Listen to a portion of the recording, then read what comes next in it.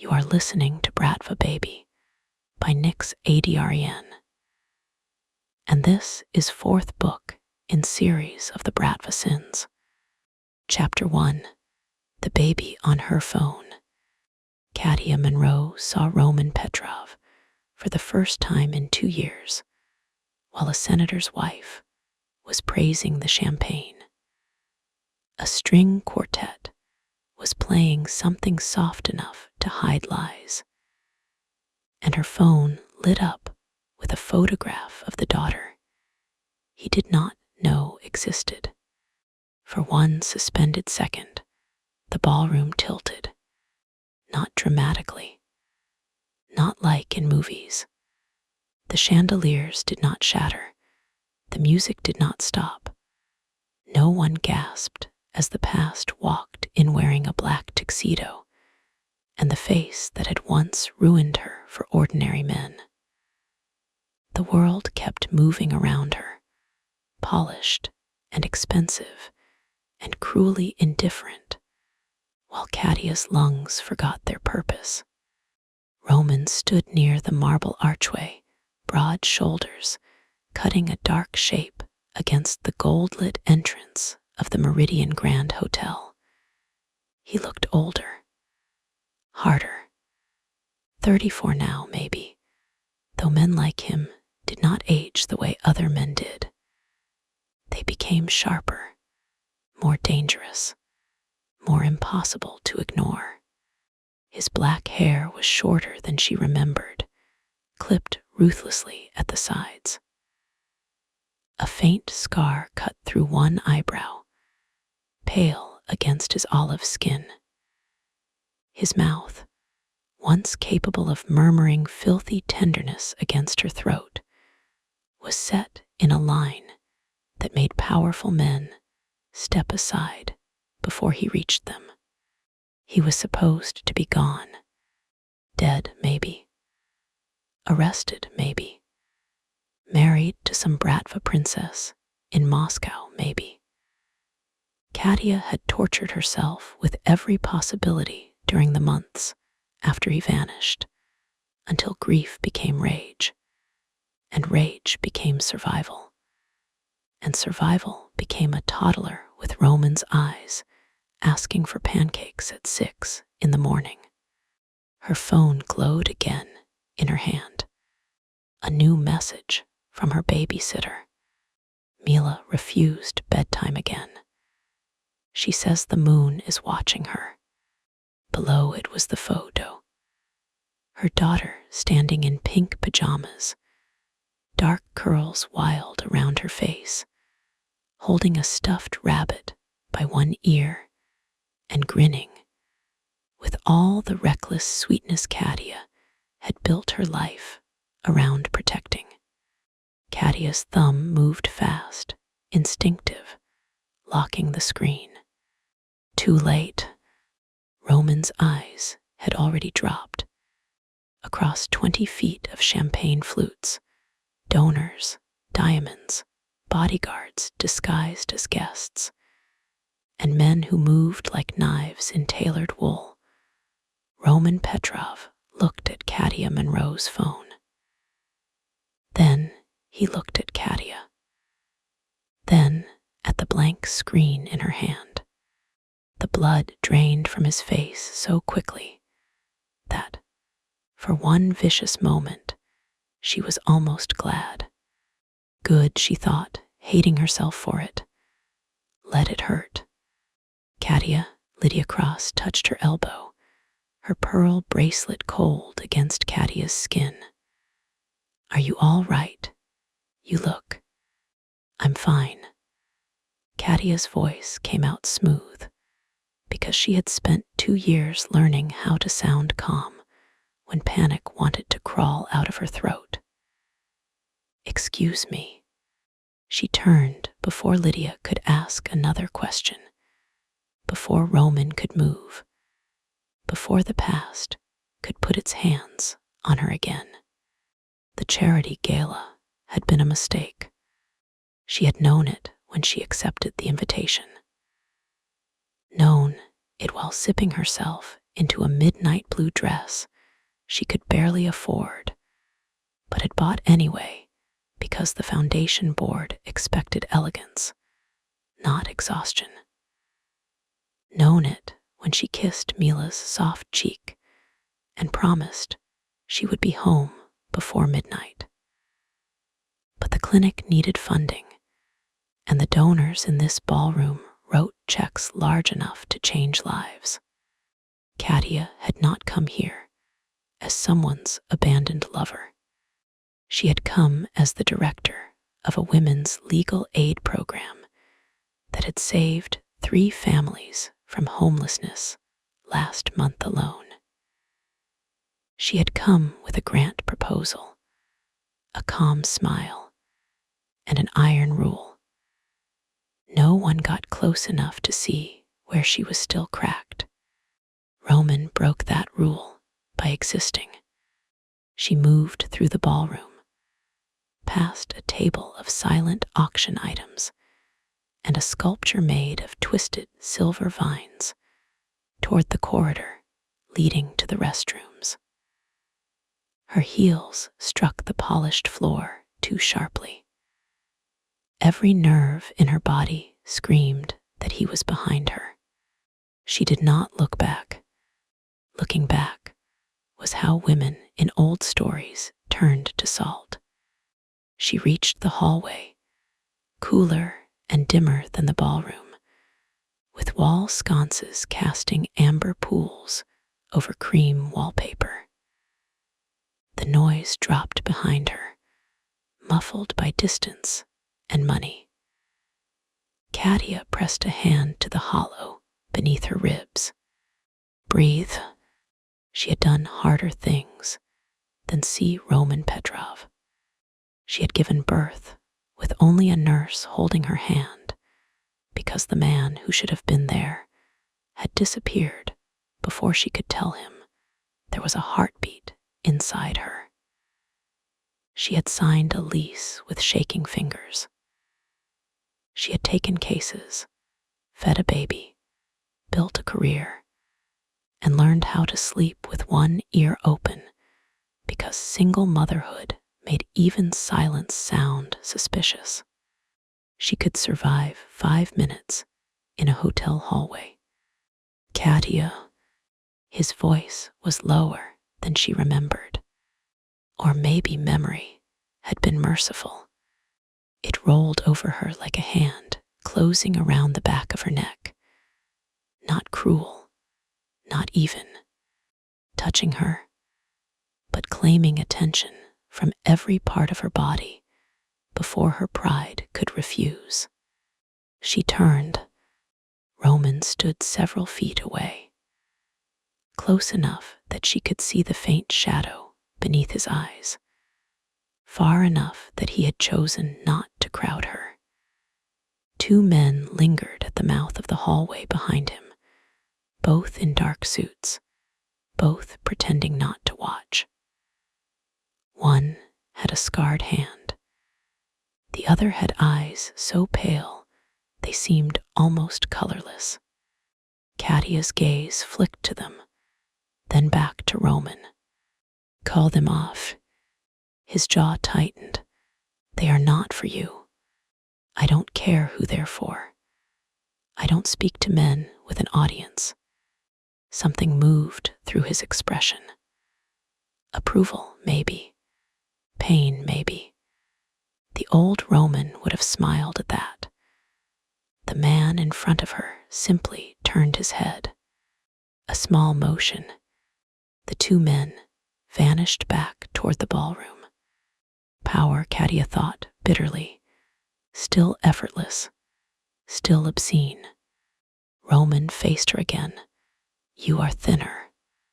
A laugh escaped her. Not a nice one. That is your opening line. His eyes closed for half a second, as if he had taken a hit and decided not to show blood. No, my opening line should be an apology. Should be. Is his voice roughened? I am sorry. The words struck harder than she expected. For months, she had imagined him saying them. In dreams, in arguments she rehearsed while washing bottles, in the quiet rage of 3 a.m. feedings when Mila cried and Katia cried with her because she was so tired and so alone. She had pictured his apology as arrogant, useless, too late. She had not pictured him saying it like a man, dragging glass out of his own chest. Katia folded her arms, kneading the barrier. For what, exactly? For not coming back. Interesting phrasing. His gaze sharpened. Katia. No, I want to hear this. You are sorry for not coming back, not for leaving. That implies leaving was somehow unavoidable. It was. 2 words, hard as gunmetal. Her pulse beat once, slow and heavy. The hallway seemed to narrow around them. Don't, she said quietly. I disappeared because I was taken. The laugh that almost rose in her throat died before it became sound.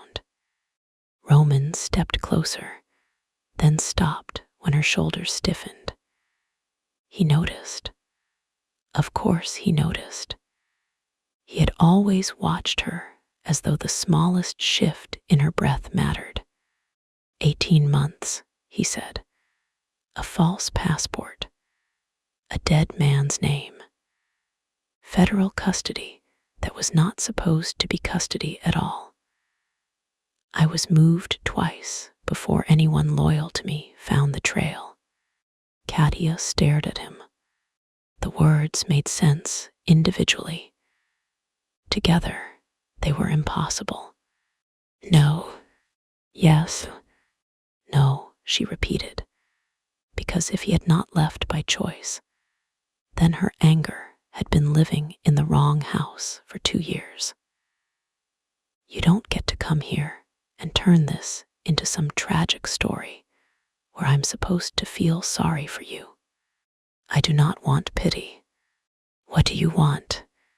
His eyes dropped to her hand, to the phone locked in her grip. Every muscle in her body turned cold. Roman's voice changed, became quieter, more dangerous because it was quiet. Who is she? Katia's fingers tightened around the phone until the edges bit her palm. No. His nostrils flared. Katia, you lost the right to ask me anything. I lost many things. His control cracked for the first time, something raw showing beneath the black suit and Bratva discipline. Do not make me guess this one. She could lie. The thought came quick and ugly.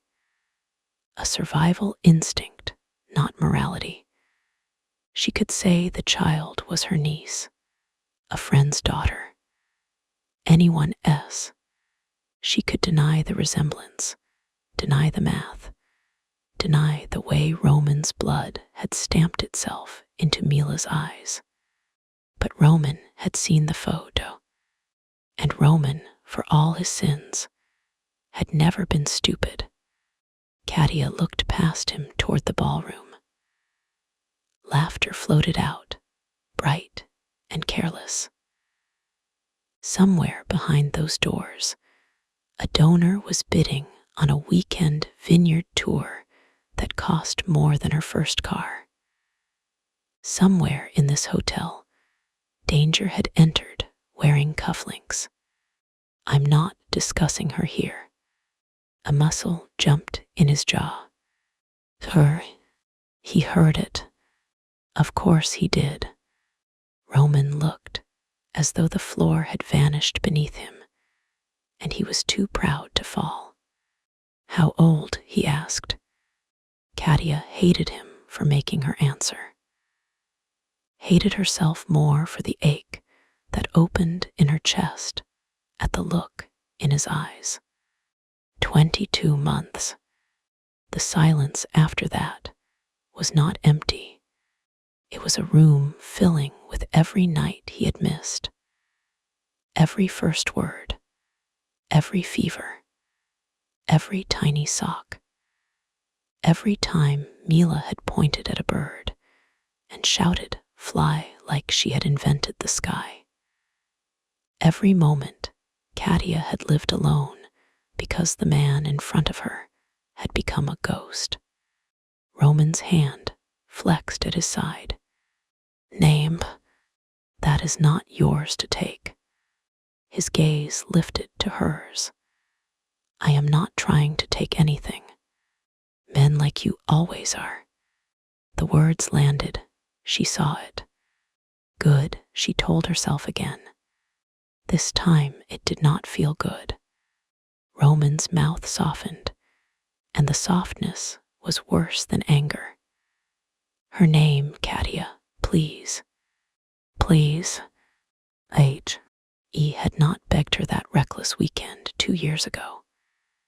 He had asked, commanded sometimes, yes, in that low voice that had made her body turn molten, but only after she had answered with a smile and a breathless yes. Roman had been intensity wrapped in restraint, a man who could have taken up all the air in a room, but instead seemed fascinated by the fact that Katia would give hers freely.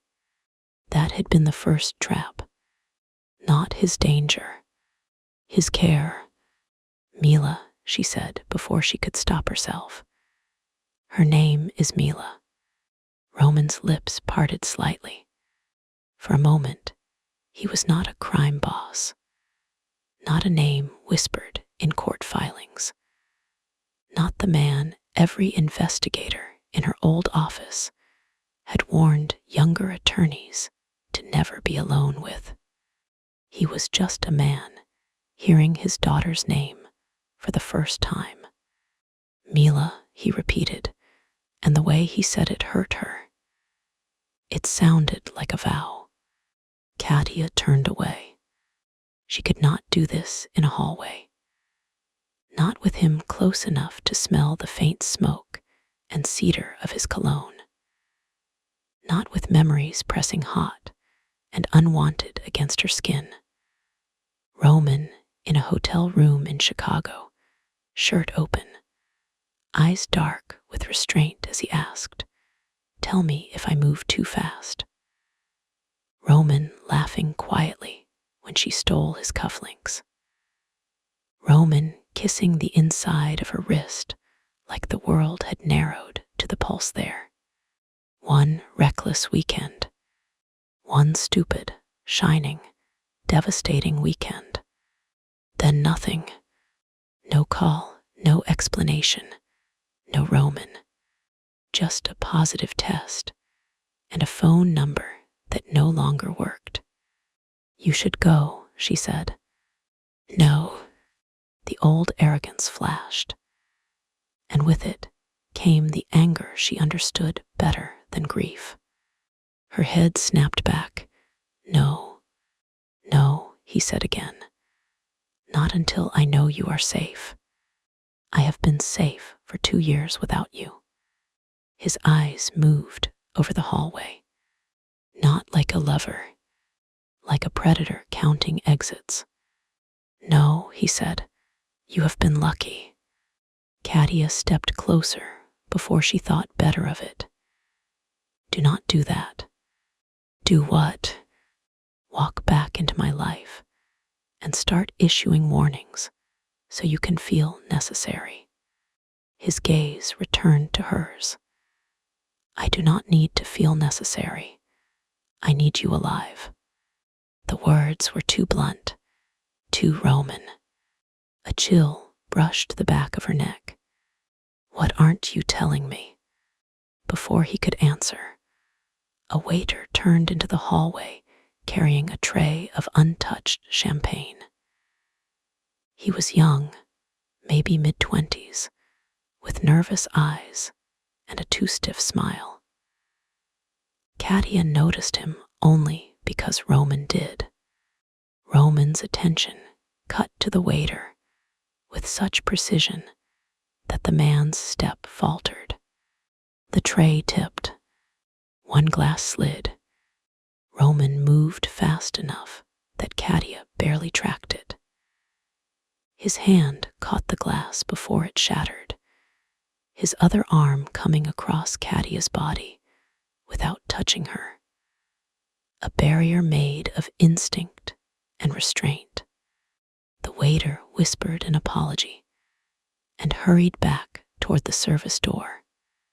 Roman did not watch the champagne.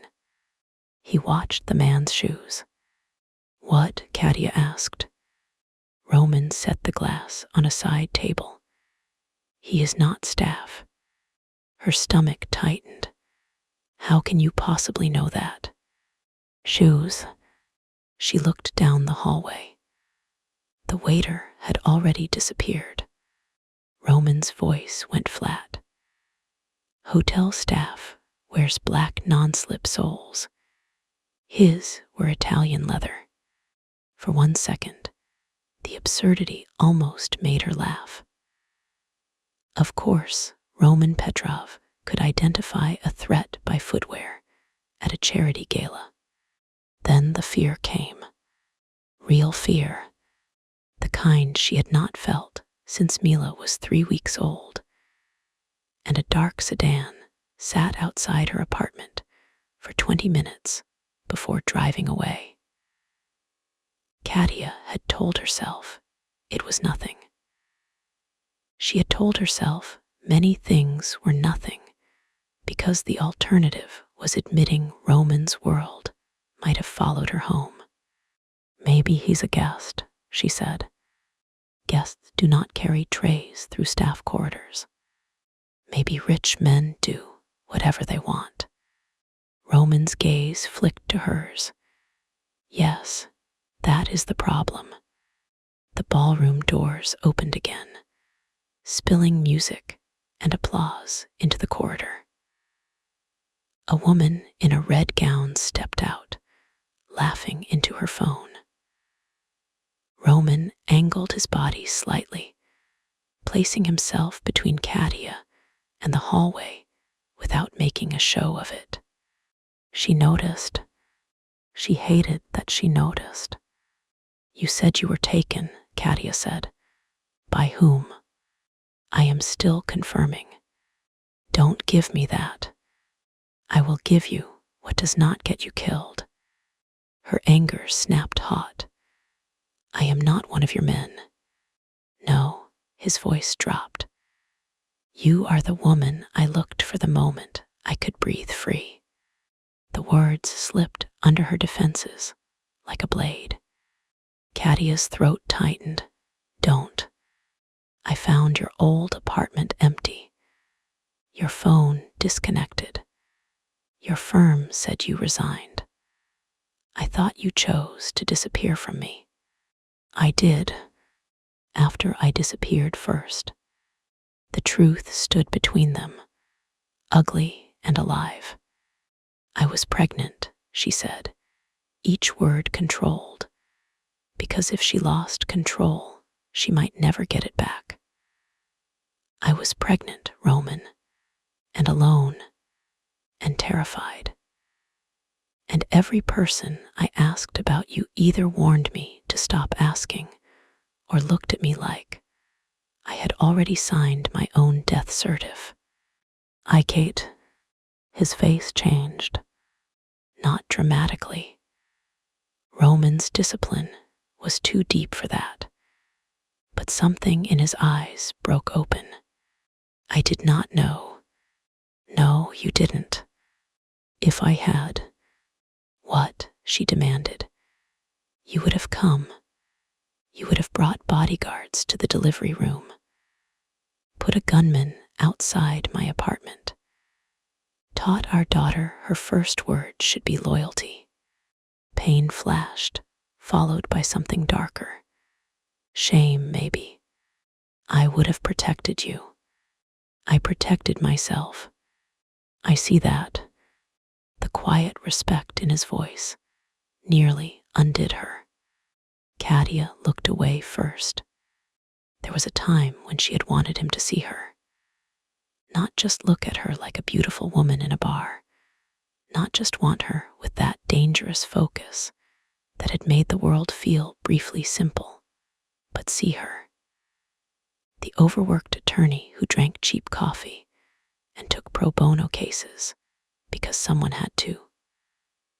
The daughter of a mother who taught her never to rely on dangerous men, then died before seeing whether the lesson stuck. The woman who was tired of being brave and furious about it.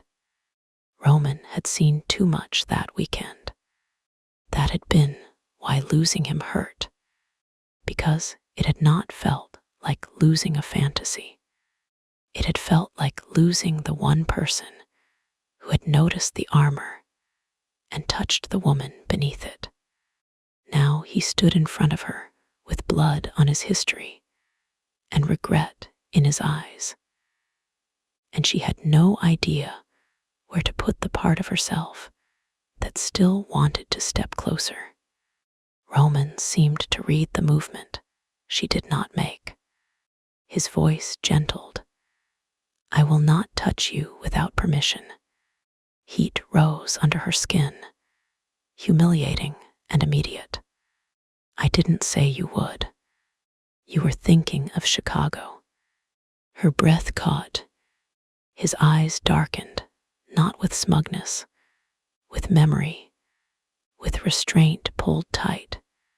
Katia should have denied it. Instead, she said, that was before I knew what kind of man you were. Roman absorbed that too. You knew. No, I knew you were dangerous. That isn't the same. Then what am I? A man who leaves damage behind. For a moment, he said nothing. Then he nodded once, like she had handed him a sentence he accepted. Yes, she had expected argument, not agreement. Agreement was harder to fight. A phone rang inside his jacket. Roman ignored it. Katia glanced toward the sound. You should answer. No. Important Bratva business. His gaze did not move from hers. Nothing is more important in this hallway. That was unfair. It was also exactly the kind of thing Roman knew how to say, without making it sound practiced. The phone stopped. A second later, one of his men appeared at the far end of the corridor. The pale-eyed one. He did not approach fully, just waited with the stillness of someone trained to become invisible, until violence required otherwise. Roman's expression cooled. What? The man's gaze flicked to Katia, then away. Roman said something in Russian, too low and fast for her to catch. The man answered with two clipped sentences. Katia understood only one word. Monroe. Her name in a stranger's mouth. Her blood turned cold. What did he say? She asked. Roman's silence told her enough. What did he say, Roman? He looked at his man. Leave us. The man hesitated. Roman did not raise his voice. He did not need to. The man vanished. Katia's nails dug into her palm around the phone. Tell me. Roman's jaw worked once. A photograph was passed to one of my men 20 minutes ago. What photograph? You entering the hotel. The air left her. Why? I do not know yet. Don't lie to me. I am not lying. His eyes were almost black now. I am choosing not to guess. Katia took a step back. the wall suddenly closer than she expected.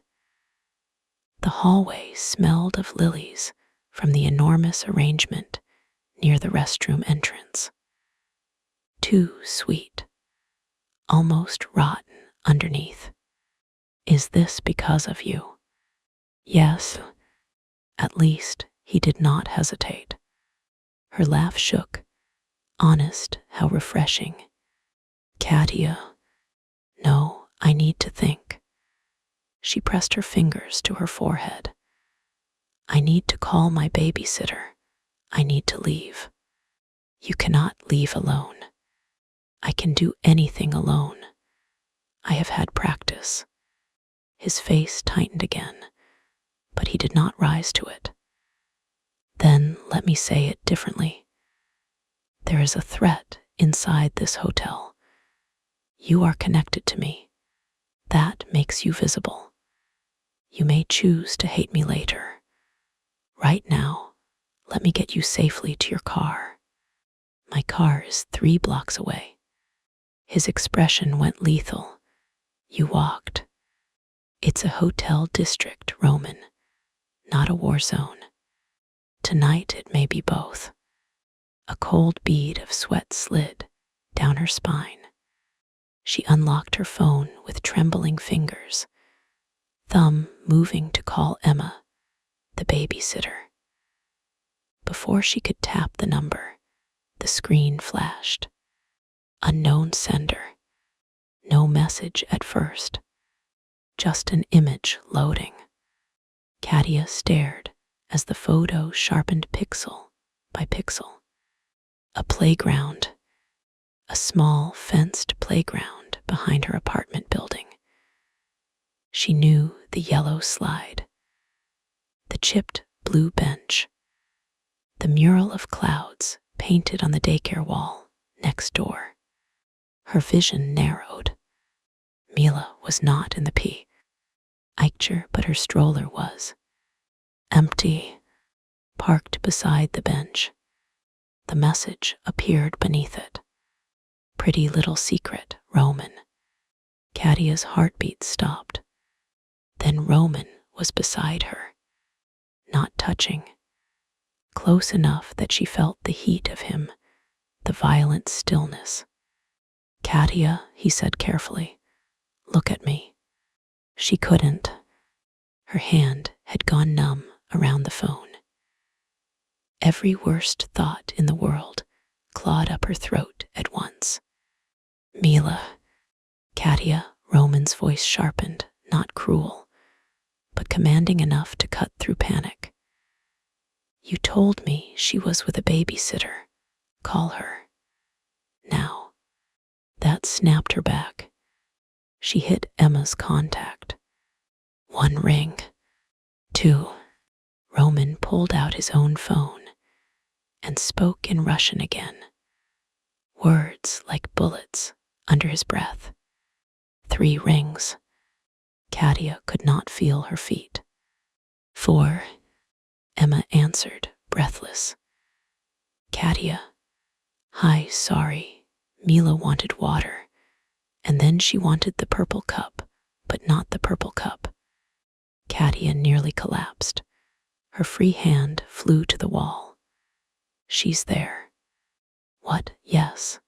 Of course she's here. She's sitting on the kitchen floor, negotiating with her rabbit. Are you okay? Katia closed her eyes. The relief was so violent it hurt.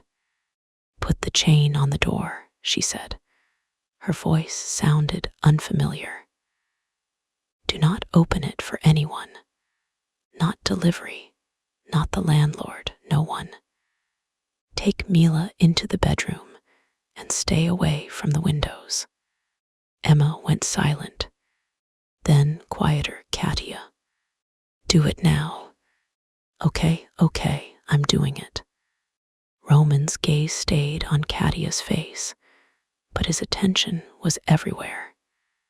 His men, the hallway, the ballroom, the exits, the threat.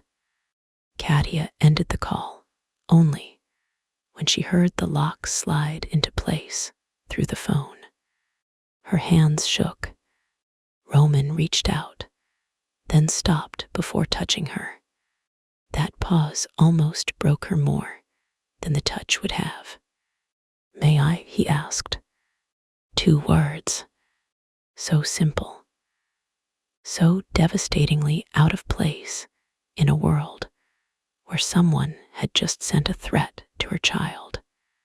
Katia looked at his hand. Large, scarred at the knuckles. Capable of violence.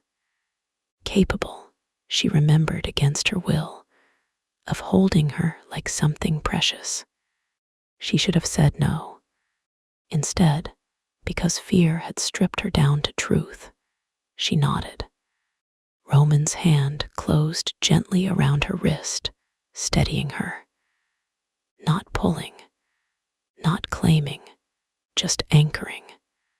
The warmth of him rushed up her arm.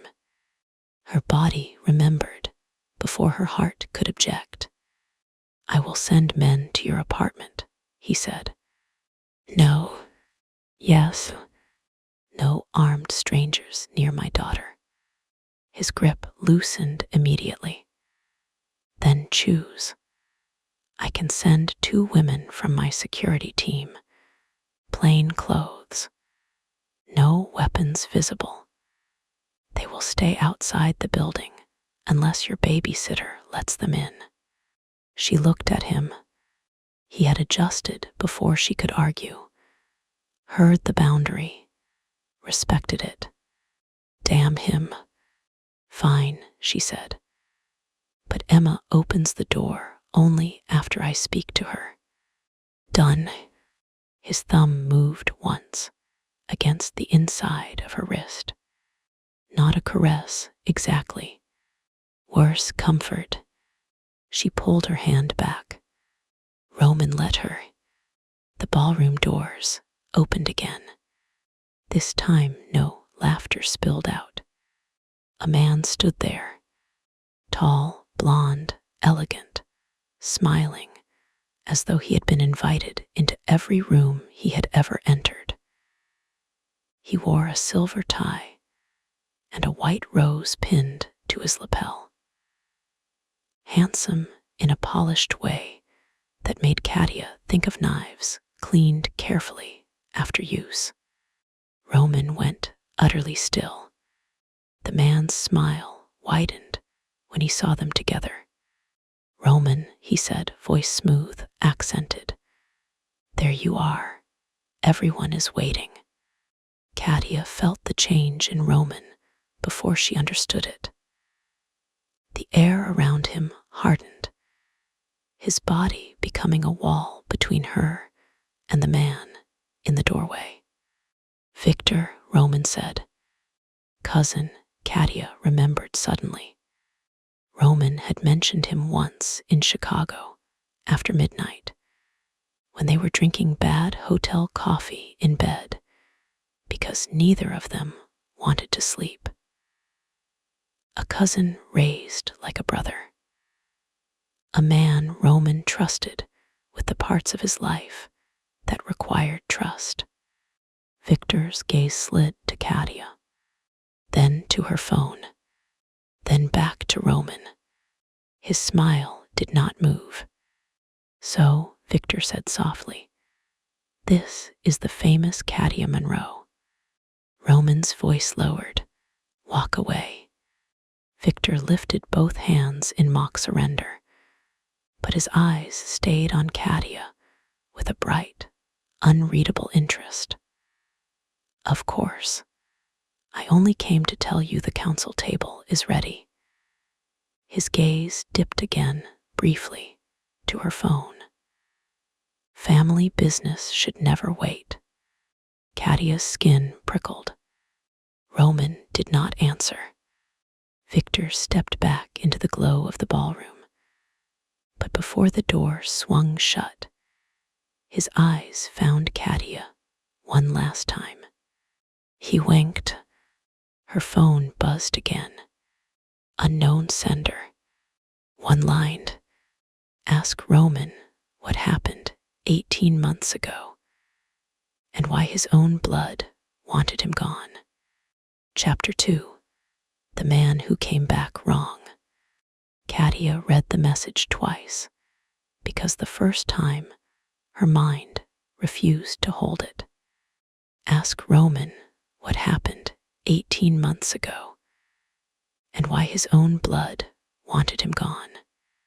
The hallway seemed to lengthen between one heartbeat and the next, the warm hotel light turning thin and surgical. Every polished surface suddenly too bright. She heard the ballroom behind the doors, the sweep of strings and soft laughter and silverware touching plates, but it sounded like it came from underwater. Her hand locked around the phone until her fingers ached. Roman saw the message. She knew because his face changed. Not fear. Roman Petrov did not give fear to witnesses. What moved through his eyes was faster, colder, worse. Recognition cut with fury, so controlled, it seemed almost quiet. "Who is your blood, Roman?" Katia asked. His gaze lifted from the phone to her face. Not here. The answer struck her harder than a denial. Not here meant there was an answer. Not here meant danger had roots. Not here meant the life she had spent 2 years building away from him had already been touched by the rot of his world. Katia stepped back. No, I am done with not here. I am done with later, with trust me, with men deciding what truth I can survive. Katia. She hated the way he said her name now.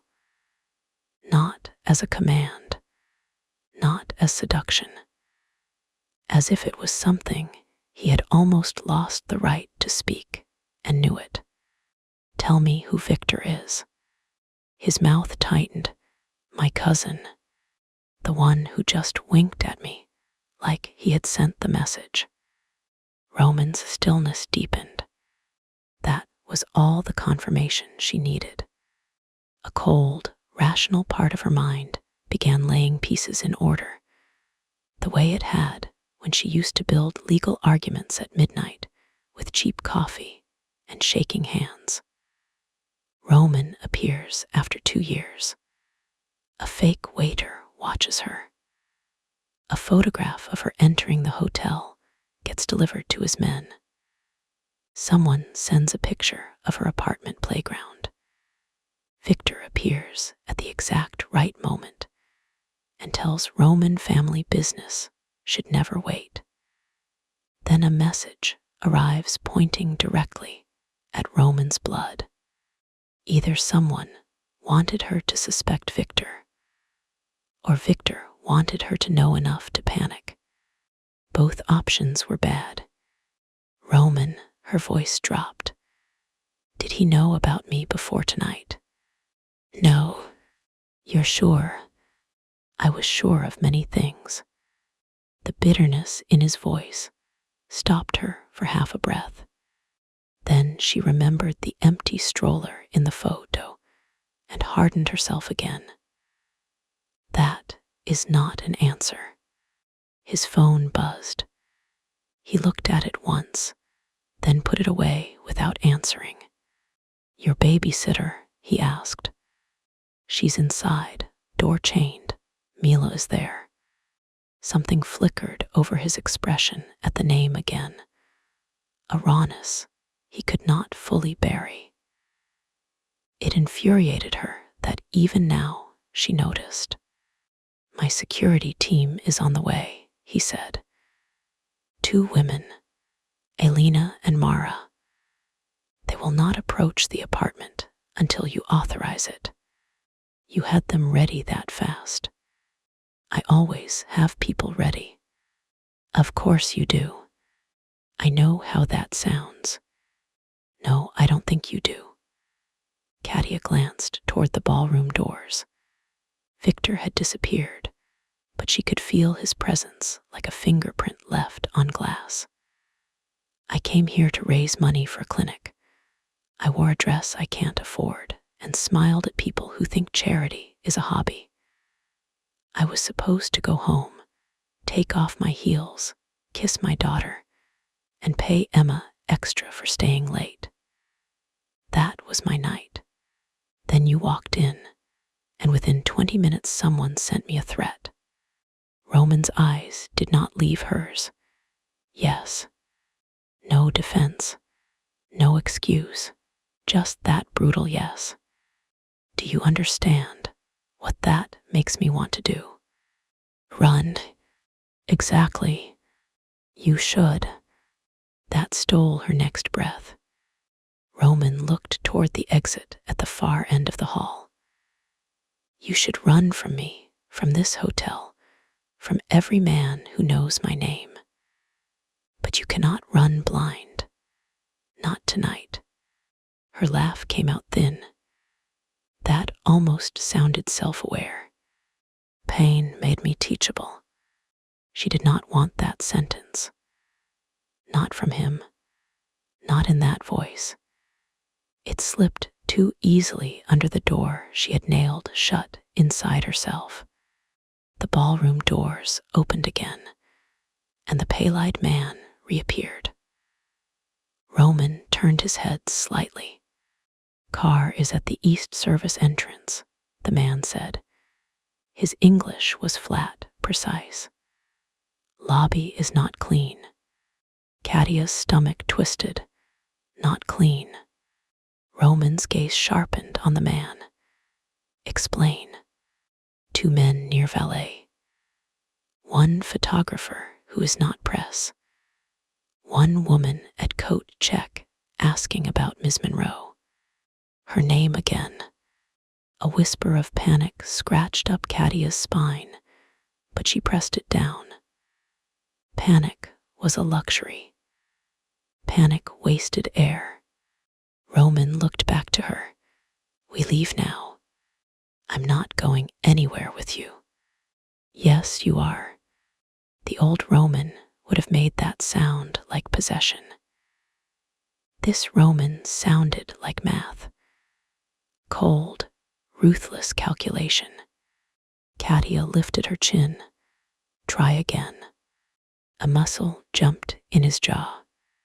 The pale-eyed man watched them with disciplined disinterest, but Katia felt the weight of his attention. Men like him were always judging the shape of a problem. She had become one. Roman stepped closer, slow enough that she had space to reject the movement. You are right. I said that badly. She stared at him. You do not have to come with me because I say so, he continued. You do not owe me trust. You owe me nothing. But there is a threat between this hallway and your daughter, and I have resources you do not.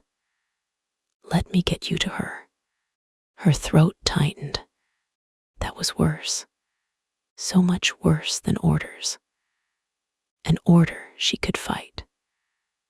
A reasonable argument made by a man with blood on his past and pain in his eyes was harder to cut apart. I ride in my own car, she said. Not safe. I am not getting into some black SUV with tinted windows like I'm in a crime documentary. His mouth moved, almost a smile, but it died before it formed. Then we take the hotel's private car. Driver selected by the manager, checked by my man, route changed twice. You sit in the back alone. I follow. No. Roman went still again. Katia hated the little tremor in her fingers. Hated that he saw it. You're not following. You're riding with me. His eyes darkened. That is not safer for you emotionally. Don't pretend you're making choices for my emotional health. I am trying not to take more than you give." The hallway went quiet around that. Katia looked at him, really looked, and saw the damage she had been too angry to notice before. The line of exhaustion at his mouth. The way his left hand did not relax completely, as if it had once been injured and never trusted peace again. The faint shadow of something brutal around his eyes. Pain made me teachable. No, she would not soften now. Not when Mila's safety hung over them like a blade. You ride with me because I need answers. And I'm not waiting for another anonymous message to get them. Roman's gaze held hers. "Then I ride with you." The pale-eyed man said something in Russian. Roman answered without looking away from Katia. The man disappeared. Katia glanced down at herself, suddenly aware of the ridiculousness of the dress, the satin clutch, the delicate heels not made for running from Mafia politics. "My coat is at check." "Leave it. My wallet is in it. I will replace it." She gave him a look that should have cut skin. "You will not replace anything of mine like I'm a woman you can pay back into calm." Roman's jaw tightened. "Then we retrieve it." "You just said the lobby isn't clean." His eyes chilled. "I will make it clean." There he was, the man every warning had been about.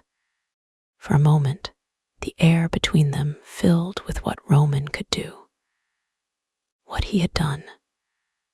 What she had refused to fully imagine during that weekend, when he had been all heat and patience and dark laughter. A man who kissed like worship and watched exits like habit.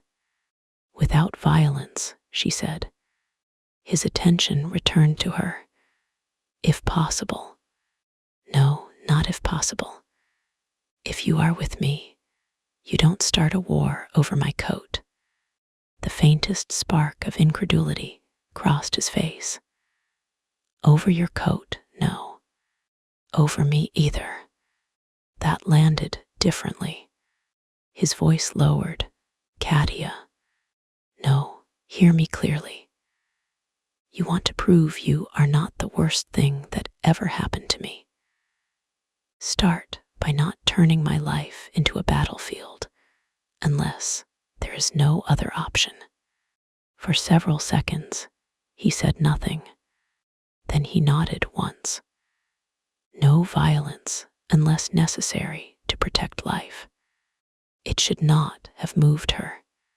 It did, not because the promise was pretty, because she knew what it cost a man like Roman to make it in front of one of his own.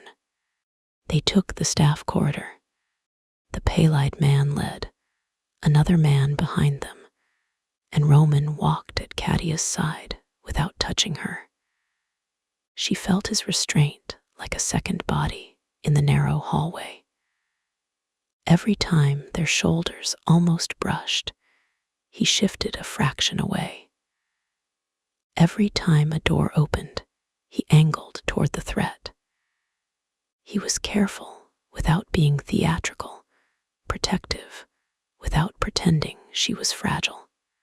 It made her angrier, because she wanted him careless, arrogant, easy to hate. The hotel's backstage corridors were nothing like the ballroom. No chandeliers here. No champagne, no velvet, no women laughing behind diamond-covered hands. Just gray walls, fluorescent light, rubber mats, the smell of detergent and hot metal from the kitchens. Staff moved quickly, then slowed when they saw Roman, eyes dropping with the instinctive caution powerful men created around themselves. Katia noticed. She noticed everything now. At the end of the corridor, a service elevator waited open. She stopped. Roman stopped too. What? Elevators are enclosed spaces. Yes, with you.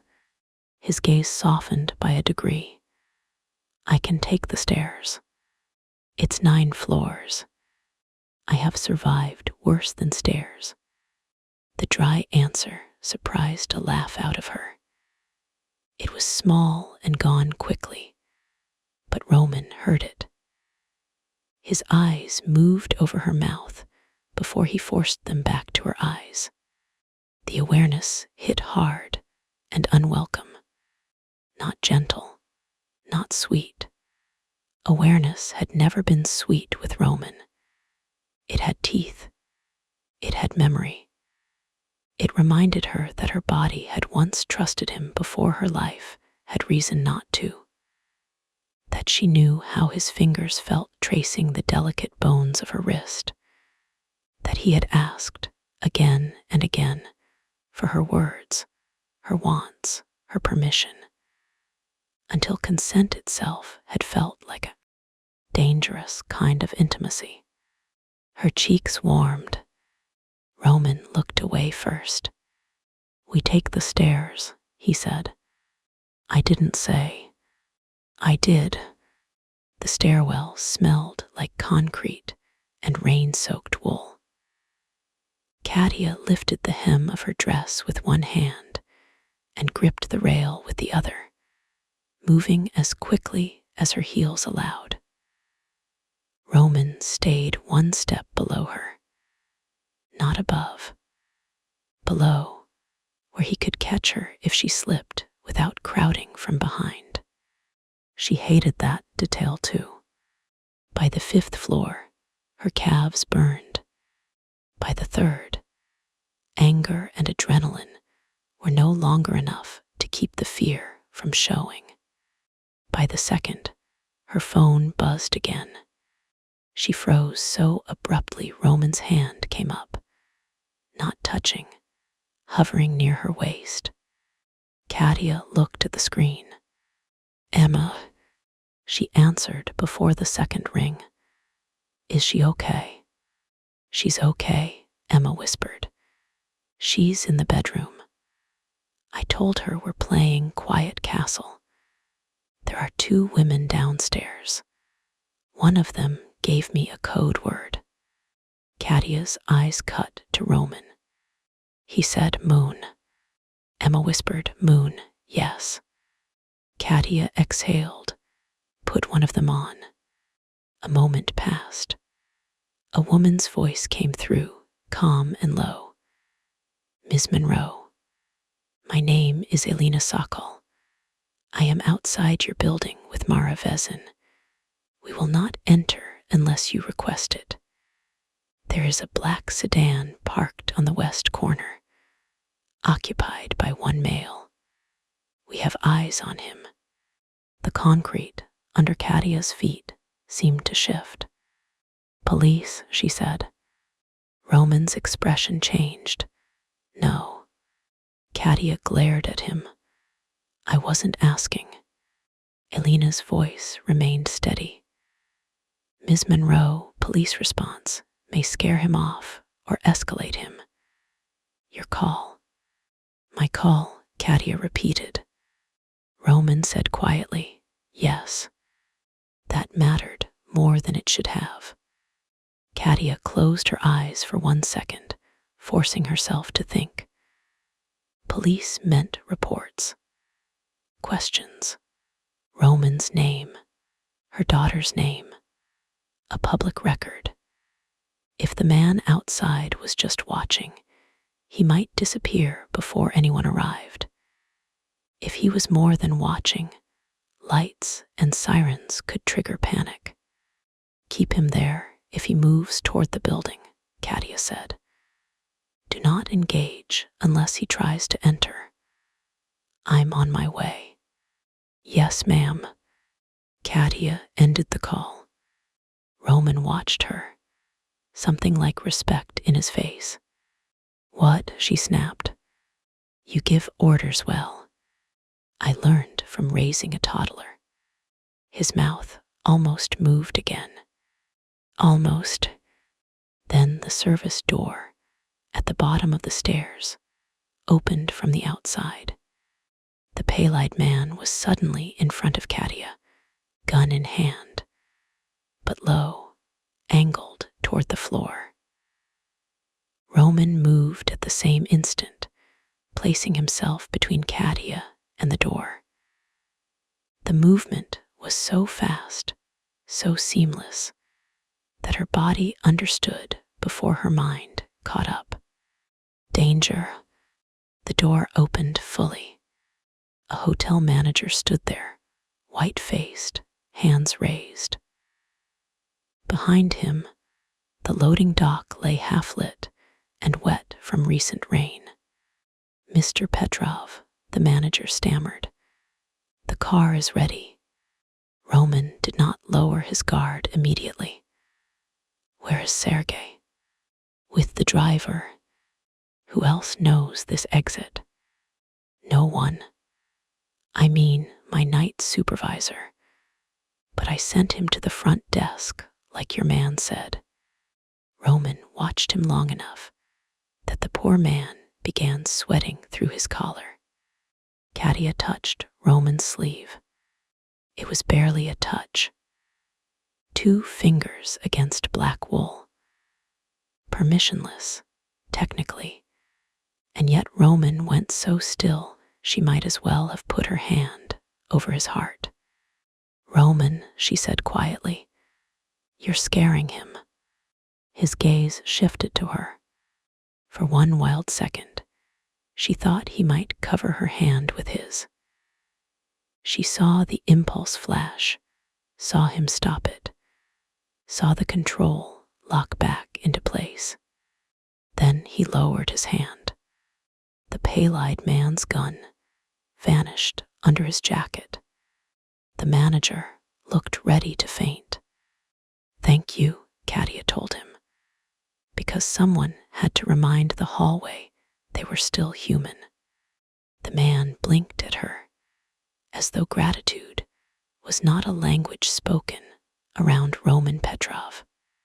The loading dock was slick with rain, the city beyond it glittering in black and gold. A private car waited near the curb, engine running. Not an SUV. A gray sedan with no obvious markings. As promised, ordinary. Roman's man opened the back door. Katia looked at Roman. You first. No, Roman. If I get in first, you have to slide past me or let me sit between you and the door. Neither is acceptable tonight. The fact that he had thought of that made something in her chest twist painfully. Fine. She got in, keeping her phone clutched in her hand. The leather seat was cool under the thin fabric of her dress. Roman entered from the other side, leaving space between them. More space than the car naturally allowed. He sat like a man carved from restraint, one hand on his thigh, the other holding his phone, his gaze already on the street outside. The door shut. The car pulled away. For a full minute, neither of them spoke. Rain slid down the windows in silver threads. The city blurred beyond them. Wet pavement, passing headlights, restaurant awnings, people under umbrellas living ordinary lives. Katia wondered what that was. Like to be ordinary. To not have your past appear at a gala and bring armed shadows with him. Roman spoke first. Tell me where she is. Katia's spine stiffened. No, I know the building, not the unit. And you don't get the unit until I decide you do. His gaze came to hers. Katia, if there is a man outside, your women are outside. My women. You know what I mean. Elena would enjoy the phrasing. The absurd almost laugh returned and vanished again. Katia looked out the window, furious at her own mouth for wanting softness. Apartment 4C, she said finally. If you use that information in any way I don't authorize, I will make you regret it. Something almost warm moved through his eyes. I believe you. You should. I do. The car changed lanes. Roman sent a text, then placed his phone face down on his knee. Katia stared at it. No calls, no barking orders. I can bark if it helps. It wouldn't. I know. Silence stretched. She hated silence with him. Silence gave memory room to breathe. In Chicago, silence had been easy. They had met because of rain, because the city had flooded 2 streets near the courthouse, because Katia had ducked into the bar of a hotel she was not staying in, soaked to the skin and furious about a judge who dismissed a protective order on a technicality. Roman had been at the far end of the bar, alone, jacket off, sleeves rolled up, reading something in Cyrillic with a glass of untouched whiskey beside him. He had looked up when she cursed at her broken umbrella, not smiled, not flirted, just looked as if the room had offered him something worth studying. By midnight, they were talking. By 1, she knew he was dangerous. By 2, she knew she wanted him anyway. By morning, she had learned that Roman Petrov was the sort of man who could put a hand on the small of her back and make it feel like a question. The sort of man who could murmur, "Tell me yes, Katia," and make yes feel like a door she opened from the inside. Then he was gone. The memory curdled. "Tell me about 18 months, she said. Roman's jaw tightened. Not all of it. Wrong answer. True answer. Try again. He looked out his window. After Chicago, I returned to New York. There was a meeting at the docks. It was meant to be routine. Bratva routine. Yes, that means crime. His gaze returned to hers.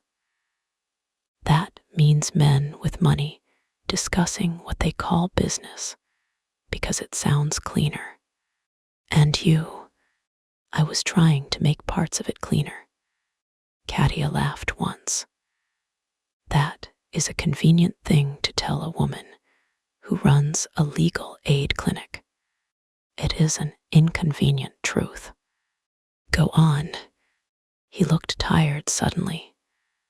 Not weak, never weak, but worn in places strength could not protect. There was a federal operation that night.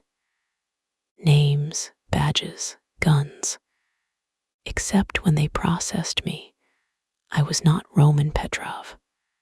Katia frowned. What does that mean? It means the fingerprints matched a dead Ukrainian national with warrants across 3 countries. It means my passport was not mine, though it had been in my safe that morning. It means the photograph on the file looked enough like me to make confusion useful. That's impossible. Yes, But it happened. Yes. She leaned back, cold moving through her. Who could switch documents in your safe? Someone with access to my home, my office, or my family. Victor's smile flashed in her mind. Family business should never wait. Katia swallowed, and no one checked. Some tried, some were paid not to, some disappeared, were killed. His silence was answer enough. Katia looked down at her hands. She hated this, hated every shadow opening under every sentence, hated that part of her wanted to reach for the damaged hand resting on his thigh, as if comfort could be separated from all the blood around it. You were in prison, she asked. No, Roman. His mouth twisted. A detention facility first, then a private transfer that was never logged correctly, then a place outside official maps. Her skin prickled. What does that mean? It means I learned the difference between law and leverage. Katia went very still. She was a lawyer by training, even if she no longer practiced in courtrooms with polished floors. Law was supposed to mean procedure, evidence, appeal, record. She had always known the system could fail. She had seen it fail poor women, immigrant women, scared women with children and bruises and no money. But Romans spoke of failure as architecture, a building designed without exits. What did they want from you? She asked. Names, routes, accounts. Men I had protected. Men I had threatened. Men I had planned to remove. Did you give them what they wanted? His eyes met hers. Some of it. She should have recoiled. Instead, she heard the honesty under the brutality. Why not all? Because some names would have killed people who did not deserve it. And some did. Yes, the answer should have made him a monster. Maybe it did. The problem was that Roman did not hide. The monster. He did not polish it for her, did not ask her to admire the blood as sacrifice. He simply set the truth between them like a weapon he would not force into her hand. Katia looked away, and when you got out, I had no name, no clean phone, no passport, no trust. I spent months pulling apart the identity they built around me. You couldn't send one message. His expression tightened. There, that hit something. I sent 3. Katia turned her head slowly. What? To the number you gave me in Chicago. My number never changed until after Mila was born. I know. The inside of the car seemed to shrink. Roman reached into his jacket, withdrew a slim black wallet, and opened it. From behind a card, he took a folded piece of paper worn soft at the creases. Not a printed document, a handwritten copy. He offered it to her. Katia hesitated, then took it. The paper smelled faintly of leather and smoke. The handwriting was Roman's, sharp and controlled. Kay, if this reaches you, leave your apartment tonight. Do not contact anyone connected to me. Do not trust a man named Victor if he comes with concern in his mouth. I was not gone by choice. Her throat closed. She read it again. Then then again. The date at the bottom was 8 months after Chicago. 8 months. She would have been visibly pregnant then, sleeping badly, eating crackers in bed, folding tiny clothes donated by Lydia because pride had lost a long argument with necessity. "I never got this," she whispered. "I know. How?" Because 2 weeks later, I found the courier dead. The paper trembled in her hand. Roman's voice was quiet. There were 2 other messages, one through a lawyer in Boston, one through an old contact at your firm. Neither reached you. Katia stared at the note until the words blurred. "Do not trust a man named Victor. You kept this?" "Yes." "Why?" His eyes held hers. "Because it was proof I tried." Something inside her recoiled. Not at him, at the part of herself that understood too quickly, that knew what it was to keep proof when the world turned your pain into accusation. She had kept hospital bracelets, appointment cards, the first ultrasound image, a photo of her swollen belly in the bathroom mirror, taken alone because no one else knew how important that day was.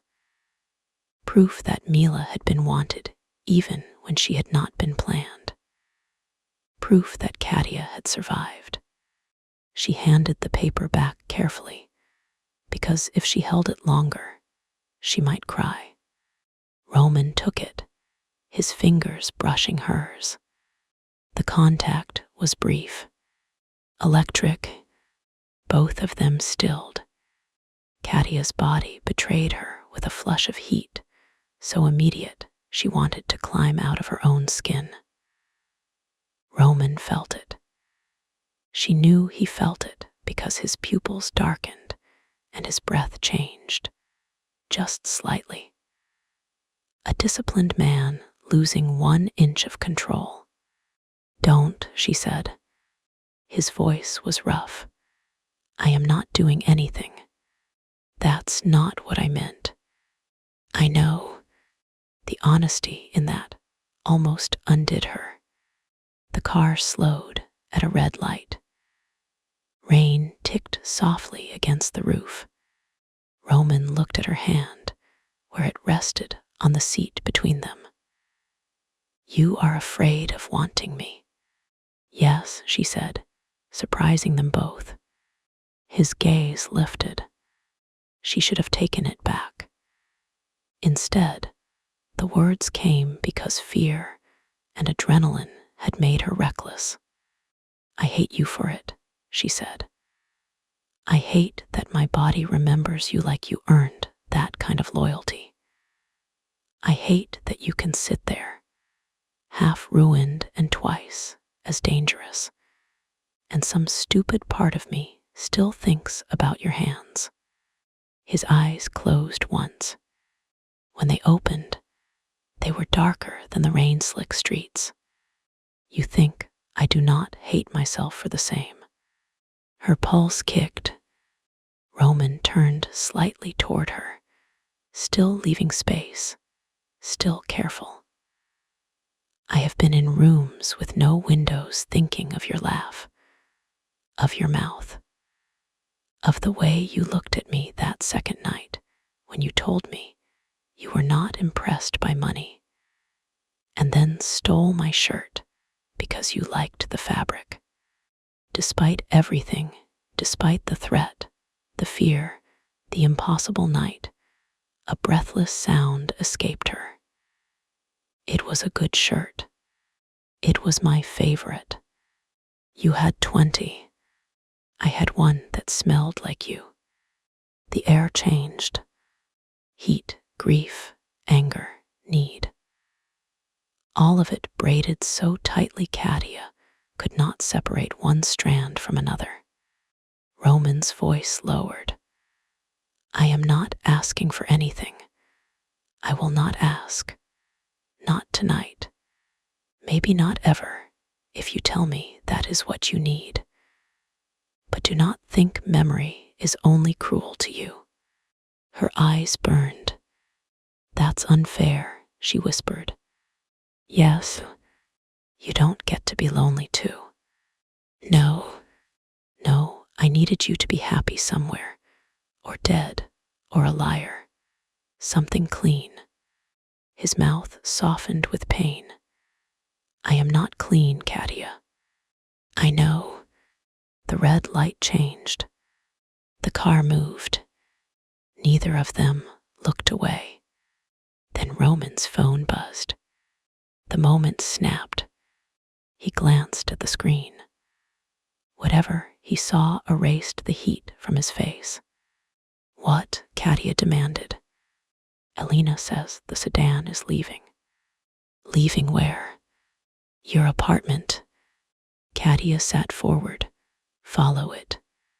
They are not good enough. The driver looked into the rearview mirror, awaiting Roman's command. Roman said, stay en route. Katia whipped toward him. What are you doing? Getting you to your daughter. And the man outside. Elena and Mara can track him. You cannot.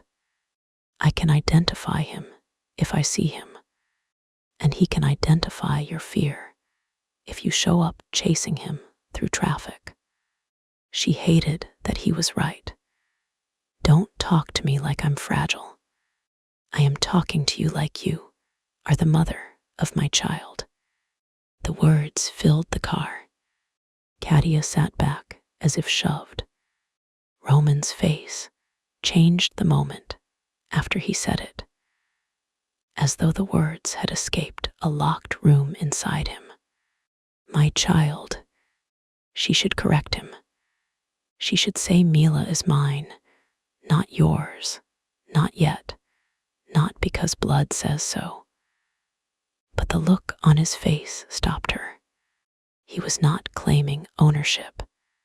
He was discovering grief. You don't get to say that like it's simple, she said.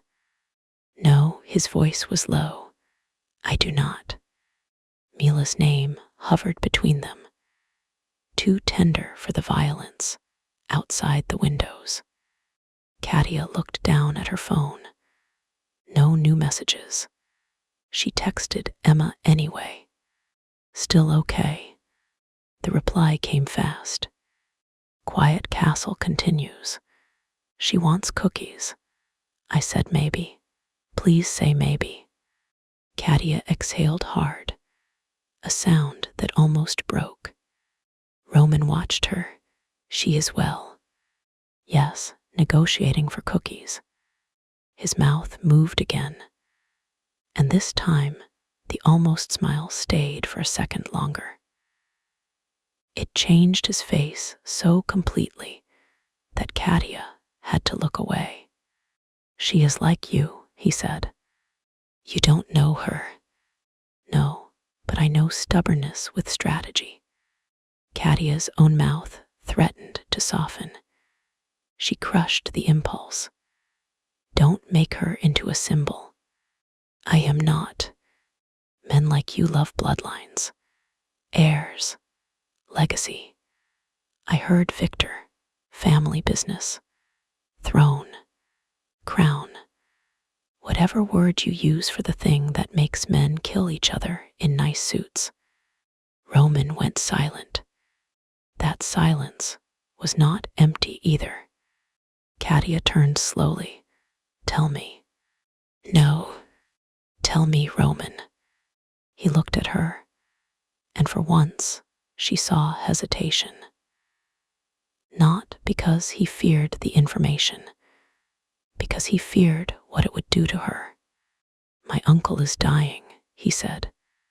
The sentence dropped between them with the weight of a verdict. Katia knew enough. Everyone in New York with a legal background and a pulse knew whispers of the Petrov organization. Old money laundering itself through restaurants, shipping contracts, private security, construction firms. Men with clean hands in public and dirty orders in private. Roman's uncle had been the name behind the name. The old wolf no one photographed, and everyone obeyed. "And you inherit?" she asked. "Some want that." Victor, Roman's jaw tightened. Victor wants what he believes should be his. Which is everything. Katia's stomach sank. And if he knows about Mila? Roman did not answer quickly enough. The car seemed suddenly too small. Roman, he will see her as leverage. Against you. Yes, because you care. His eyes held hers. Yes. The truth was so bare it hurt. Katia wanted to scream at him. At herself. At the whole rotten world that turned love into a target. Instead, she gripped the edge of the seat and made her voice steady. Then stopped caring. His expression went still. She regretted it the moment she said it. Not because it was cruel. Because for one impossible second, Roman looked as if he might try. Then he said, "I tried that once." Katia's breath caught. It did not take. The car turned onto her street. Katia's building came into view. 4 stories of old brick and fire escapes. A little grocery on the corner. The daycare mural visible through the rain. Ordinary. Beloved. Not much, maybe, to a man who lived behind gates and marble, but hers. The first place where Mila had taken a wobbling step from the sofa to Katia's waiting arms. The place where Katia had learned the radiator hissed like an angry cat, and the upstairs neighbor sang opera badly at noon. 2 women stood under the awning, one tall and narrow, blonde hair tucked under a gray cap. One shorter, dark-skinned, with a raincoat and the calm posture of someone who noticed everything. They did not look like bodyguards. That made them more convincing. The car stopped half a block away. Roman turned to Katia. "Wait here." "No, Katia, you are not walking into my home before I do." His eyes flicked to the building, then back. "There may be danger inside. My daughter is inside." His face softened around the edges, barely. "That is why I said wait. And that is why I said no." For one moment, she thought they would fight in the back of the car while the rain came down. And danger watched from whatever shadow it had chosen. Then Roman nodded. "Together, behind me at the entry, ahead of me on the stairs." She frowned. "Why? If threat comes from outside, I shield. If threat comes from above, I shield." She stared at him. He looked almost annoyed. "Do not make that face. Physics is not patriarchy." A surprised laugh broke out of her before she could stop it. Roman's gaze dropped to her mouth. The laugh died. There it was again. Heat in the middle of fear. Want like a pulse under bruised skin. Roman opened his door and stepped into the rain before either of them could name it. Katia followed. Elena met them at the awning. Up close, she looked somewhere in her late 30s, sharp-eyed and composed, with a small scar at her chin and no visible weapon. She nodded to Katia first, not Roman. Good, Katia thought. Smart woman. Ms. Monroe, Elena said. Your babysitter is inside. No entry attempted. The sedan left 3 minutes before you arrived. Mara has plate images. Who was he? Driver kept his face down, but he left something. Katia's mouth went dry. What? Elena's gaze flicked to Roman. Katia snapped. Don't look at him. Tell me. Elena's eyes returned to hers. Respect warmed them slightly. An envelope, taped under the lobby mail shelf. Roman's expression went black. Katia pushed past them into the building. Katia, Roman warned. She ignored him. The lobby smelled of wet coats, old wood, and the lemon cleaner Mrs. Alvarez from 2 be used on the stairs. Because she claimed the landlord's cleaning crew was a disgrace to civilization. The mailboxes lined one wall, dented brass with peeling labels. Beneath them was a narrow shelf where packages were always left despite 3 building emails asking people not to. An envelope sat there now, white plain, her name written across the front in block letters. Katya Monroe. Roman reached for it. She slapped his hand away. His eyes cut to hers. My name, she said, could be poisoned. She stared. That is not helpful. It is true. Do you always say the worst possible thing? No, sometimes I think it and remain charming. Elena made a sound that might have been a cough. Katia would have laughed if her skin did not feel 2 sizes too tight. Roman removed a handkerchief from his pocket. Of course he had one. Black, folded cleanly. He picked up the envelope with it and held it to the light. No powder, he said. No obvious wire, thin. Can we not say wire in my lobby? He glanced at her. You wanted honesty. I wanted useful honesty. This is useful. Debatable. For half a second, something like life moved between them again. Not peace, not forgiveness, but a rhythm they had once had, sharpened now by terror and time. Roman handed her the envelope, open from the side. Katia did, careful not to tear whatever was inside. A photograph slid into her hand. Not of the playground, not of Mila, of Katia, taken tonight. She stood in the gala hallway with Roman in front of her, her face tilted up in anger, his body angled protectively close. Anyone looking at the image would think intimacy, possession, a relationship resurrected, a weakness confirmed. On the back, a message was written in the same block letters. He came back wrong. Katia stared at the words. Roman stood close enough to read them over her shoulder. For once, he did not speak. The silence scared her more. What does that mean? She asked. Roman's face looked carved from something dead. It means someone knows where to cut. The stairs creaked above them.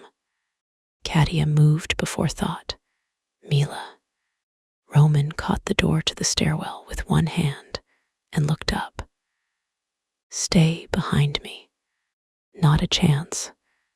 They climbed fast, Roman below her at first, then passing her on the landing with a smoothness that should have been impossible in dress shoes. By the fourth floor, Katia's heart was hammering so hard she could barely hear anything else. Her apartment door was shut, chain on, deadbolt locked. Emma's voice came from inside, shaky. "Katia." "It's me," Katia said. "Open." Code word. Katia almost sobbed. "Smart, wonderful Emma. Purple cup." The chain slid. The deadbolt turned. Emma opened the door with Mila on her hip. The sight punched the strength out of Katia's body. Mila was alive and warm and frowning sleepily. Her dark curls smashed on one side, her rabbit clutched to her chest. She wore the pink pajamas from the photo. Her little bare foot kicked once against Emma's side. "Mama," Mila said, offended. "Cookie." Katia crossed the distance in 2 steps and took her daughter into her arms. The world narrowed to the weight of her. The smell of baby shampoo and warm sleep. The soft hand patting Katia's cheek with impatient toddler authority. "Cookie," Mila repeated. Katia laughed and cried at the same time, burying her face in her daughter's curls. "Maybe." "No, now." Roman stood in the doorway. Katia felt him before she saw him. That impossible stillness, filling the threshold but not crossing it. He had not entered. She realized it with a strange shock. He was waiting.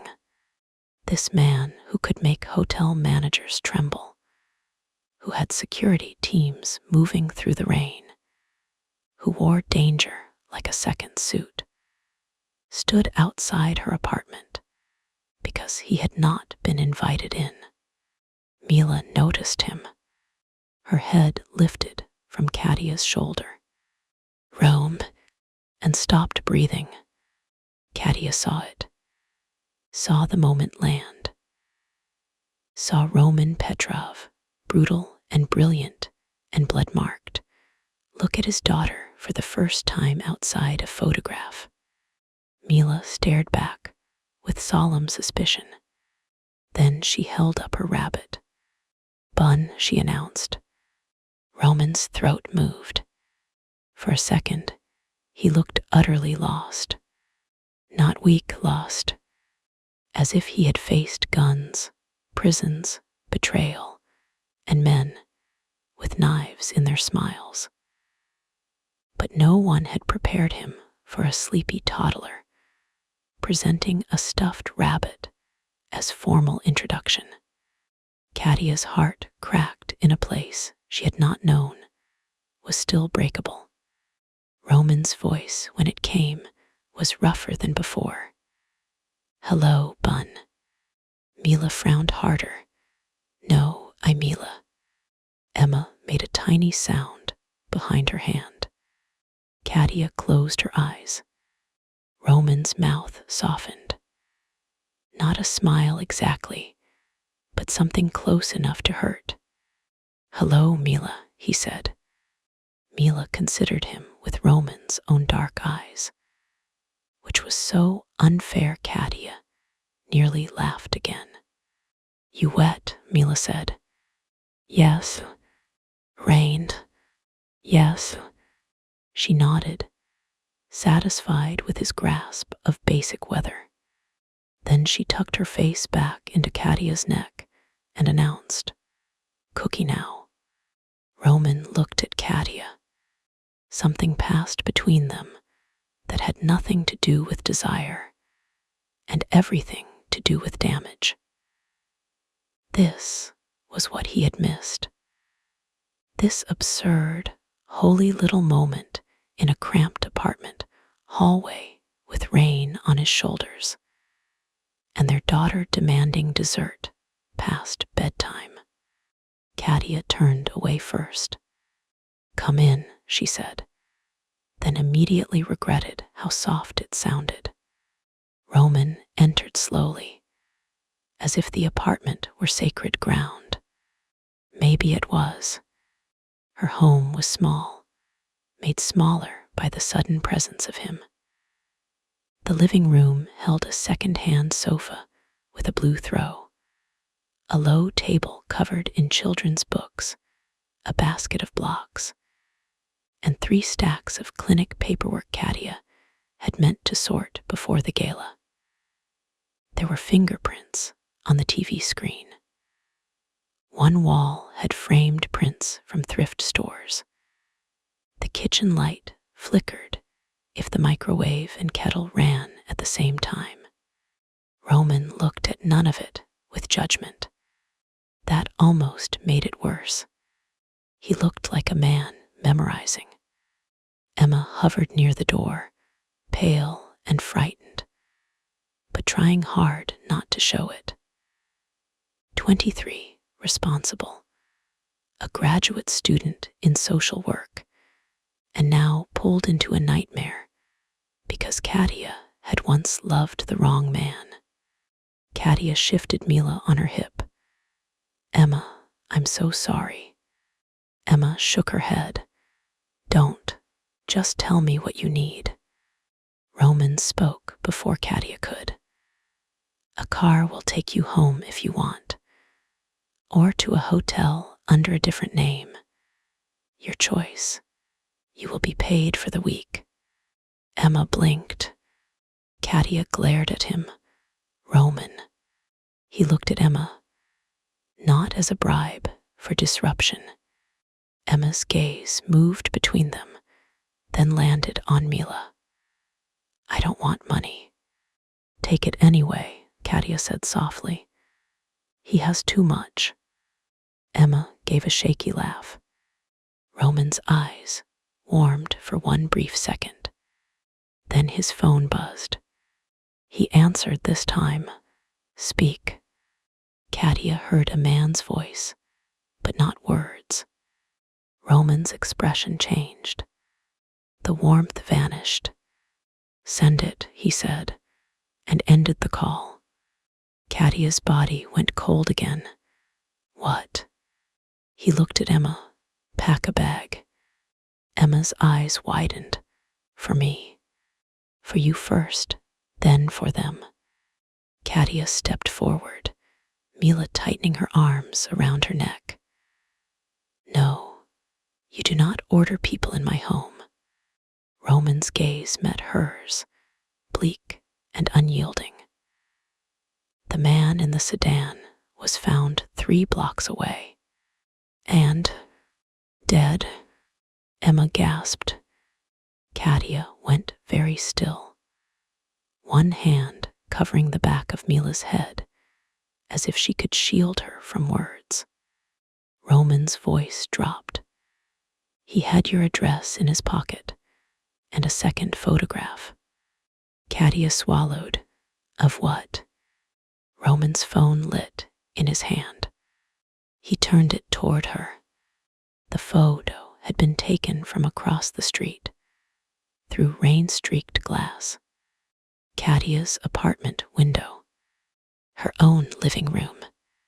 Mila stood on the sofa in her pink pajamas, one hand pressed to the glass, rabbit dangling from the other. Katia's knees almost gave out. Roman's hand came up, not touching, waiting, asking without words. This time she did not nod.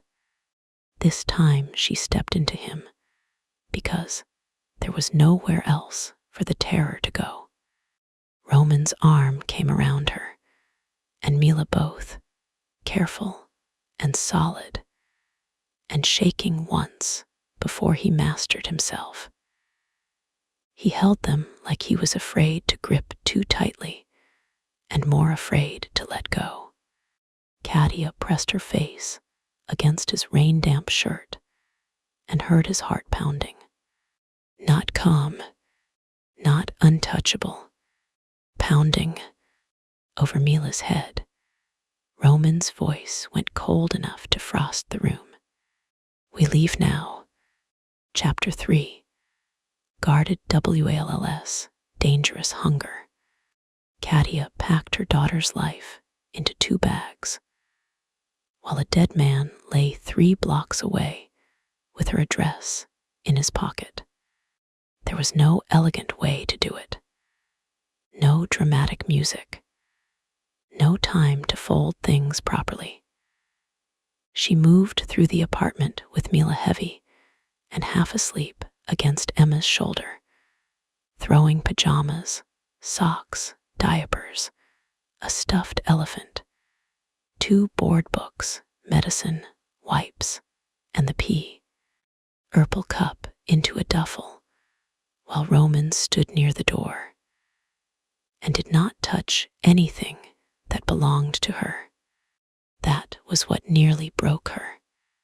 Not the threat, not the rain, not even the photograph of Mila at the window, taken by someone who had been close enough to count the fingerprints on the glass. It was Roman Petrov, a man with enough power to turn the hallway outside her apartment into a silent, armed perimeter in under 10 minutes, standing in her tiny living room as if he knew he had no right to cross deeper into her life without permission.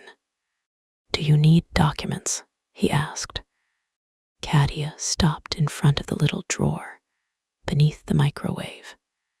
"Documents, birth certificate, social security card, medical records, emergency cash." The folder she had made because motherhood had turned her into the kind of woman who prepared for house fires at 2 in the morning. She opened the drawer and pulled out the blue folder. Roman's gaze flicked to it, then away. He did not ask to see Mila's birth certificate. He did not demand proof. He did not say the words that had been sitting between them since the moment he saw his daughter's face. "My child." Katia shoved the folder into the side pocket of the duffel. "Formula?" he asked. "She's not on formula. What does she need?" The question was simple, practical, devastating. Katia looked up. Roman's face was unreadable, but his eyes were not. His eyes were cataloging everything with a kind of controlled desperation. The small shoes by the door, the pink jacket hanging from a low hook, the half-finished drawing taped crookedly to the refrigerator. Evidence of a life that had unfolded without him. Evidence he could not recover by force. "What does she need?" he repeated, quieter. Katia's throat tightened. "Routine, her rabbit, warm milk when she wakes up scared. Blue blanket, not the yellow one. She hates peas unless they're hidden in pasta. She says she doesn't like carrots, but she'll eat them if you call them moon sticks." His jaw moved once. "She needs me," Katia said, "and she needs not to be terrified." Roman's gaze settled on Mila, who had gone boneless with sleep in Emma's arms, her cheek mashed against Emma's cardigan. "Then we do not terrify her. You don't get to decide that with a sentence."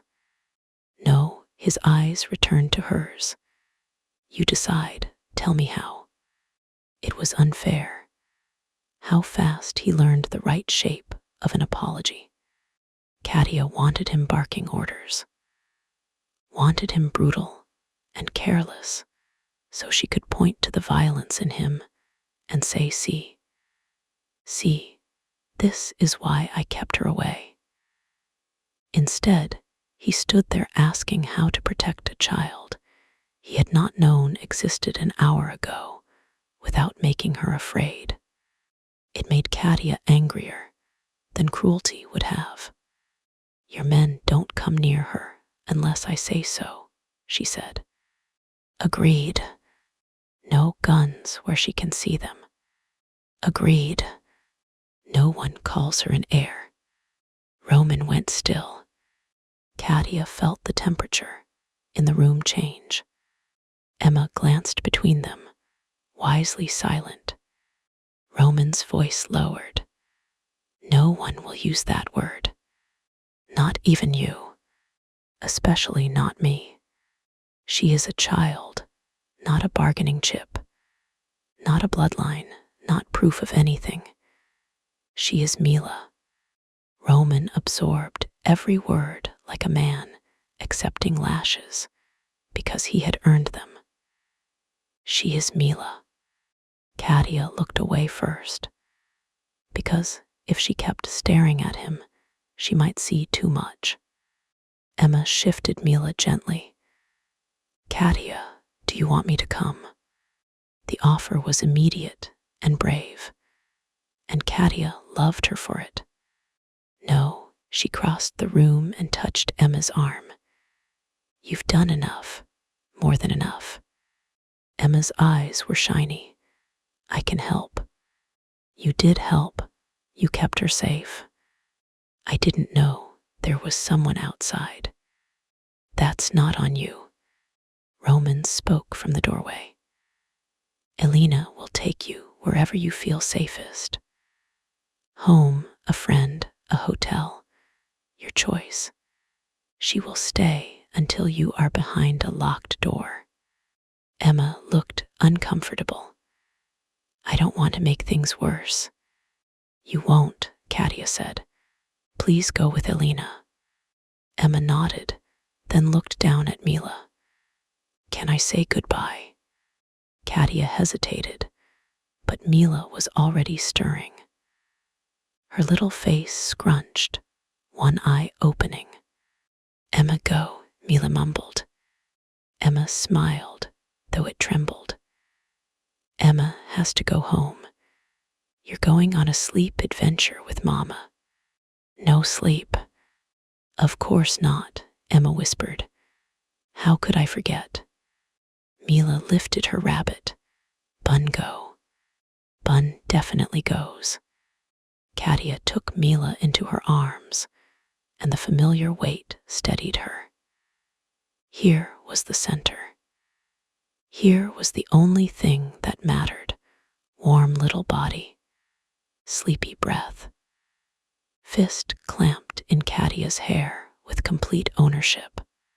Roman watched from 3 feet away, like a starving man, forbidden from touching food. No, not food. Home. The thought was dangerous. Katia crushed it immediately.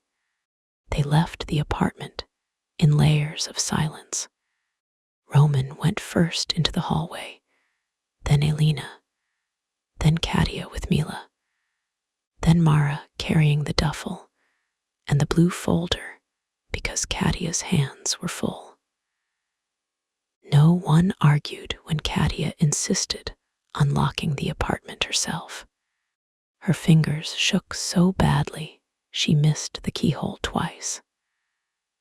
Roman did not take the keys from her. He did not correct her. He simply stood with his body blocking the stairwell until she got the lock turned. At the bottom of the stairs, Mrs. Alvarez's door opened a crack. Katia's stomach dropped. The old woman from 2B peered out through the chain, gray hair wrapped in pink curlers, eyes sharp as sewing needles. "Katia, everything okay?" Katia forced a smile. "Yes, Mila and I are staying with a friend tonight." Mrs. Alvarez's gaze slid to Roman. Roman, to his credit, softened his posture by a fraction. It did not make him look harmless. Nothing could. But it made him look like a man trying not to frighten an elderly neighbor. And that was another thing Katia did not know how to hate properly. Mrs. Alvarez sniffed. Big friend. Mila lifted her head. Big. Roman's mouth almost broke. Katia pressed her lips together. Yes, big friend. Mrs. Alvarez narrowed her eyes at Roman. You good to them. The hallway froze. Roman looked at the woman through the gap in the door. He could have ignored her. Could have let one of his people answer. Could have used charm, money, impatience, any of the things men with power used to move smaller people out of their way. Instead, he said, I will try to be. Mrs. Alvarez considered him. Then she nodded once. Try hard. I will. The door shut. Katia looked at him. He did not look back. Cars waiting. Rain had turned the street into black glass. 2 vehicles waited at the curb, both ordinary, both dark. Not the gray sedan from before. Different cars. Different drivers.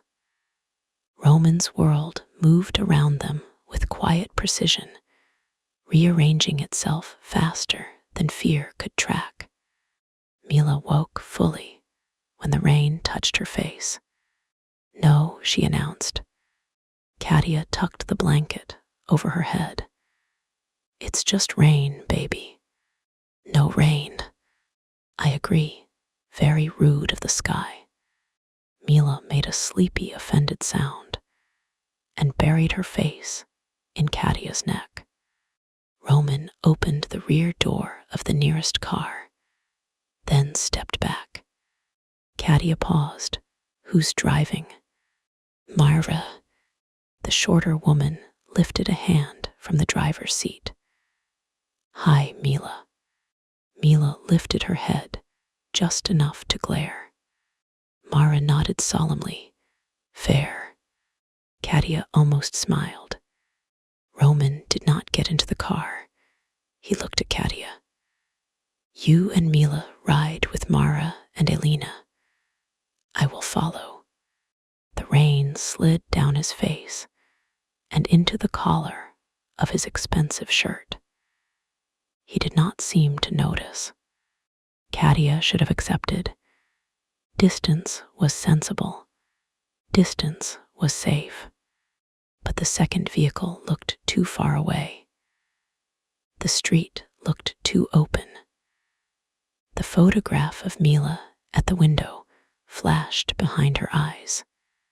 No, she said, you ride with us. Elena's eyes flicked toward Roman, then away. Roman's face did not change, but something in him did. She felt it, the restrained shock of being chosen for proximity when he had prepared himself to be refused. Katia, he said, low enough that only she could hear. Fear should not make decisions you will regret. I'm not asking you into my bed, Roman. I'm asking you into a car. His eyes darkened at the first phrase, then lowered respectfully when Mila shifted in her arms. Understood. He slid into the front passenger seat. Katia sat in the back with Mila strapped into the car seat Elena had somehow installed in less than 2 minutes. It was not Katia's car seat. It was new, still smelling faintly of plastic and clean fabric. That should have bothered her. It did bother her. Everything bothered her. But Mila settled into it, with bun tucked under one arm and her blue blanket across her lap. And Katia decided she would interrogate logistics later. The city pulled away behind them. No one spoke for the first 10 minutes. Mara drove like she had been born doing it, calm, smooth, never in one lane long enough for Katia to feel followed. Elena sat beside Katia, facing forward, but alert to every movement. Roman remained in the front passenger seat, his profile lit occasionally by passing streetlights. He took 3 calls, all in Russian, all short. His voice stayed low, controlled, never angry in a way Mila could hear. Katia noticed that too. She noticed all of it. That was the problem with Roman Petrov. He did not make it easy to keep the shape of her hatred intact. He kept putting dents in it with consideration she had not asked for. Mila lasted 17 minutes before she spoke. "We're home." Katia leaned close. "We're going to a safe house for a little while." Mila frowned. "House sleep." "Yes, Emma went home." "Big?"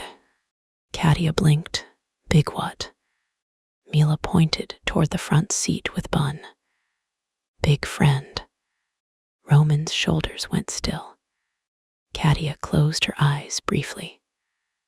Of course her daughter would choose the worst possible moment to put both tiny hands on the wound. "Yes," Katia said carefully. "Big friend is coming too." Mila considered this. "Big wet." Mara made a soft sound from the driver's seat. Roman turned his head slightly, not enough to stare at Em. Illa just enough for his voice to reach the back. "I am dry now." Mila leaned sideways in her car seat, suspicious. "Hair wet." Roman touched his damp hair like he had never before considered it might be subject to toddler inspection. "A little." "Need towel." "I will find one." "Blue towel." Katia stared at her daughter. "Since when do you care what color towel other people use?" Mila ignored her, having completed her diplomatic mission. Roman's mouth softened in the dark. The ride stretched on. The city thinned. The tight rows of apartment buildings gave way to wider streets, then gated communities, then dark trees bending over wet roads. Katia watched each turn, memorizing what she could, though after the 3rd route change, she knew it was pointless. She still tried. She had not survived 2 years by surrendering awareness just because powerful people preferred opacity. Roman's voice came from the front. "We are going to my estate north of the city. 40 minutes. Walled property. Cameras. Independent power. Medical staff on call. No one enters without layered clearance." "Estate," Katia repeated, unable to keep the bitterness out. "Of course. It is not meant to impress you." "Good, because it doesn't." Mara's mouth twitched. Roman said, "It is meant to protect you." I have heard that before from men who mean control. "I know. You don't know everything." "No, but I know the language of cages." Katia looked at the back of his head. Something in his voice had gone flat. Not cold. Flat in the way land looked after fire. She wanted to ask. She didn't. Mila fell asleep again before they reached the highway. Only then did Roman turn slightly in his seat. His eyes met Katia's in the dimness between streetlights. I need to tell you what will happen when we arrive. You mean what you expect me to obey? What you can expect from me. That shut her up. He continued, You and Mila will have the east wing. It has 3 bedrooms and a private sitting room. The doors lock from inside. You will have the codes. No cameras inside. Not in bedrooms, bathrooms, sitting room, or hallway of the east wing. Katia's pulse ticked. But cameras everywhere else. Yes, exterior, entrances, main halls, grounds. Can I leave? His jaw tightened. Not safely tonight. That is not what I asked. He looked at her. The silence stretched. Yes, he said, you can leave. I will argue. I will tell you it is dangerous. I will offer alternatives, but I will not imprison you. You say that now. I say it on my daughter's life. Her breath caught. Roman's face tightened, as if he realized too late that the vow had touched something too tender. I do not say such things lightly, he added. Katia looked down at Mila, asleep with her mouth slightly open, one hand curled around Bun's ear. Don't use her for vows, she said quietly. Roman bowed his head once. I will not do it again. Again the fast adjustment. Again the boundary heard. It was becoming unbearable. The estate appeared out of darkness, like something from another century. Stone walls first, slick with rain and topped with discreet cameras. Then black iron gates that opened before the car stopped. Beyond them, a long drive cut through trees lit from below, their wet leaves silver in the headlights.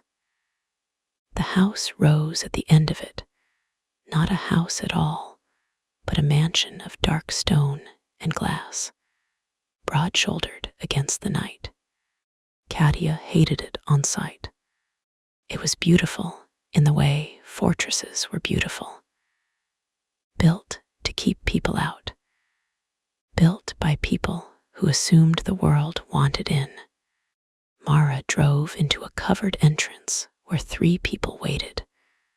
An older woman in a gray dress, a broad man with a medical bag, and another guard whose hands were visible and empty.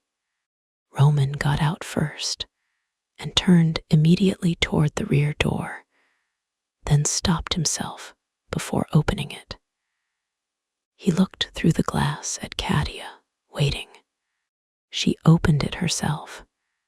Cold air rushed in. Mila stirred, but did not wake as Katia lifted her. Elena took the duffel. Mara took the blue folder and handed it directly to Katia rather than to Roman. Good, Katia thought again. The older woman stepped forward. She had silver hair pulled into a severe knot, and the posture of someone who had run households, armies, or both. Miss Monroe, she said, I am Irina. I manage the property. Your rooms are ready. There is warm milk, children's medicine, a monitor that does not connect to any external network, and a blue towel. Katia looked at Roman. Roman looked at Mila. Mila slept through the triumph of her towel decree. Thank you, Katia said to Irina, because manners were still hers, even if the night had gone insane. The man with the medical bag approached, stopping several feet away. Dr. Pavel Orlov, I can examine the child if there is any concern, but only if you request it. Katia tightened her hold on Mila. She's fine. He nodded immediately.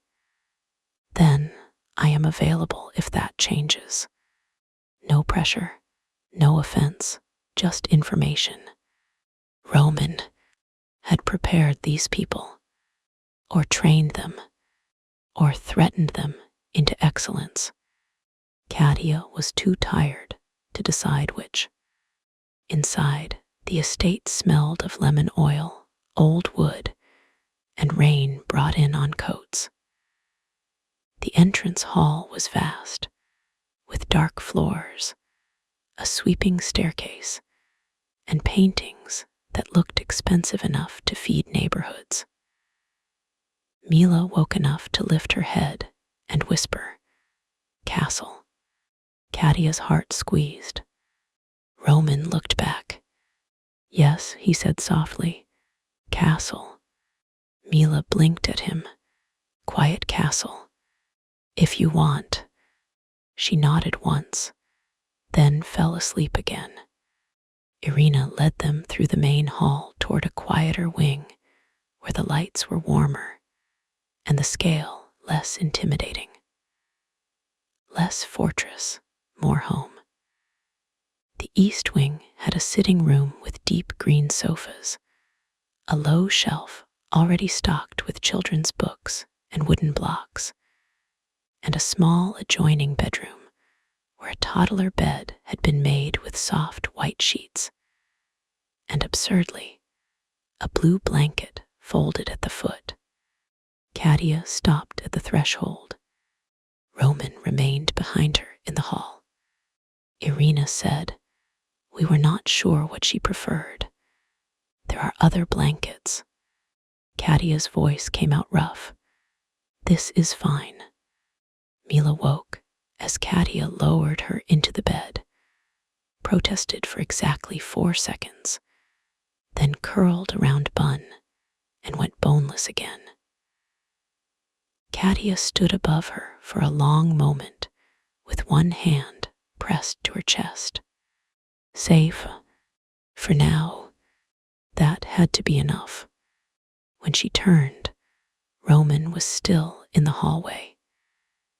He had not crossed the threshold into the child's room. "He can come in," Katia said before she knew she meant it. Roman's eyes lifted. The silence in the room changed. Katia swallowed, quietly. He entered like a man, approaching an altar. That was the only word for it.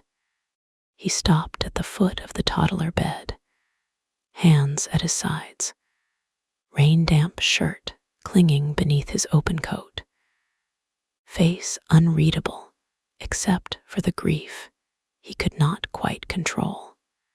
Mila slept with complete trust because children did that.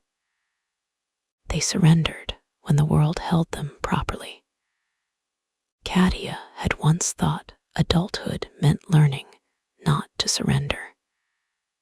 Maybe it only meant choosing with brutal care where to rest your weight. Roman lowered slowly to one knee. Katia's breath caught. He did not touch Mila. He did not reach for her hair, though Katia saw his fingers flex once with the urge. He simply looked, as if looking was both gift and punishment. "She has your mouth," he said. Katia blinked hard. "She has your eyes." "Yes." The word broke slightly. Roman looked down. In that moment, she saw him not as the man who had vanished, not as the Bratva heir with enemies circling, not as the lover whose memory still lived under her skin, but as someone standing before proof of everything stolen from him. 18 months, false identity, messages intercepted, a courier dead. The old certainty of his abandonment cracked again, and Katia hated the sound. Roman rose carefully. "Thank you." For what? His gaze did not leave Mila, letting me see her. You were going to see her eventually. No, he looked at Katia then. You could have refused. I still can. Yes, he accepted that too. Irina cleared her throat softly from the sitting room. Ms. Monroe, there is food if you want it. Tea, coffee, wine. No wine, Roman said immediately. Katia turned on him. His face changed. I mean, she can have wine, Irina said dryly. Mara, standing near the outer door, suddenly found the ceiling interesting. Katia arched a brow. Did the Bratva prince just try to police my beverage? Roman looked genuinely pained. No. It sounded like no wine. It sounded like panic. That stopped her. His eyes moved toward the sleeping child, then back. You may drink whatever you want. I only meant that after a shock. I know what you meant. She was too tired to sharpen the blade further. Tea, please. Irina nodded and disappeared. Roman stayed by the door, as if waiting to be dismissed. Katia suddenly felt the full weight of the night hit her bones. Her feet ached. Her dress clung where rain had dampened the hem. Her hair had fallen from its careful pins. She could smell hotel perfume and fear on her own skin. Mila slept. The room was quiet. For the first time since Roman appeared at the gala, there was no immediate action to take. That was when the shaking started. Small at first. Fingers, then arms, then her whole body, a delayed storm moving through muscle and nerve. Katia wrapped her arms around herself, furious. Roman saw. Of course he saw. Katia, he said. Don't. He stopped. The shaking worsened. I said don't, she whispered, though she did not know what she meant. Don't touch me. Don't look at me. Don't be kind. Don't make me remember that once, when the world had felt too sharp, you knew how to hold me without making it feel like surrender. Roman's hands curled into fists at his sides. Tell me what you need, he said. The words were soft, dangerous in their softness. I need my daughter safe. She is. I need my apartment, not foe. Grafted by psychopaths. I am working on that. I need to not be here. I know. I need you to have stayed gone. That one landed. Roman's face went still. Katia regretted it. Not enough to apologize. Enough to feel the cut in her own hand from the knife she had thrown. I know, he said again. The steadiness of him broke something loose in her. You don't get to know, she snapped, keeping her voice low because Mila slept only feet away. You don't get to stand there in this house with guards and doctors and blue towels and act like calm is something you can provide. You are the reason there needs to be calm. You are the storm, Roman. Yes, she wanted him to fight back. She needed him too. Stop agreeing with me. I cannot disagree with truth. Oh, now truth matters. His eyes flashed then, finally. Not anger at her. Anger at himself, at the night, at all the men whose invisible hands were on this room. Truth mattered when I was bleeding in a room without windows trying to remember your phone number because they had taken everything else, he said quietly. Truth mattered when I found out the courier carrying my message to you had been shot through the back of the skull. Truth mattered when I stood outside your empty apartment and thought you had erased me because I deserved it. Do not mistake silence for absence, Katia. I was gone. I was not free. The room went too quiet. Mila sighed in her sleep. Katia's anger faltered under the weight of images she did not want. Roman injured. Roman trapped.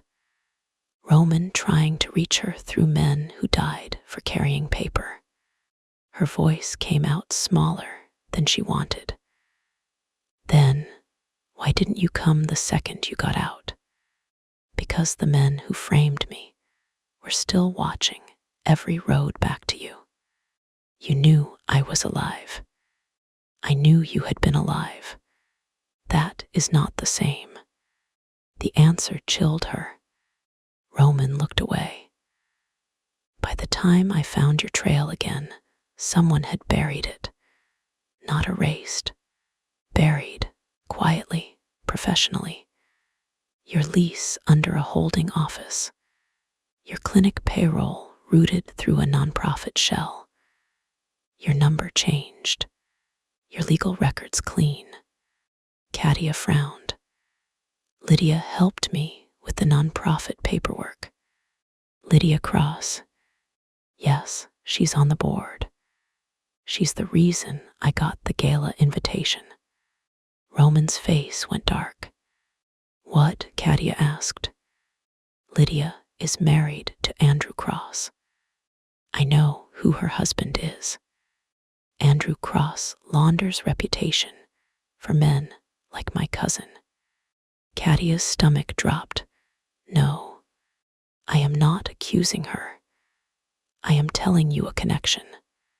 No, Katia repeated, because Lydia had brought casseroles after Mila was born. Lydia had held her hand during a funding meeting when Katia nearly fell asleep upright. Lydia knew which daycare Mila attended. Lydia knew everything. Roman saw the thought form. I will check before I judge, he said. You will not hurt Lydia. No, I mean it. I heard you. Katia wrapped her arms tighter around herself. Everyone is connected to everyone in your world. Yes. How do people breathe in it? Badly. The answer was so bleak, so honest, that she had nothing sharp enough to throw at it. Irina returned with a tray. Tea, honey, toast, sliced fruit, a small glass of warm milk covered with a lid in case Mila woke. She set it down without fuss. There are clothes in the wardrobe. I guessed sizes. If anything is wrong, tell me. Katia blinked. Clothes. You should not have to sleep in a gala dress. The kindness was practical, not sentimental. That made it easier to accept. Thank you, Katia said. Irina nodded, then looked at Roman. Victor called the house. Roman's expression went empty. Katia went cold. What did he want? Roman asked. To know whether you were home. What did you say? That I do not discuss your movements with men who smell like their fathers' mistakes. Mara coughed in the hallway.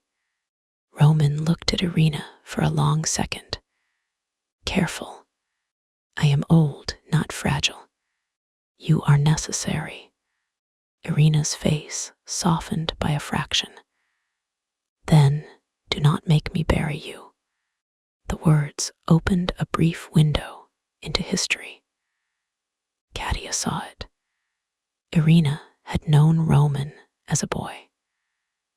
maybe had raised him in the ways powerful families outsourced tenderness to staff while teaching their sons to become weapons. Roman said something in Russian, quiet and almost gentle. Irina answered in the same language, then left. Katia reached for the tea because her hands needed something to do. The cup warmed her fingers. Roman remained standing. "You can sit," she said before she remembered she was mad at him. His eyes moved to hers. "In the sitting room," she added. The ghost of a smile touched his mouth. "Of course." They moved 10 feet away from Mila's door, leaving it open. Katia sat on the sofa where she could see the toddler bed through the doorway. Roman chose the chair across from her rather than the sofa beside her. Again distance, again restraint, again a choice designed to make him safer to refuse. Katia hated him for learning so quickly because she won. Ted him to be worse. Mara stayed outside the east wing door. Elena appeared briefly to ask if Katia wanted a guard visible or invisible. "What does invisible mean?" Katia asked. "Outside the wing. You call, I come. No one enters unless you approve." "Do that." Elena nodded. "You have a panel by the door.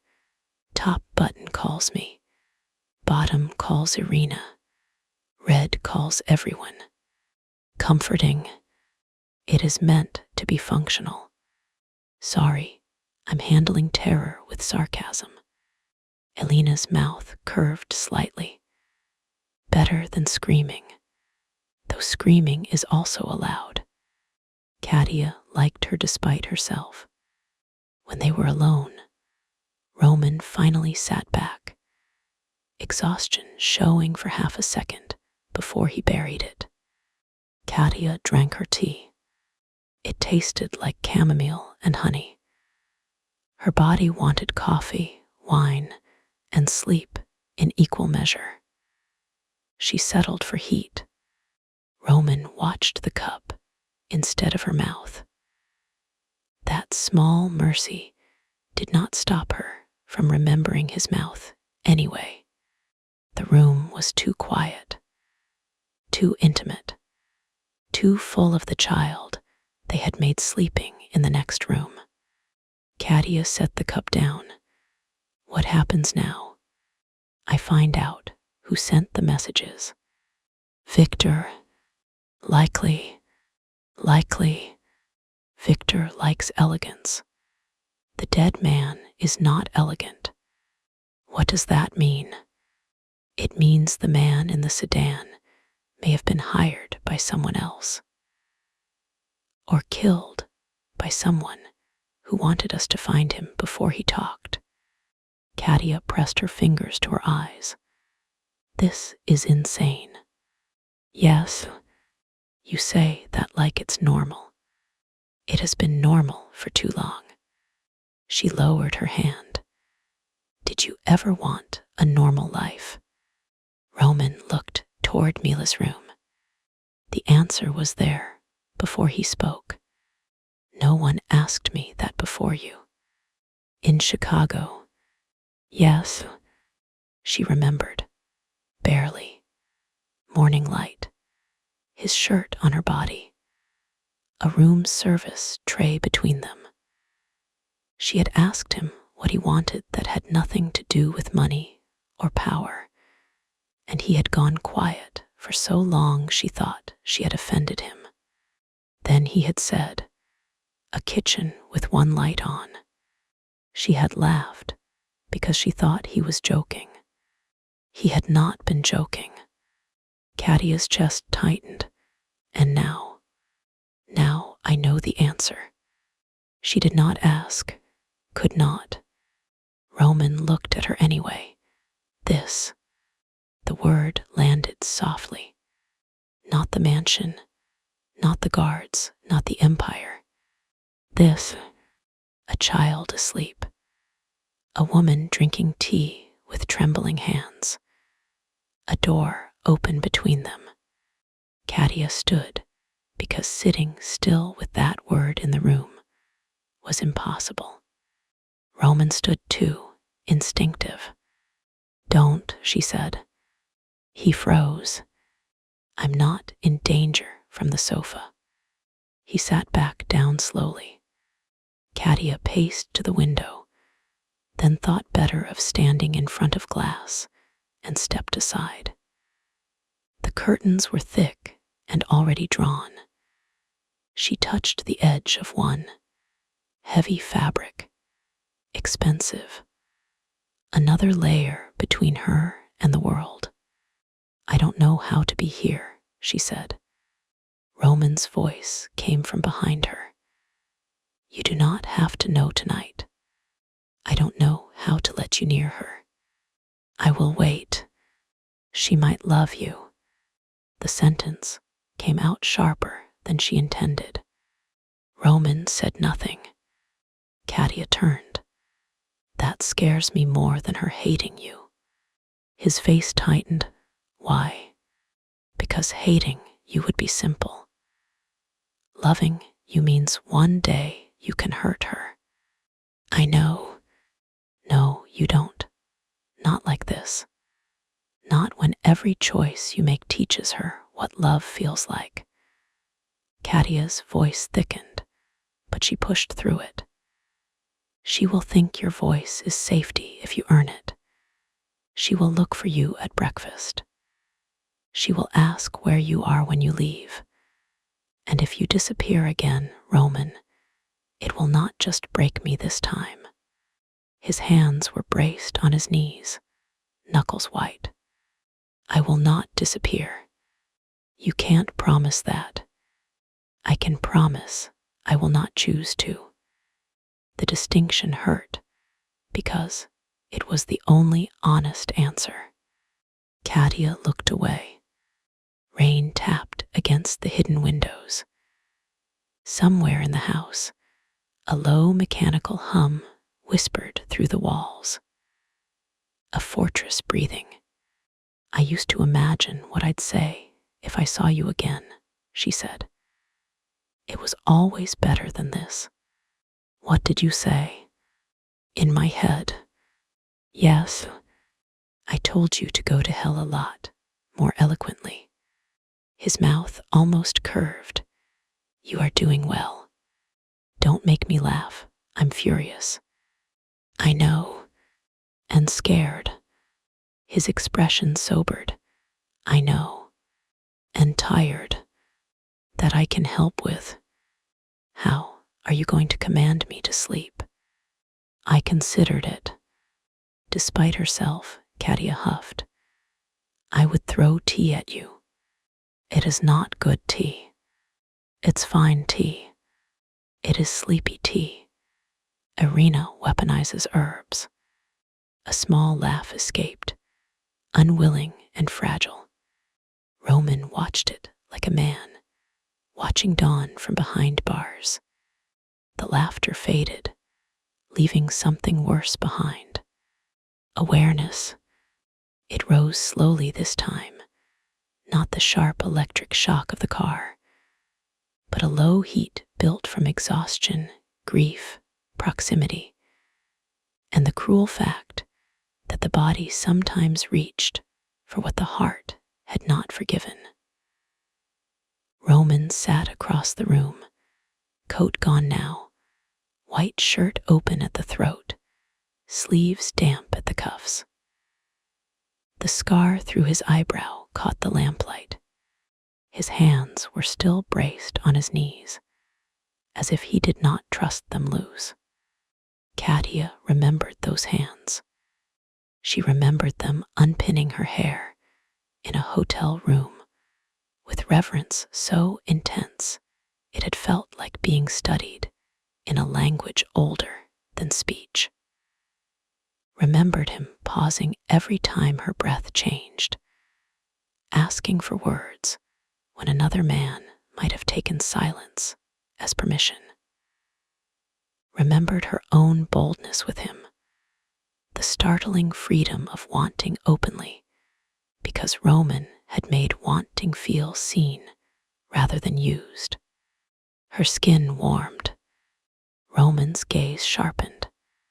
"Katia," he said quietly. "What? You are looking at me like you hate me less." The honesty of it knocked the air from her lungs. "I don't." His mouth softened. "Good. Good. If you forgave me tonight, it would not be forgiveness. It would be shock." She stared at him. He continued, voice low. "If you wanted me tonight, I would want you back. That is not a secret. But I will not take fear, grief, or old hunger and call it consent. Not with you. Not after what I have already cost you." Her entire body went hot, then cold. "I didn't offer." "I know. Then why say it?" "Because I saw you remember. And I remembered too." The room seemed to pulse around them. Katia's pulse beat in her throat. Roman leaned forward slightly, not to move closer, just to make sure she heard him. "I want you, Katia. I have wanted you in places where wanting was the only proof I was still a man, and not only a name they were trying to erase. But wanting is not permission, mine or yours."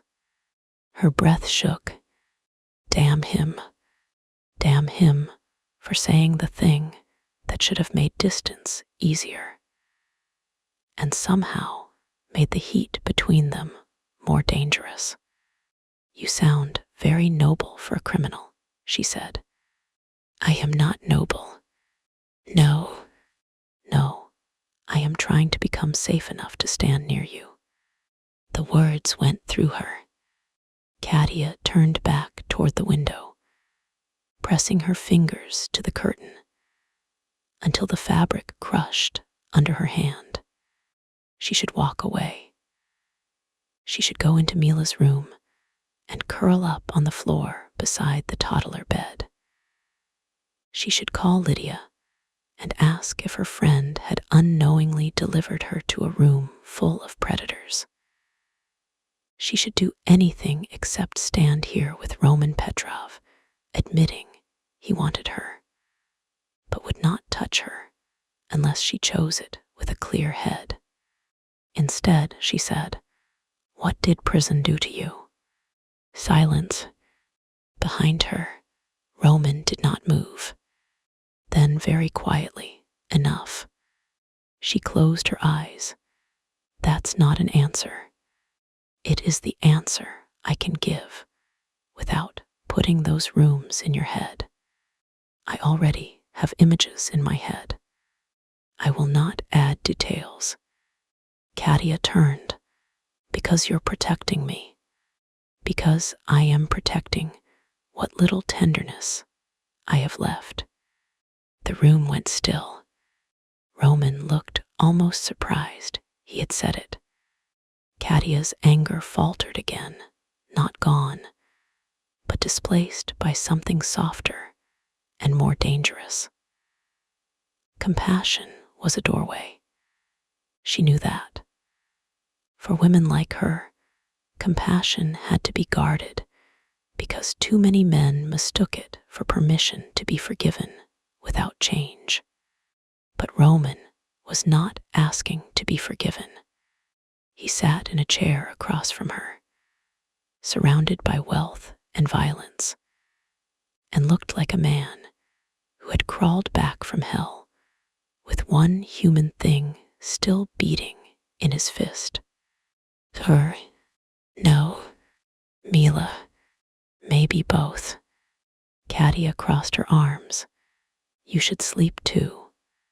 "I do not sleep much." "Of course you don't." His eyes lifted. "Do not pity me. I'm not. I'm judging your terrible lifestyle. That almost smile again. Then his phone vibrated on the table. He glanced at it, and all warmth vanished. Katia's spine tightened. What now? Roman picked up the phone, but did not answer. Victor. Put it on speaker. No. Yes. His gaze sharpened. Katia, you brought me into the castle. You said I decide what happens to my daughter. So let me hear the man who may be threatening her. I do not want his voice near you, and I don't want him sending me playground photos. We're all disappointed. For one long second, Roman looked ready to argue. Then he tapped the screen and set the phone on the table. Victor, he said. A smooth male voice filled the room. Cousin, you left the gala so abruptly. People are asking questions. Let them. A soft laugh. Always dramatic. Is your guest comfortable? Katia's skin crawled. Roman's face became deadly calm. Choose your next words with care. My apologies. Guests, I should have said, plural. The room tilted. Katia gripped the back of the sofa. Roman did not move, but the violence in him rose so fast it seemed to change the air pressure. Victor continued, almost amused. Do not be offended. Secrets are only insulting when they remain secret. Once shared, they become family matters.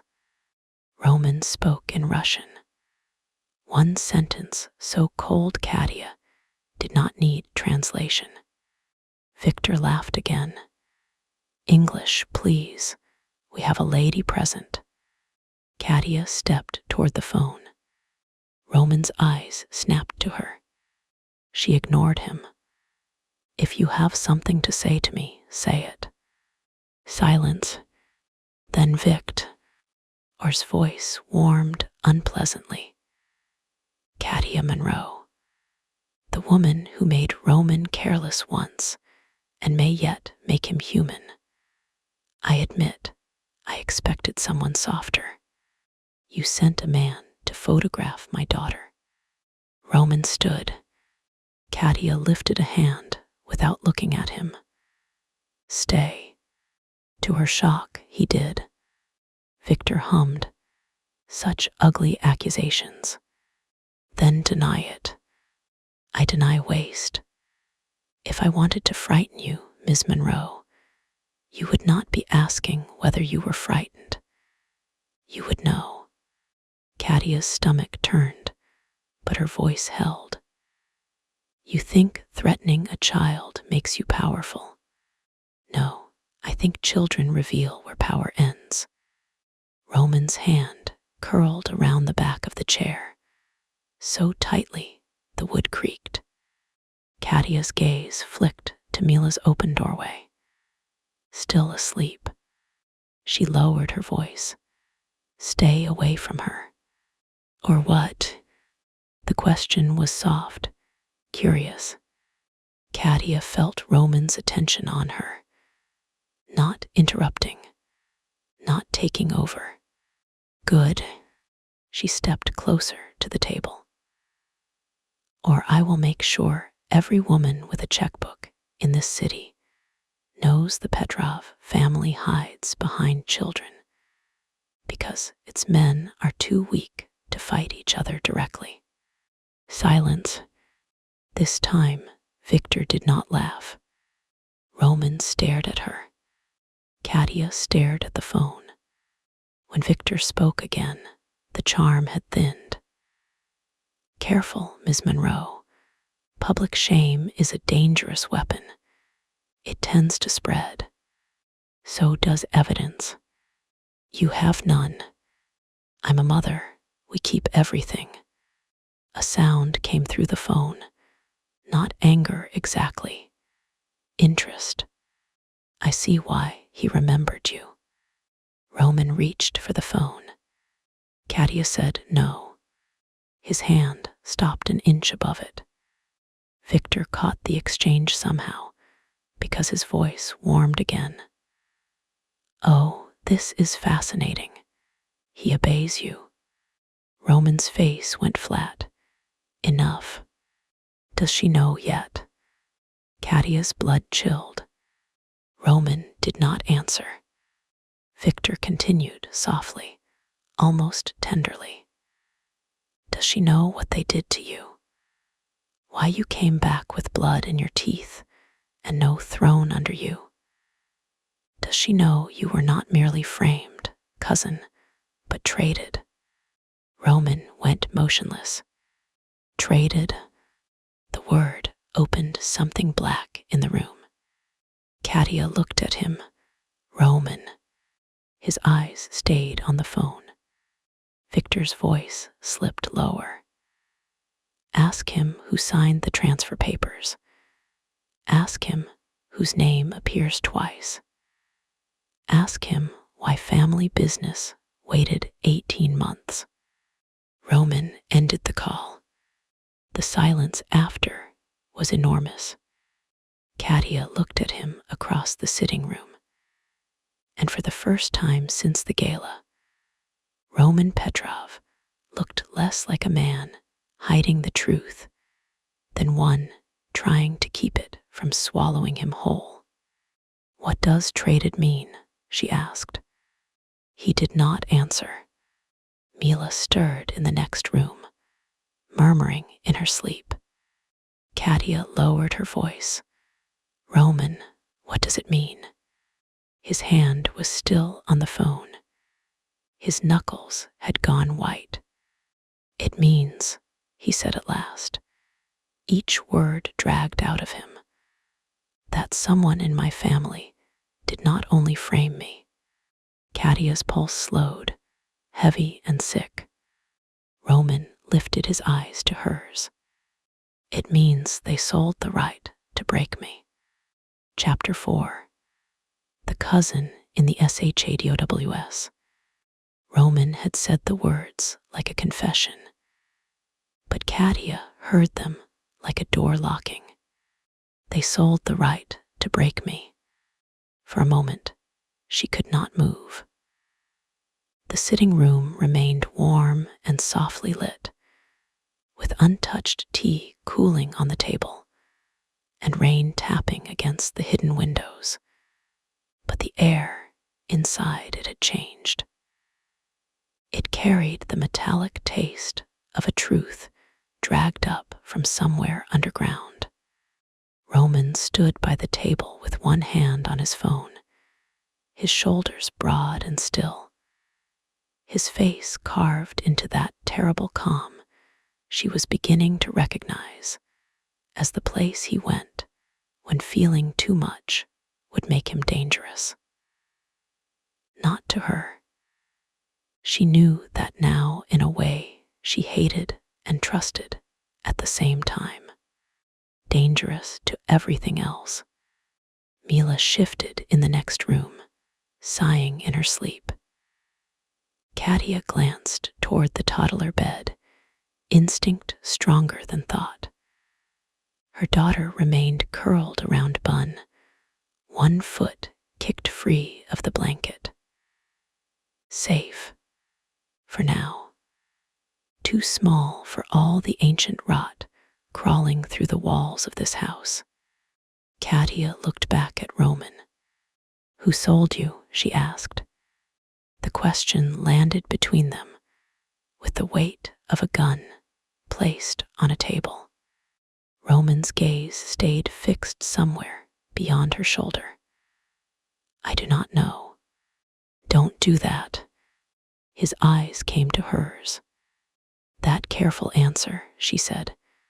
That almost truth. Don't. Not after tonight. A muscle moved in his jaw. I do not know who gave the final order, but you know who could have. Yes, Victor. Silence. The name seemed to darken the room. Roman looked toward Mila's doorway, then back to Katia. Likely. You said likely before. I know. And now, his hand closed tighter over the phone. Now I am closer to certain. Katia took that in, the way a person took in bad weather approaching. Not because she could stop it, but because she needed to understand what direction to run. Your cousin framed you, she said slowly, or helped frame you. Then he knew your messages to me were being intercepted. Then he shows up tonight, exactly where you are, exactly when I am there. And suddenly, someone knows about Mila. Roman did not flinch at their daughter's name, but something in his eyes answered it. Pain, possession, fear, a father's fear, new enough to be raw and old enough to feel primal. Victor would not have known about Mila before tonight, he said. You're sure? I am sure he would have used her sooner. Katia's stomach turned. There was no gentler way to say it. No prettier ribbon to tie around the truth. In Roman's world, a child was not only loved. A child was counted, measured, used as a lever against men who believed themselves unmovable. She hated him for that world. She hated more that he seemed to hate it too. Why call? She asked. Why tell us any of it? If Victor is behind this, why not stay hidden? Roman's eyes sharpened. Because he wants to control the story. What story? The one where I am too damaged to lead. Lead what? His mouth tightened. Katia's laugh came out brittle. No, don't look at me like the word is too dirty to say after I've been chased out of my apartment in the rain. Roman exhaled through his nose. The family. The organization. Yes. The Bratva. Yes. And Victor wants it. Yes. And you. He looked at her then. Not away. Not around the truth. Directly at her. I thought I did. It was not the answer she expected. Katia's arms tightened around herself. Thought. For most of my life, power was not desire. It was survival. If I held enough, no one could move me. If I controlled enough, no one could take what mattered. And then they took you anyway. His face went still. The cruelty of her own words hit her a second too late. She opened her mouth, but Roman shook his head once. Yes, he said, they took me anyway. The honesty hurt worse than anger. Katia looked down at her hands. No ring, no bracelet, no sign of the life she had imagined once in a foolish, private hour before Roman disappeared. She had not pictured white dresses or church bells. She had pictured smaller things. Coffee in a kitchen with one light on, his hand on the back of a chair. A dangerous man made ordinary by morning. Then she had given birth without him, and learned not to picture anything past rent. Roman's phone vibrated again. He looked at the screen, and the temperature in his eyes dropped. Who? Katia asked. Dmitri, my uncle's counselor. That sounds medieval. It often is. Does he know about Mila? Not from me, but he might now. Roman answered the call without putting it on speaker. Yes. Katia watched his face. She had always been good at reading people. It was a skill sharpened first by childhood, then by law, then by motherhood. She could tell when donors were bored, when clients were ashamed, when judges had decided a case before anyone stood to argue. Roman was harder. His expressions moved like shadows under ice. But she saw the moment the call changed. His eyes flicked, once toward Mila's room, then toward Katia. Then he turned his back. That was the mistake. After everything, after messages and threats, and dead men and photographs through her window. That instinctive turn away felt like every locked door he had ever placed between them. No, Roman said into the phone. Not tonight. A pause.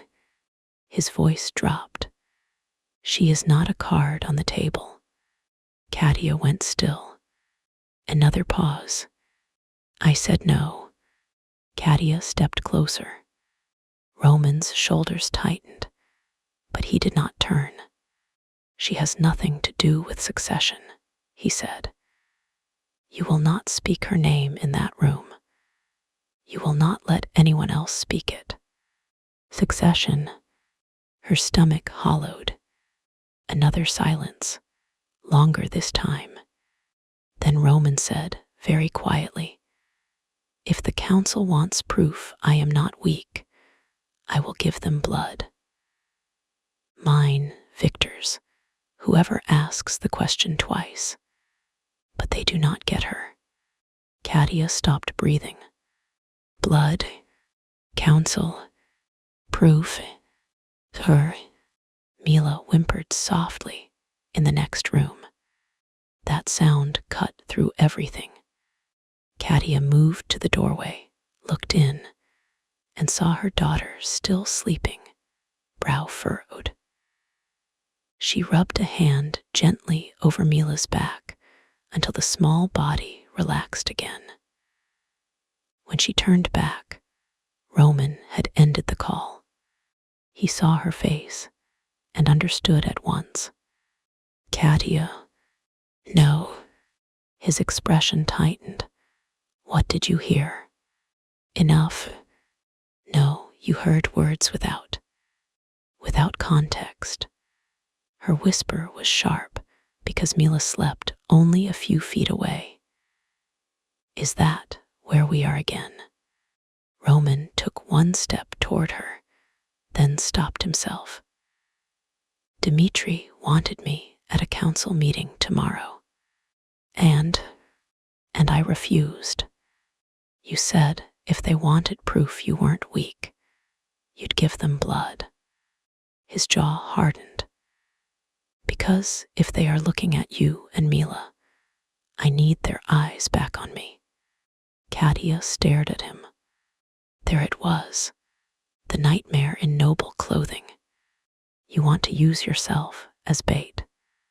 I want to draw danger away from my daughter. She is not yours to martyr yourself over. His eyes flashed. She is mine enough to die for. The room went silent. Katia felt the words strike places she was not ready to name. Mine enough to die for. Not possessive. Not claiming custody. Worse. Better.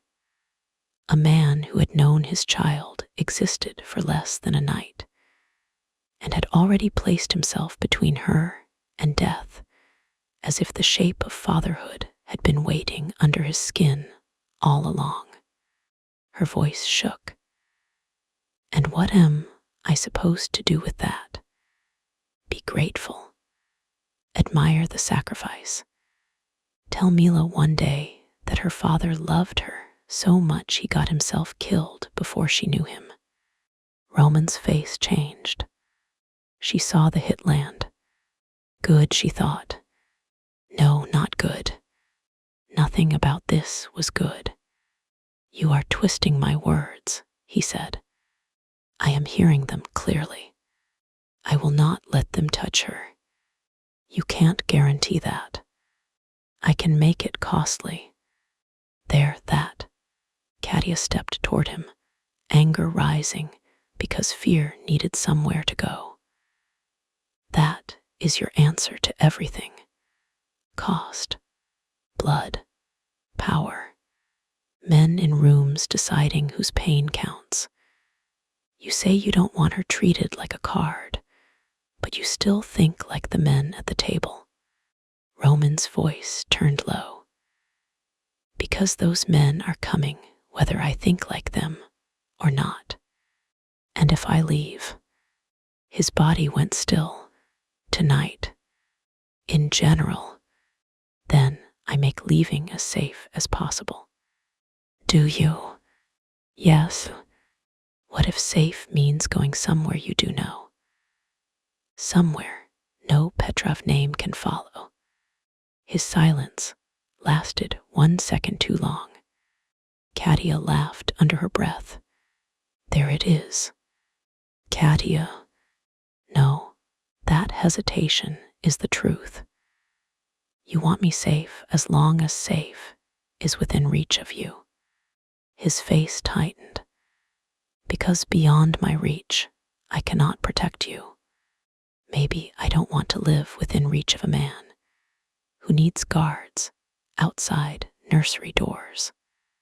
Roman absorbed that like a blade between ribs. When he spoke, his voice was rougher. Then I will earn another answer. You cannot earn a different world. No, he looked toward Mila's room. But I can burn part of mine down. The words should have chilled her.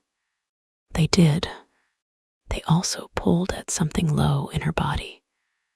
Some old and reckless instinct that remembered Roman as contradiction. Tenderness wrapped in threat. Restraint with violence under it. A man who could kneel beside a toddler bed as if before a saint, and then promise destruction without raising his voice. Katia hated the heat that moved through her, hated that he saw it. His gaze sharpened, then dropped, giving her mercy she had not asked for. Do not be ashamed of wanting comfort, he said quietly. I'm not asking for comfort. No, I'm asking for an exit. His eyes lifted. Then I will give you one. When? Morning, we will make a plan. Why not now? Because you have been awake too long, frightened too hard. And every option tonight is worse than staying behind these walls until daylight. The rationality of it made her want to scream. I don't trust these walls, she said. I know. I don't trust your family. Good. I don't know if I trust you. His face softened in the smallest possible way. That is better than no. It isn't a compliment. I did not take it as one. Katia turned away because the room had become too full of him. Too full of his voice and restraint, and all the damage that made him both more dangerous and harder to hate. She walked into the sitting room, past the tea tray, past the locked windows, past the shelves Irina had stocked with children's books, as if comfort could be arranged in advance. At the far end of the room stood a door she had not noticed before. What's in there? She asked. Roman followed her gaze. Library. Locked. No. Is anything in this house not controlled? Yes. What? You. The answer came too fast to be flattering, too true to be charming. Katia looked back at him. Roman stood a few feet away, hands empty, jacket gone, shirt creased from rain and the night's violence. He looked less like a prince now, and more like a man who had been awake for a lifetime. He opened the library door for her, then stepped aside. Katia entered, because moving felt safer than standing still. The library was smaller than she expected, though only by mansion standards. Floor-to-ceiling shelves lined 3 walls. A dark wood desk sat beneath a shaded lamp. 2 leather chairs faced an unlit fireplace. The room smelled of old paper, cedar, and the faint ghost of tobacco. Heavy curtains covered the windows. It should have felt oppressive. Instead, it felt like the kind of room where secrets went to collect dust. Katia crossed to the shelves. Law books, Russian poetry, economic histories. A row of children's classics that looked new enough to have been placed there recently. Her fingers brushed the spine of a book of fairy tales. "Did you have this as a child?" she asked before she could stop herself. "No, of course not. I had weapons manuals and tutors who smelled like vodka." She looked over her shoulder. "That's not funny. It was not meant to be." He stood just inside the door, still giving her space. Katia pulled the fairy tale book free, opened it, then closed it again. The gilded edges flashed under the lamp. "My mother had a book like this," she said. "Not this expensive. Hers had tape on the spine and crayon on the last page because I tried to improve the ending." "What ending?" "The princess married the prince after he rescued her." She slid the book back into place. "I drew a carriage, leaving without him." Roman's mouth softened. "That sounds like you. You don't know me anymore." "No," he said, "but I recognize the blade." Something in her chest shifted. She turned fully. "And me, what am I supposed to recognize in you?" His gaze held hers. "The man who failed you," he said. "That's not all you are." "No, no," her voice dropped despite herself. "That would be easier." The room seemed to absorb the words. Roman's eyes darkened, but he did not move. Katia should have stopped there. Instead, exhaustion and fear, and the intimacy of the library loosened something in her. "When you disappeared, I used to imagine you coming back. At first, I imagined apologies, then explanations. Then I imagined you walking in like nothing happened, and I would be so cold you would finally understand what you had done. And tonight you came back with explanations worse than my anger." His face tightened. She stepped closer because the distance had begun to feel like another lie. "I don't know what to do with that. You do not need to do anything tonight. Stop being reasonable." "I am not reasonable." His voice lowered. "I am holding reason with both hands because if I let go, I will go downstairs, find every man whose loyalty is uncertain, and make them prove it with screams." A chill moved over her skin. There it was, the dark thing under his restraint. It should have repelled her, It did, partly, but another part of her, the part that had been sent photographs of her child by a man with a smile like a clean knife, understood the temptation of violence as a language predators respected. Katia's voice came out hoarse. Don't. Roman's eyes moved over her face. Because you ask, I do not. The words were simple. They hit like touch. Katia's pulse quickened. Roman saw that too. He turned his head slightly, as if looking directly at her would strain the leash too far. You should sleep, he said. I won't. You should try. I can't sleep when I'm afraid. I know. No, you don't. His gaze returned to her, quiet and brutal. I slept with one eye open for 18 months, when I slept at all. I know. Her breath caught. The room shifted again.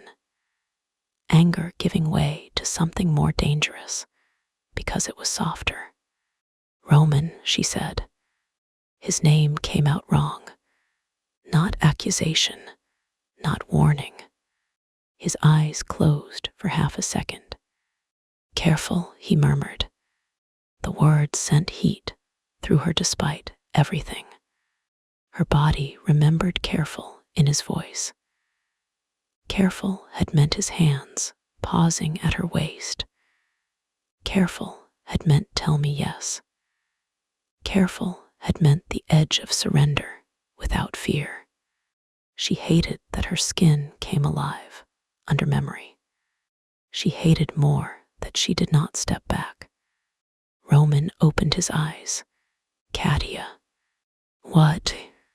If you want me to leave this room, tell me now. Her heartbeat slammed once hard. Why? Because I want to kiss you. And I will not stand here pretending I do not. The honesty split the air. Katia stared at him, heat and panic flooding her at once. You can't say that after all this, she whispered. I know. You can't just tell me you want something and make it my choice.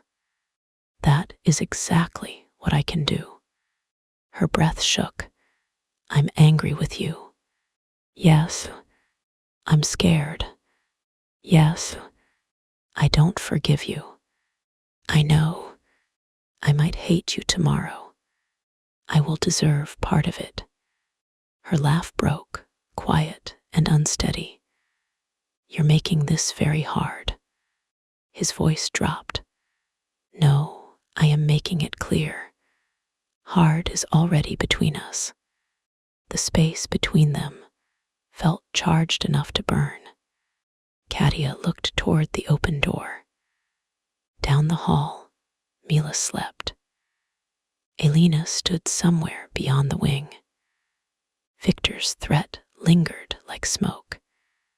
Everything about the night was wrong for softness, wrong for want, wrong for the ache moving through her, as if grief had opened an old path. But Roman was not reaching. He was asking, and that, more than the hunger in his eyes, was what drew her one step closer. Only a kiss, she said. Roman went utterly still. Only if I say yes again when you're close, she added, because she needed the words, needed control, needed the ground beneath this knot to crack.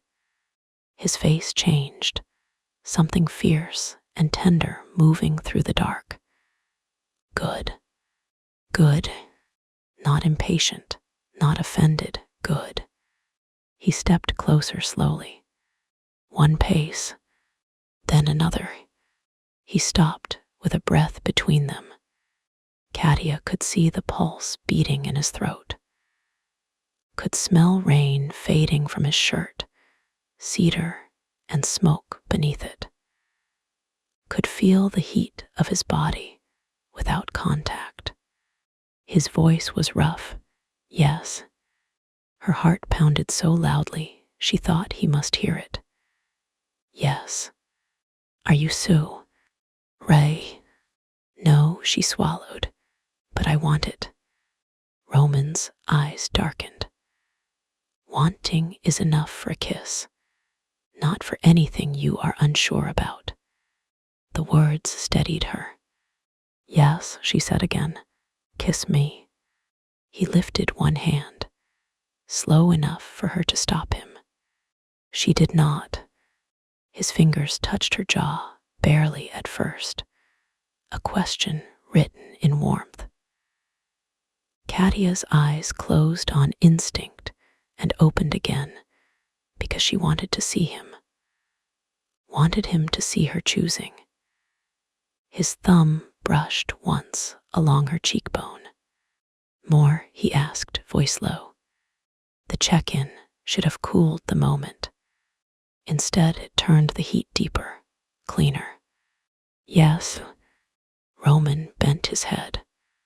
The kiss did not start like memory. Memory had polished everything until it shone. His mouth, her breathless laugh, the hotel sheets twisted around them. This kiss was darker, slower, bruised by time. Roman's lips touched hers with such restraint that for one aching second it almost hurt, the carefulness of it, the way he held back even as his whole body trembled with the effort. Katia made a small sound against his mouth. Roman stopped. Her eyes flew open. His forehead hovered near hers, breath unsteady. Stop. No, the answer came too fast, raw and certain. No, don't stop. His eyes searched hers. Tell me what you want. The old command softened into invitation. Katia's fingers curled in the front of his shirt. Kiss me like you remember. Something broke in his face. Not control, not entirely. The distance between restraint and hunger vanished. Roman kissed her again, and this time memory roared back with teeth. His mouth was warm, firm, devastatingly familiar, and changed by everything he had survived. Katia felt the kiss down to her knees, a low pull through blood and bone, grief turning for one dangerous moment into heat, because the body did not understand timelines or betrayal. It only understood that the man she had once wanted beyond reason was here, alive, asking, giving her every chance to refuse. She did not refuse. She opened for him with a breath that sounded too much like need. Roman's hand slid from her jaw to the side of her neck, not gripping, just holding, his thumb resting where her pulse hammered. His other hand stayed at his side, curled into a fist, as if touching her with both hands would ask too much. Katia noticed. She took his wrist and set his hand on her waist. Roman pulled back instantly, eyes dark and searching. Yes, yes, her voice shook. I put you there. His breath left him. So you did. His hand settled at her waist, heavy and careful over the satin of her dress. No demand, no claim, just contact. It undid her. Katia leaned into him, and Roman made a sound low in his throat, not triumph, not possession, but pain finding relief. He kissed the corner of her mouth, then her cheek, then stopped with his lips near her temple. I missed you, he said against her skin. The words shattered the fragile spell. Katia stiffened. Roman felt it and released her immediately, stepping back far enough to give her air. Too fast, too respectful, too late. Her hand went to her mouth. The kiss still lived there, warm and accusing. "Don't say that," she whispered. His chest rose and fell hard. "It is true. That doesn't make it fair. No, you can't miss me and leave me alone to have your child." His face tightened. "I know. You can't kiss me like that and make the last 2 years hurt less. I was not trying to." "It does, though." Her voice cracked, anger rushing back because vulnerability was terrifying.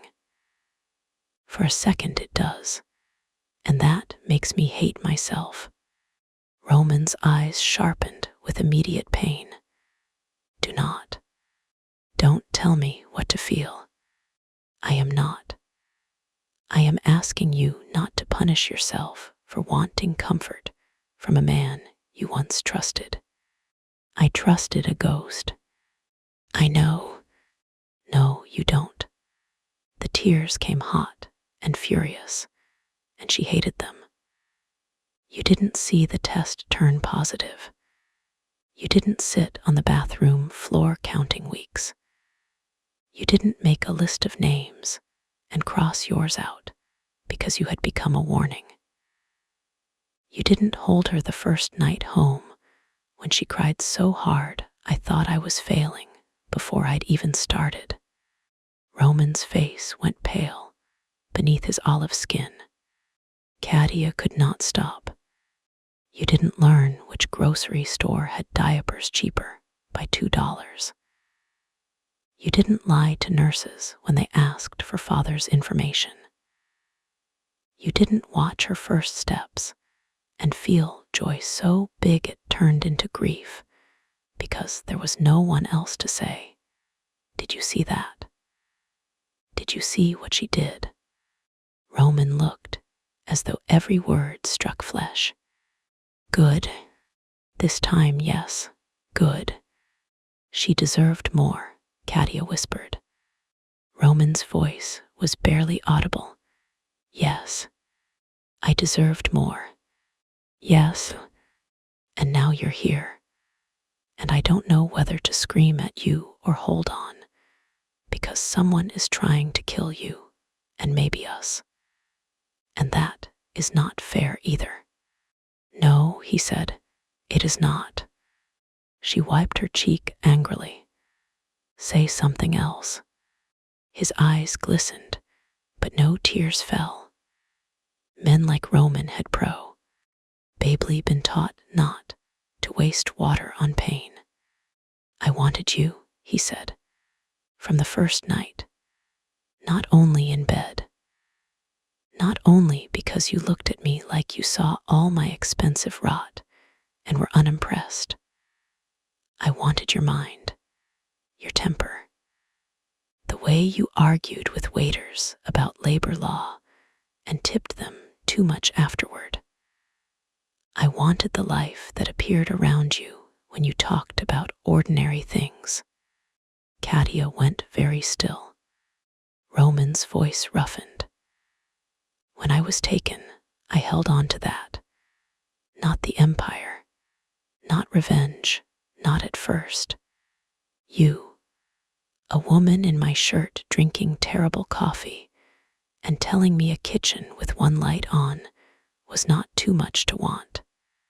Her throat closed. "I thought if I survived, I would find you," he said. "If you hated me, I would take it. If you had moved on, I would deserve it. If you were happy, I would leave." His gaze moved toward the hall, toward Mila. "I did not know happiness had your courage and my eyes." The tears spilled again. Not loud, not dramatic, just too much truth pushing through too many cracks. Roman did not step closer. That restraint, after the kiss, after the confession, hurt more than anything. "I don't know what I want from you," she said. "I will wait until you do. You keep saying that like waiting doesn't cost anything. It costs less than taking." The sentence settled between them, quiet and absolute. Katia believed him. That was the worst part. Before she could answer, the door to the library swung open. Elena stood there, face alert. "Roman." He turned instantly, his body shifting between Katia and the door before thought could intervene. Katia hated and loved that in the same breath. "What?" he asked. Motion on the south wall. Camera 3 cut for 7 seconds. Roman's face went deadly. Intruder. Not confirmed. But someone left something at the outer gate. Katia's skin chilled. Something. Elena looked at her. A phone. Roman moved toward the hall. Katia caught his arm. "No." He looked down at her hand, then at her face. "I'm coming," she said. "Katia, I am done waiting in rooms while men deliver messages about me." His expression told her he wanted to argue. Then Mila cried. Not a whimper this time. A sharp, frightened sound from the bedroom. Katia released Roman and ran. Mila was sitting up in the toddler bed, hair wild, face crumpled, bun clutched to her chest. "Mama, I'm here." Katia gathered her up, sitting on the edge of the bed and rocking her. "I'm here, baby. Bad dream." Mila pressed her wet face into Katia's neck. "No castle." Katia's heart broke. I know, sweetheart." Roman stopped in the doorway. Mila saw him through tears and frowned. "Big wet," she sniffled. Roman looked as if he might collapse. Katia stroked Mila's back. "He's not wet now." Mila's lower lip trembled.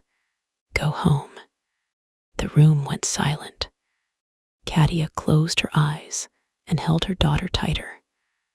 Soon. It was a lie. She knew it. Roman knew it. Even Mila, with whatever strange wisdom toddlers carried, might have known it. Roman's phone buzzed in Elena's hand. She must have brought it from the library table. Her face changed as she looked at the screen. Roman took it. He read. His expression became something Katia had not seen before. Not rage. Fear. "What?" she whispered. He turned the phone toward her. A video was playing. Shaky, taken from outside the estate wall, showing the iron gate in the rain. A black phone lay on the ground. Then a gloved hand placed a small white toy rabbit beside it. Not Bun. A copy. Cheap new, clean. The video ended. A message appeared beneath it. A man with a child cannot be king. A man with a woman can be controlled. Send Katia away before sunrise, or I prove both. Katia's arms tightened around Mila. Roman's face had emptied completely. Elena's voice was low. "There is more." Roman looked at her. "The phone is active. One incoming call. Unknown number. It has rung twice." Katia rose slowly, Mila still in her arms. Roman said, "You are not hearing this." Yes, Katia said, I am. No. Her gaze snapped to his. We just had this fight. I will have it again. No, you won't. Mila stirred in her arms, and Katia lowered her voice with effort. You don't get to decide which threats I'm allowed to hear when my daughter is the subject of them. Roman stepped closer, voice equally low and far more dangerous. And you do not understand what a man like Victor can do with your voice if he hears fear in it. Then he won't hear fear. He will try to cut until he does. Then let him learn mothers have teeth. For one charged second, they stared at each other over the small, warm weight of their child. Then Roman looked away first. Bring it inside, he told Elena. Shielded room, trace active. No one answers until I am there. Elena nodded and left. Katia kissed Mila's temple. Can Irina sit with her? Roman hesitated. Yes. I want Emma called too. Mila knows her voice. If she wakes again, I want someone familiar on the phone. Done. Within minutes, Irina arrived in a gray robe with her silver hair braided down her back, looking like an elderly queen prepared to defend a nursery with a knitting needle if required. She spoke softly to Mila, produced warm milk, and somehow convinced her that the castle had rules against bad dreams. Mila, exhausted, accepted this legal argument and eventually let Katia lay her down again. Katia stayed until her daughter's breathing evened out. When she turned, Roman was waiting in the hall. The kiss lived between them still. So did the fight. So did Victor. Shielded room, she asked. Below the east wing. Basement. Yes, of course. His mouth did not move. They walked together through the quiet wing, down a narrow stairwell Katia had not noticed, past 2 locked doors, and into a room that looked less like a basement and more like a war office. Screens lined one wall. A central table held the white phone in a clear evidence bag, the cheap toy rabbit beside it. 3 men and Elena stood around the table. The phone rang. The sound was bright and obscene in the silent room. Katia's pulse kicked. Roman looked at her one last time. He wants reaction. Give him none. She lifted her chin. Answer. Roman tapped, a device connected to the phone. Victor's voice filled the room, warm as candlelight over poison. Roman, I was beginning to think you had forgotten how to pick up. Roman said nothing. A soft laugh. Ah, listening in silence. How dramatic. Is Katia there? Katia said yes. Roman's eyes closed for one brief, furious second. Victor inhaled as if pleased. Brave woman. Bored woman, Katia said. You keep repeating yourself. One of Roman's men looked at her like she had just juggled knives in a nursery. Victor chuckled. There she is. I wondered whether motherhood had made you soft. It made me efficient.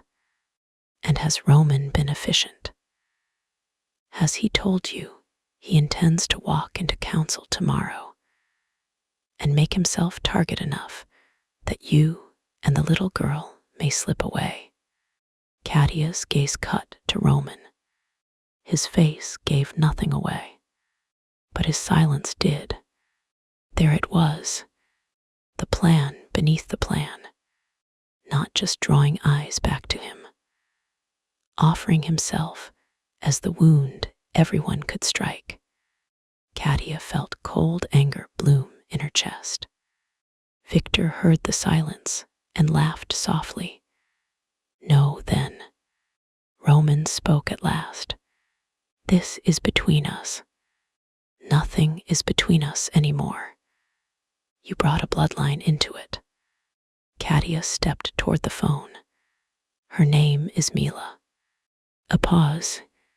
Then Victor said, "A pretty name. Does she look like him when she's angry?" Roman's hand came down on the table, so hard the cheap rabbit jumped. "Say her name again," he said, voice almost gentle, "and I will remove your tongue in front of the men you want to impress." The room went utterly still. Victor's amusement thinned. Still pretending brutality is strength. "This is why you came back wrong, cousin. You mistake damage for authority, and you mistake cowardice for strategy." "Cowardice?" Victor's voice sharpened. "I stayed. I kept the accounts clean. I soothed old men while you chased reform like a boy trying to wash blood from his hands. Then you vanished, and the family survived because I held it together. You fed pieces of me to my enemies. You were already weak." The word struck the room like flint. Roman's voice lowered. "Say what you called to say." Victor exhaled, the polished mask sliding back into place. "Very well. Katia, listen carefully. Before sunrise, you will leave Roman's estate with your daughter. Elena can drive you. I am not unreasonable. There is a passport packet and funds waiting at a location I will send directly to you. You disappear.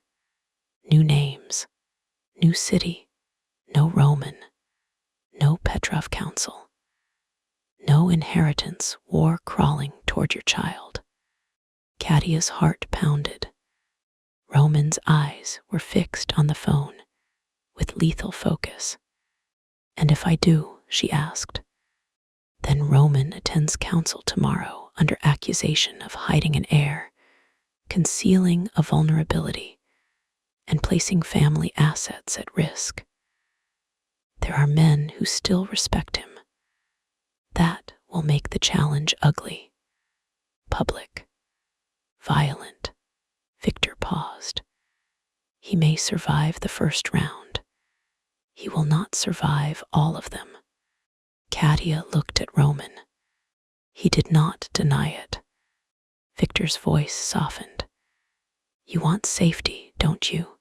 Not jewels, not power, not a throne soaked in old men's blood. Safety. I am offering you the only honest version of it." Katia's throat tightened, because that was the worst part. The offer wore the shape of her deepest desire. Leave, take Mila. Run beyond the reach of the Petrov name. No more photographs. No more counsel. No more men using words like succession near a toddler's bedroom. Roman looked at her then, not commanding, not pleading, just looking, as if he would let her choose, even this. That nearly broke her. Victor continued, voice silk smooth.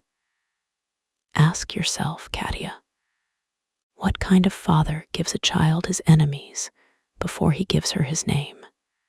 Roman flinched. Only once. Katia saw it, and something in her went for her. "Why still?" "Interesting," she said. Victor paused. "What is?"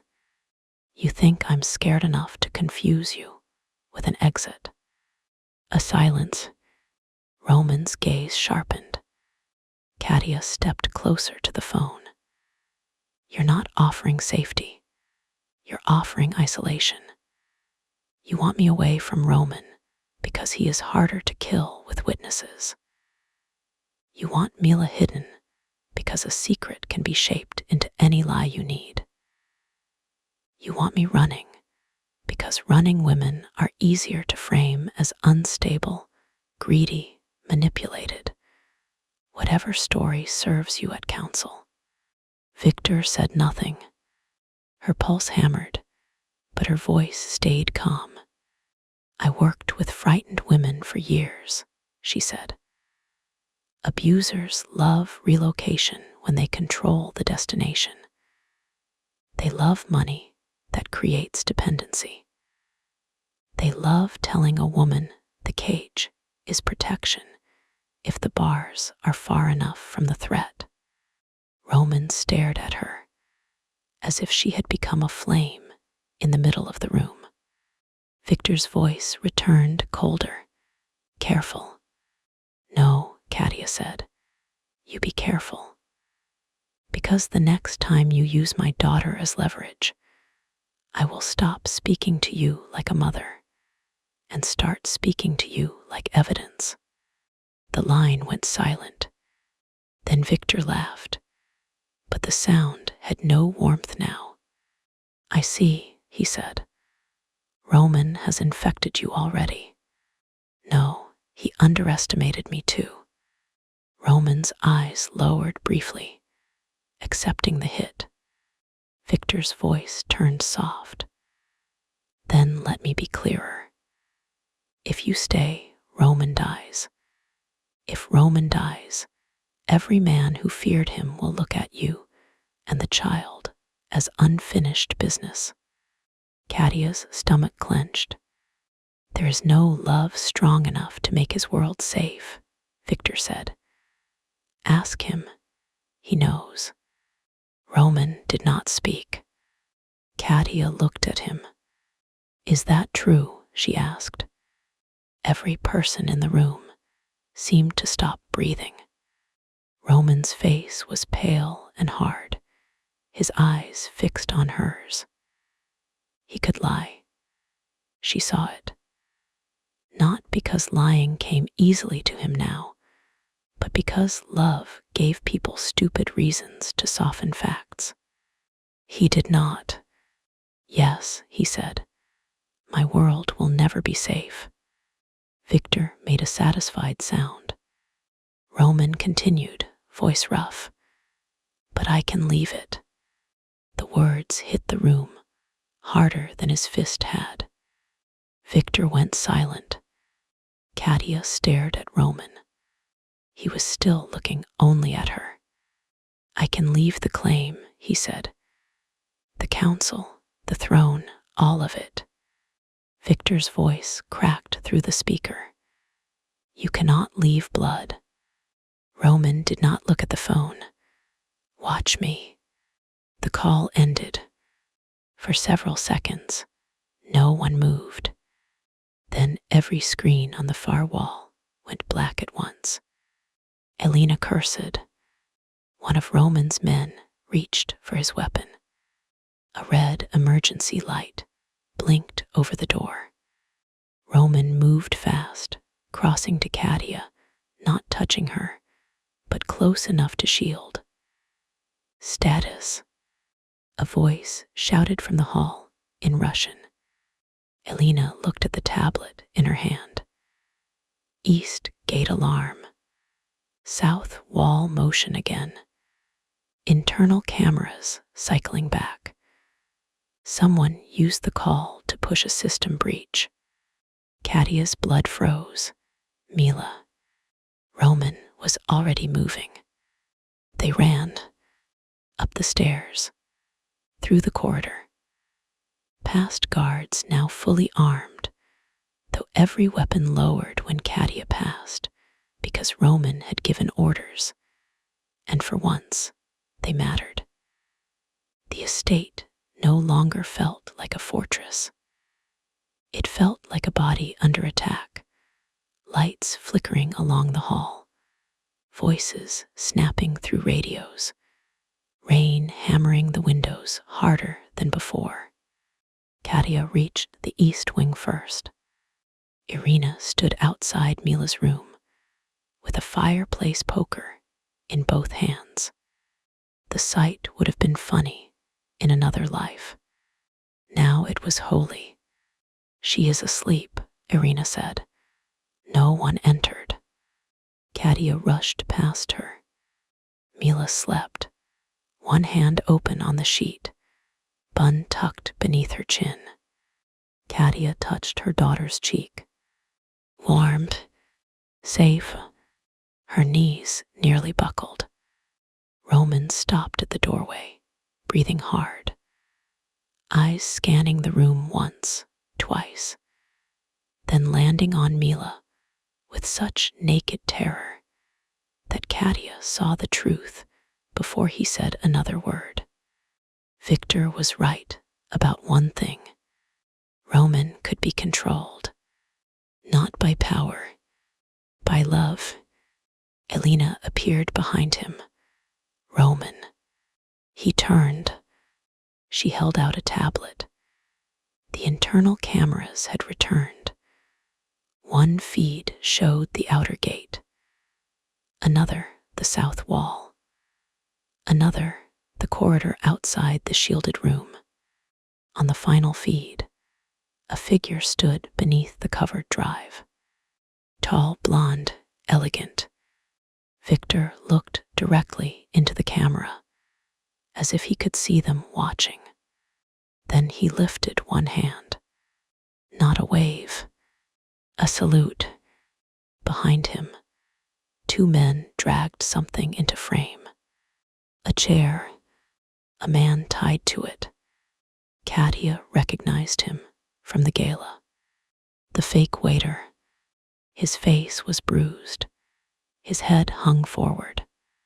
Roman's voice went deadly quiet. He is alive. On the screen, Victor crouched beside the bound man and held up a phone. A message arrived on Roman's device a second later. Come alone, cousin. Let us see what fatherhood has done to your courage. Katia looked from the screen to Roman. He had gone still again. That frightening, empty stillness that meant the part of him, capable of tenderness, had been locked behind steel. No, she said. Roman did not answer. Roman. His eyes flicked to Mila, then to Katia. In them, she saw the plan forming. Not a plan to win, a plan to trade himself. Katia stepped into his path before he could move. No. His voice was soft. Move, Katia. No. The hallway seemed to vanish around them. This is not your choice, he said. That's what men keep saying to me tonight. His jaw tightened. He is at my gate, and he wants you alone. He will not touch this wing while I am breathing. Exactly. So don't walk out there and stop breathing. Something flashed across his face. Pain, fury, love in its most dangerous form. He is here because of me. He is here because he is a traitor. Roman leaned closer, voice low enough that only she heard. If I do not go, he will escalate. If you do go, he owns you. His eyes held hers. For one breath, he looked like the man in the library again. The man who had asked before kissing her. The man who had said taking costs more than waiting. Katia placed her hand flat on his chest. His heart pounded beneath her palm. Choose us by staying alive, she whispered. Roman's control cracked. Only for a second. His hand covered hers against his chest, warm and shaking, his fingers closing as if he could anchor himself to the command. Then another message came through, this one to Katia's phone. Unknown sender. She looked down. One sentence. Leave with the child before sunrise, or watch him die before breakfast. Katia lifted her eyes to Roman, and outside, through the thick estate walls, a gunshot split the night. Chapter 5. Bloodline Betrayal. The gunshot did not sound like it did in films. It was uglier, shorter. A brutal crack that slammed through the estate walls and left the air afterward too large, too empty, too full of waiting. Mila woke screaming. Katia moved before thought, crossing the bedroom in 2 strides and gathering her daughter into her arms. Mila's small body shook against her chest, hot and terrified, her fingers clawing into the satin of Katia's ruined gala dress. "Mama, I'm here." Katia pressed her lips to Mila's hair, rocking her hard enough to steady them both. "I'm here, baby. You're safe. You're safe." The lie scraped her throat raw. Roman stood in the doorway, no longer a man, a weapon. Everything human in him had retreated behind his eyes. His face was calm in a way that made Katia's blood go cold. One hand already beneath his jacket, the other held slightly out from his body as men rushed past the hall behind him. Elena spoke rapidly into her earpiece. Irina stood near the wall, fireplace poker still gripped in both hands, her silver braid over one shoulder like armor from another century. Another shout rose from somewhere below. Then a voice over a radio. "South Drive. Man down, not ours. The waiter. The fake waiter. The man from the gala. The one Victor had dragged into frame like proof. He could put bodies wherever he wanted." Roman's gaze flicked toward the hall. Katia saw the decision forming again. "No," she said. Roman looked at her. Mila sobbed into Katia's neck. Loud, Mama, loud. "I know." Katia swallowed hard, never taking her eyes off Roman. "Irina, please." Irina set the poker against the wall, crossed the room, and held out her arms with a steadiness that made Katia want to weep. "Come, little bird. We will make the castle quiet again." Mila clung harder. "Mama." Katia kissed her damp cheek. "I'm right here. Irina is going to get your milk and bun, okay? I'm just going to talk to Big Friend." Roman flinched. Tiny, almost invisible. But she saw it. Mila turned her tear-wet face toward him, lower lip trembling. Big. Roman's face changed in a way that hurt to watch. The weapon cracked. The father looked through.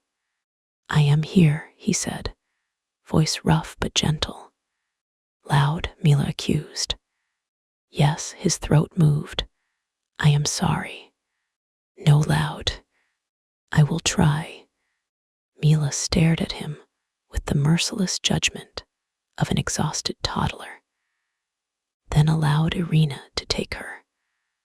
The one fist stayed locked around Katia's hair until Katia carefully unwound it. Irina carried her to the far side of the room, murmuring in Russian, soft enough to turn language into warmth. Katia stepped into the hall and pulled the door nearly shut behind her, leaving it open by an inch. Roman stood so close she could feel the heat coming off him, but he did not touch her. Good. If he touched her right now, she might either hold on or break his hand. You are not going out there alone, she said. His eyes were black. He shot a man at my gate. He shot a man to make you run toward him. I know. Then don't. Knowing a trap does not make the bait less alive. The waiter may already be dead. He is not. My men heard him. Katia's stomach turned. You can send guards. Victor wants me. Yes, which is why you don't give him what he wants. Roman leaned closer, not in threat, but urgency. His voice dropped low enough that the guards further down the hall would not hear.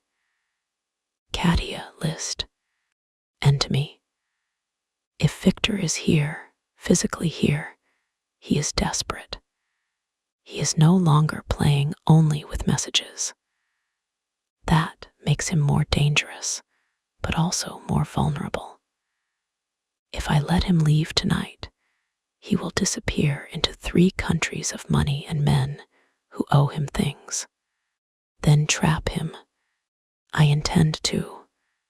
No, you intend to walk into whatever drama he built and call it strategy. His jaw tightened. You think I am that reckless. I think you're that guilty. The words struck clean. For a second, everything behind Roman's eyes went still. Katia did not soften. Not this time. You hear a gunshot and you see punishment. You see a man bleeding because of your past, your family, your name, and some part of you thinks it's justice if you bleed next. His face hardened. This is not about my guilt. It is always about your guilt. You wear it like a crown you hate. Elena's voice cut in from down the hall. Roman. Perimeter team has eyes on Victor near the South Drive. 2 men with him. Possible 3rd in tree line. The wounded man is alive, but losing blood. Roman turned halfway. Katia caught his sleeve. No. His gaze dropped to her hand. The memory of the library kiss flashed between them, hot and terrible. His hand at her waist because she had placed it there. His mouth pausing for her yes. His confession that wanting was not permission. This was different. This was another kind of consent, another kind of choice. Katia tightened her grip. You asked me how to protect us without making Mila afraid. Start by not making her watch men carry her father's body into this house. The word father changed him. She saw it move through his chest like a bullet that did not exit. I am not her father yet, he said quietly. Katia's voice broke despite her anger. Then survive long enough to become him. The hall went silent around them. Even Elena looked away.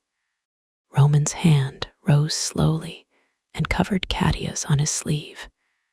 His fingers were warm, controlled, alive.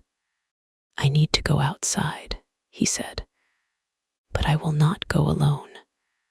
I will not meet him on his terms, and I will not trade my life for his theater. Katia searched his face. You promise? Yes. No vows on Mila. His mouth tightened with remembered correction. On myself. That was less comforting, but it was something. Katia released him. Roman looked at Alina. No one enters the east wing. Irina stays with the child. Mara stays inside the room. If anyone but me approaches, you put them down. Katia stiffened. Roman looked at her. Not visible to Mila, last resort. She hated that this counted as compromise. Elena nodded once and moved toward the bedroom. Roman turned back to Katia. You stay here. No. His eyes sharpened. Katia, you are not putting me in a room to wait for gunshots. You cannot come to the drive.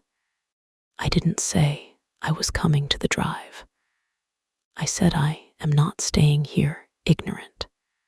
This is not a negotiation. Her eyebrows rose. He closed his eyes for half a second, visibly dragging control back over instinct. When he opened them, the old command had been tempered into something more careful. I am afraid, he said. The sentence stopped her. He said it plainly, not dramatically, not as manipulation, as a fact handed over because she had demanded truth, and he was trying, even now, to give it. I am afraid if you are near danger, I will make worse decisions, he continued. I am afraid if I look back and see you, I will not be the man who can outthink Victor. I will be the man who wants to destroy everything between him and you. That man is useful for killing, not for winning. Katia's throat tightened. You are asking me to stay away because you need a clear head. Yes, that she understood, that she could respect, even if fear clawed at her. Then I go to the security room, she said. I watch the feeds. I hear what happens. You do not leave me blind. Roman's jaw flexed. Roman. Fine, he looked to Elena. Take her to the monitor room off the east hall. Lock it behind you. No, Katia said immediately. Not locked. Roman's gaze returned to her. She held it. He nodded once. Not locked, guarded. Fine. They moved fast. Katia entered the smaller monitor room with Elena at her shoulder and found 6 screens glowing over a narrow console. Not the basement war room. This was closer, warmer, built for estate staff rather than battle.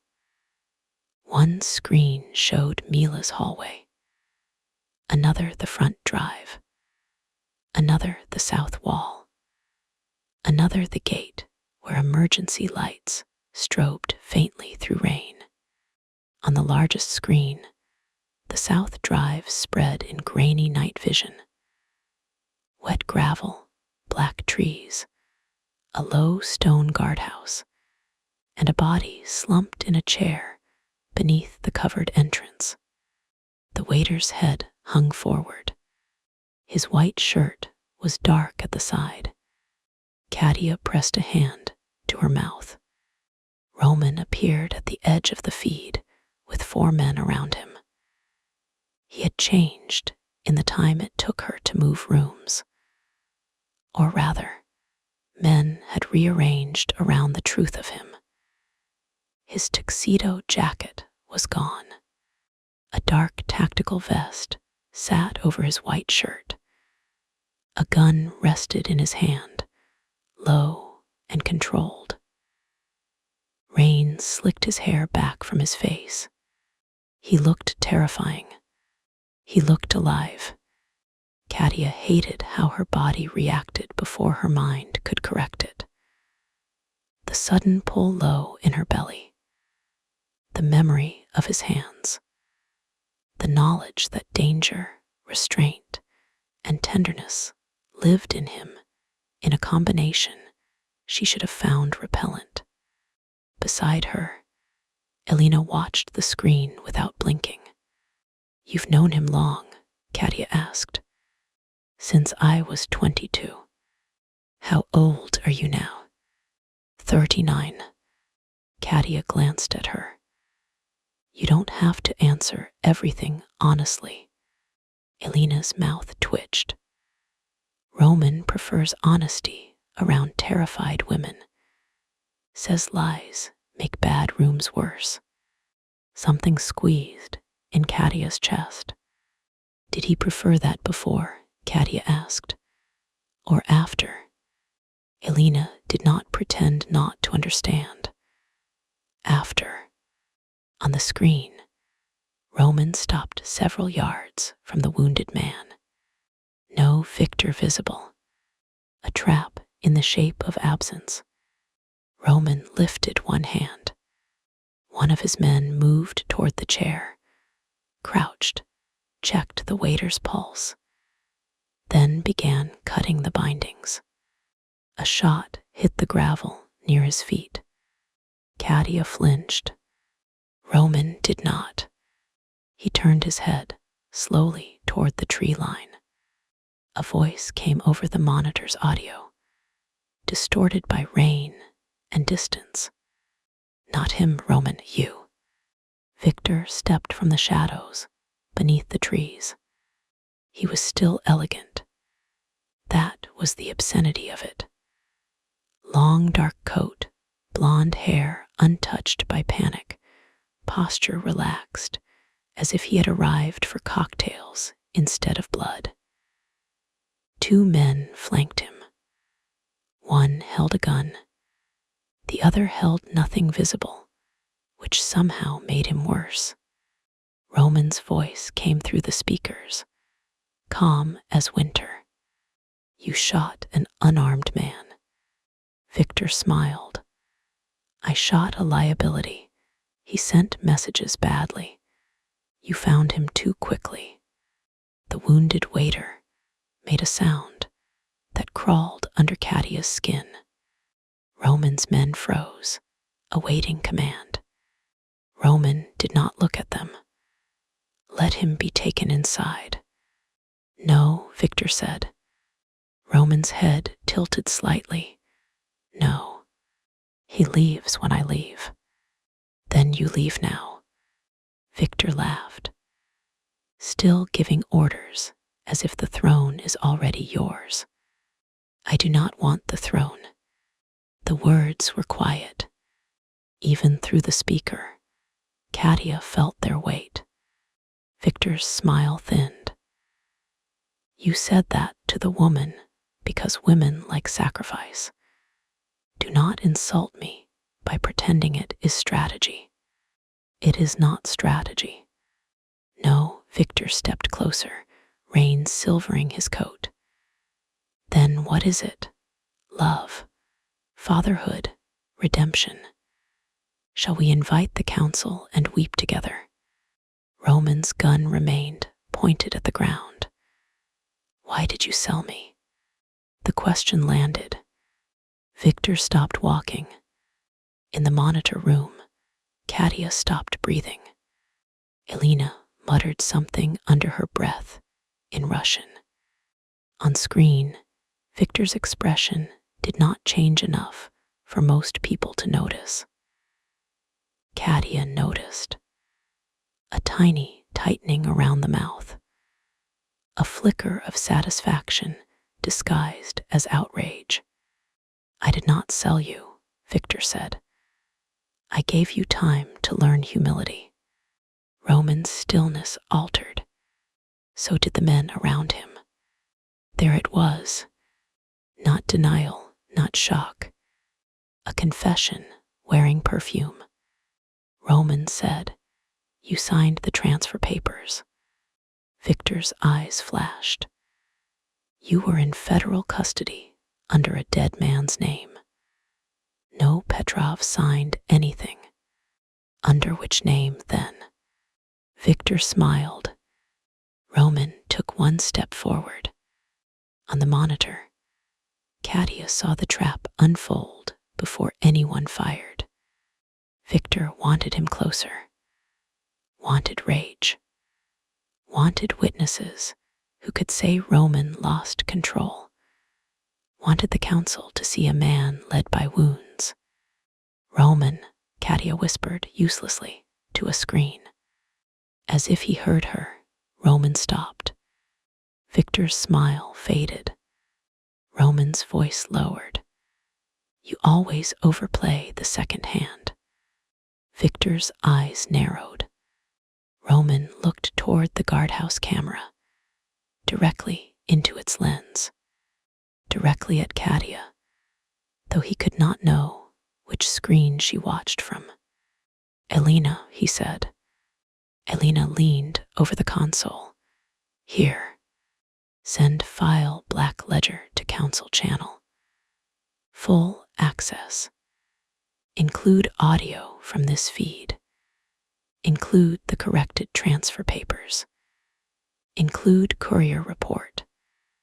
Include the photo package sent to Katia Monroe and all metadata. Katia turned to Elena. What is Black Ledger? Elena's fingers moved over the keyboard. Proof Roman has been collecting for 18 months. Her pulse kicked against Victor, against everyone. On screen, Victor's face changed. Not much. Enough. You bluff, he said. Roman lifted his phone. No. Victor's phone buzzed. Then the phone of one of his men. Then faintly, through open channels inside the estate, Katia heard other devices lighting up. A cascade of messages traveling outward like fire through dry brush. Victor looked down at his screen. For the first time, his elegance cracked. You stupid bastard, he whispered. Roman did not move. You wanted council attention. Now you have it. Victor's eyes lifted, no longer amused. Do you know what you have done? Yes. You exposed family accounts. I exposed treason. You exposed all of us. No, Roman said. Only the men who thought blood made them untouchable. Victor's smile returned, but it was wrong now, pulled too tight. And you think they will thank you. You think old wolves forgive a son for bringing torches into the den. I think old wolves understand survival.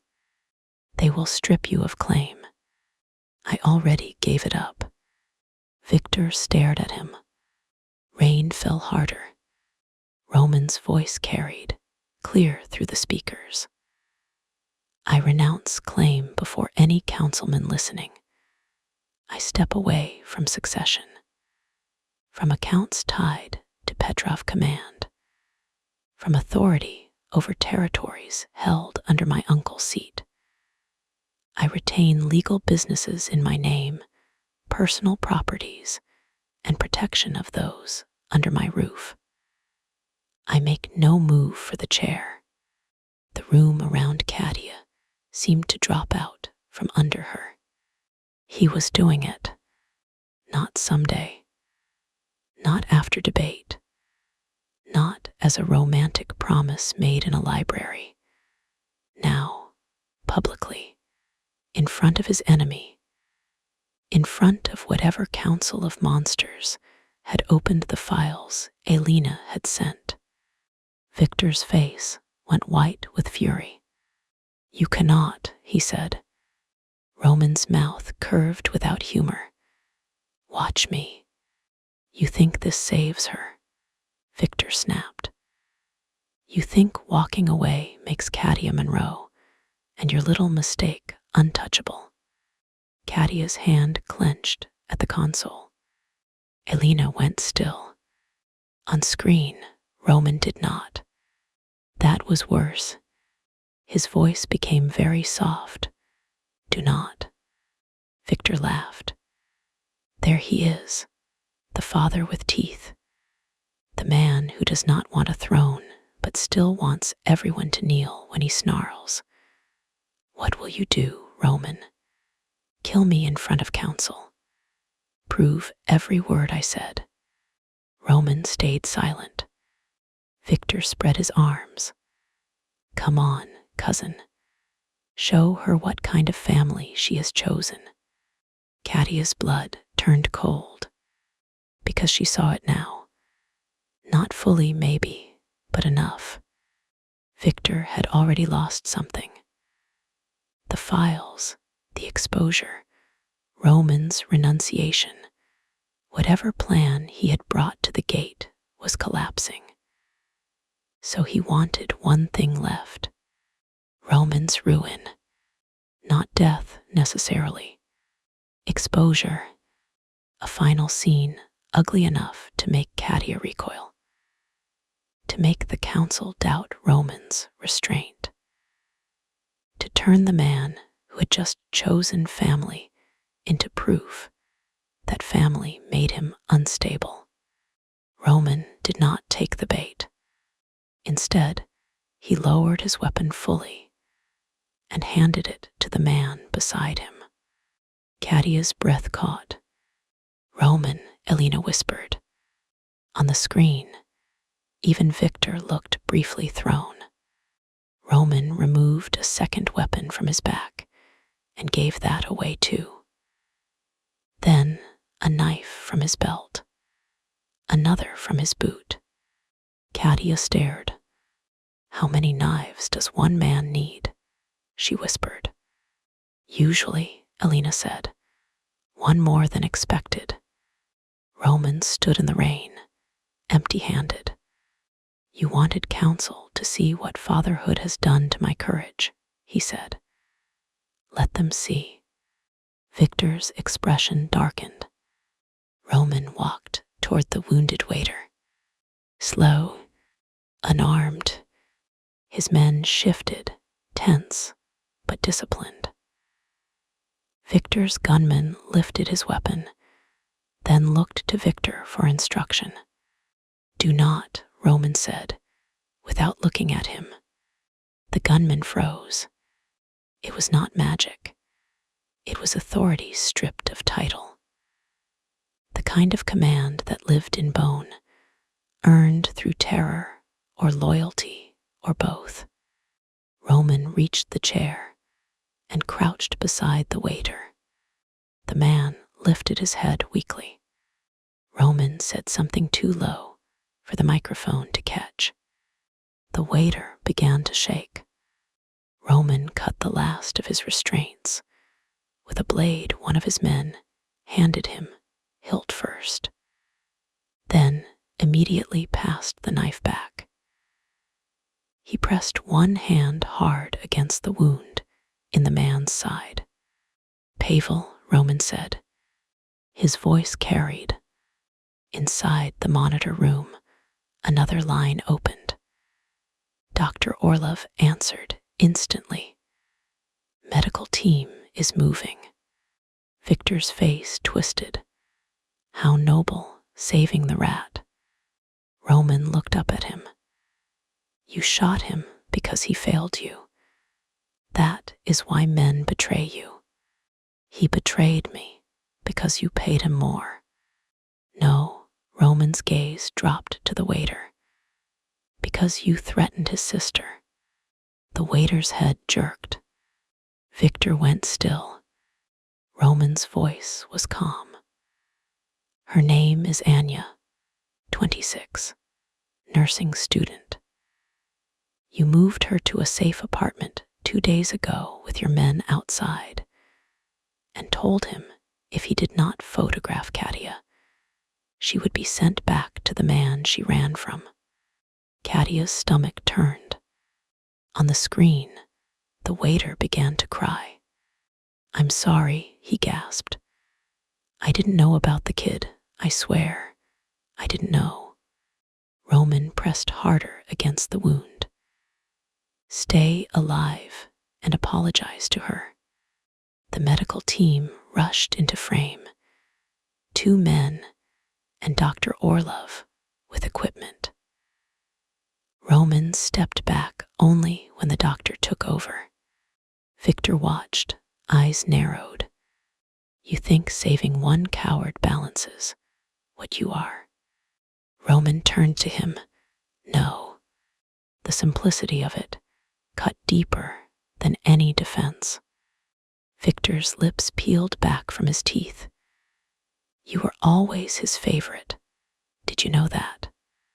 My father worshipped your father. My mother said your name like a prayer, and mine like an apology. Roman will lead. Roman will restore us. Roman has vision.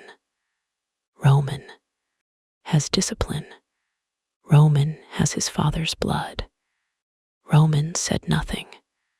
Victor stepped closer. All polish gone now, rain plastering blonde hair to his forehead. Your father was a butcher with good suits.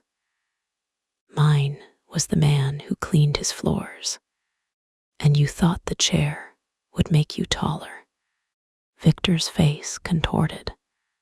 There it was, the wound under the ambition, the boy beneath the traitor, not sympathetic, not forgivable, but visible. You were gone, Victor hissed. You should have stayed gone. I had order. I had the old men listening. I had shipments clean, judges fed, police quiet. Then whispers came back. Roman alive. Roman returning. Roman wronged. Do you know what wronged men become in our world? Roman's voice was flat, inconvenient. Saints, Victor spat. Martyrs. Men everyone suddenly remembers loving. So you found Katia. Victor smiled again, and Katia felt it through the screen like dirty fingers on skin. Not at first. That was luck. Roman's stillness sharpened. Victor noticed and savored it. Ah, that hurts, doesn't it? You imagined conspiracy, perhaps. A grand hunt. No, a donor list. Lydia Cross mentioned her pet legal angel would attend the Meridian Gala. Monroe. The name was familiar. Then you looked at her like a man seeing sunlight after a grave. Katia's heart slammed. Lydia, unknowing maybe, used maybe. Still, her name now belonged to the chain of events that had brought danger to Mila's window. Roman's voice was deadly soft, and the child. Her phone, Victor shrugged. You saw, I saw, your face did the rest. The room around Katia seemed to tilt. So the threat had been born in real time. One glimpse, one moment of Roman's pain. That was all it had taken for Mila's life to become a weapon in Victor's hand. Katia gripped the edge of the console until her nails hurt. Victor looked toward the camera then, directly at it, directly somehow at her. Are you watching, Katia? Roman's head turned. Victor smiled. Of course you are. Women like you cannot resist truth, even when it ruins them. Katia's phone buzzed in her hand. Unknown sender. A live call request. Elena's gaze snapped to it. Do not answer. Katia stared at the screen. At Victor, smiling in the rain. At Roman, standing between a wounded man and a cousin who wanted to turn love into a public execution. Her thumb hovered. Elena said, sharper, Katia. Katia answered.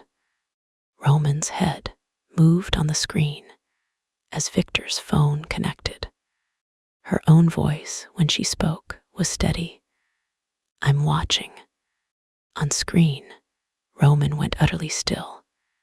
Victor's smile bloomed. "Good." Katia held the phone to her ear, eyes fixed on the monitor. "You wanted me to see him as a monster. I wanted you to see clearly." "I do." Roman's face changed. Victor's gaze flicked back to him, pleased. "Then tell him." Katia swallowed. Every person in the monitor room seemed frozen around her. She looked at Roman on the screen, rain-soaked, unarmed, furious, grieving, controlled. A man who had come back wrong, yes.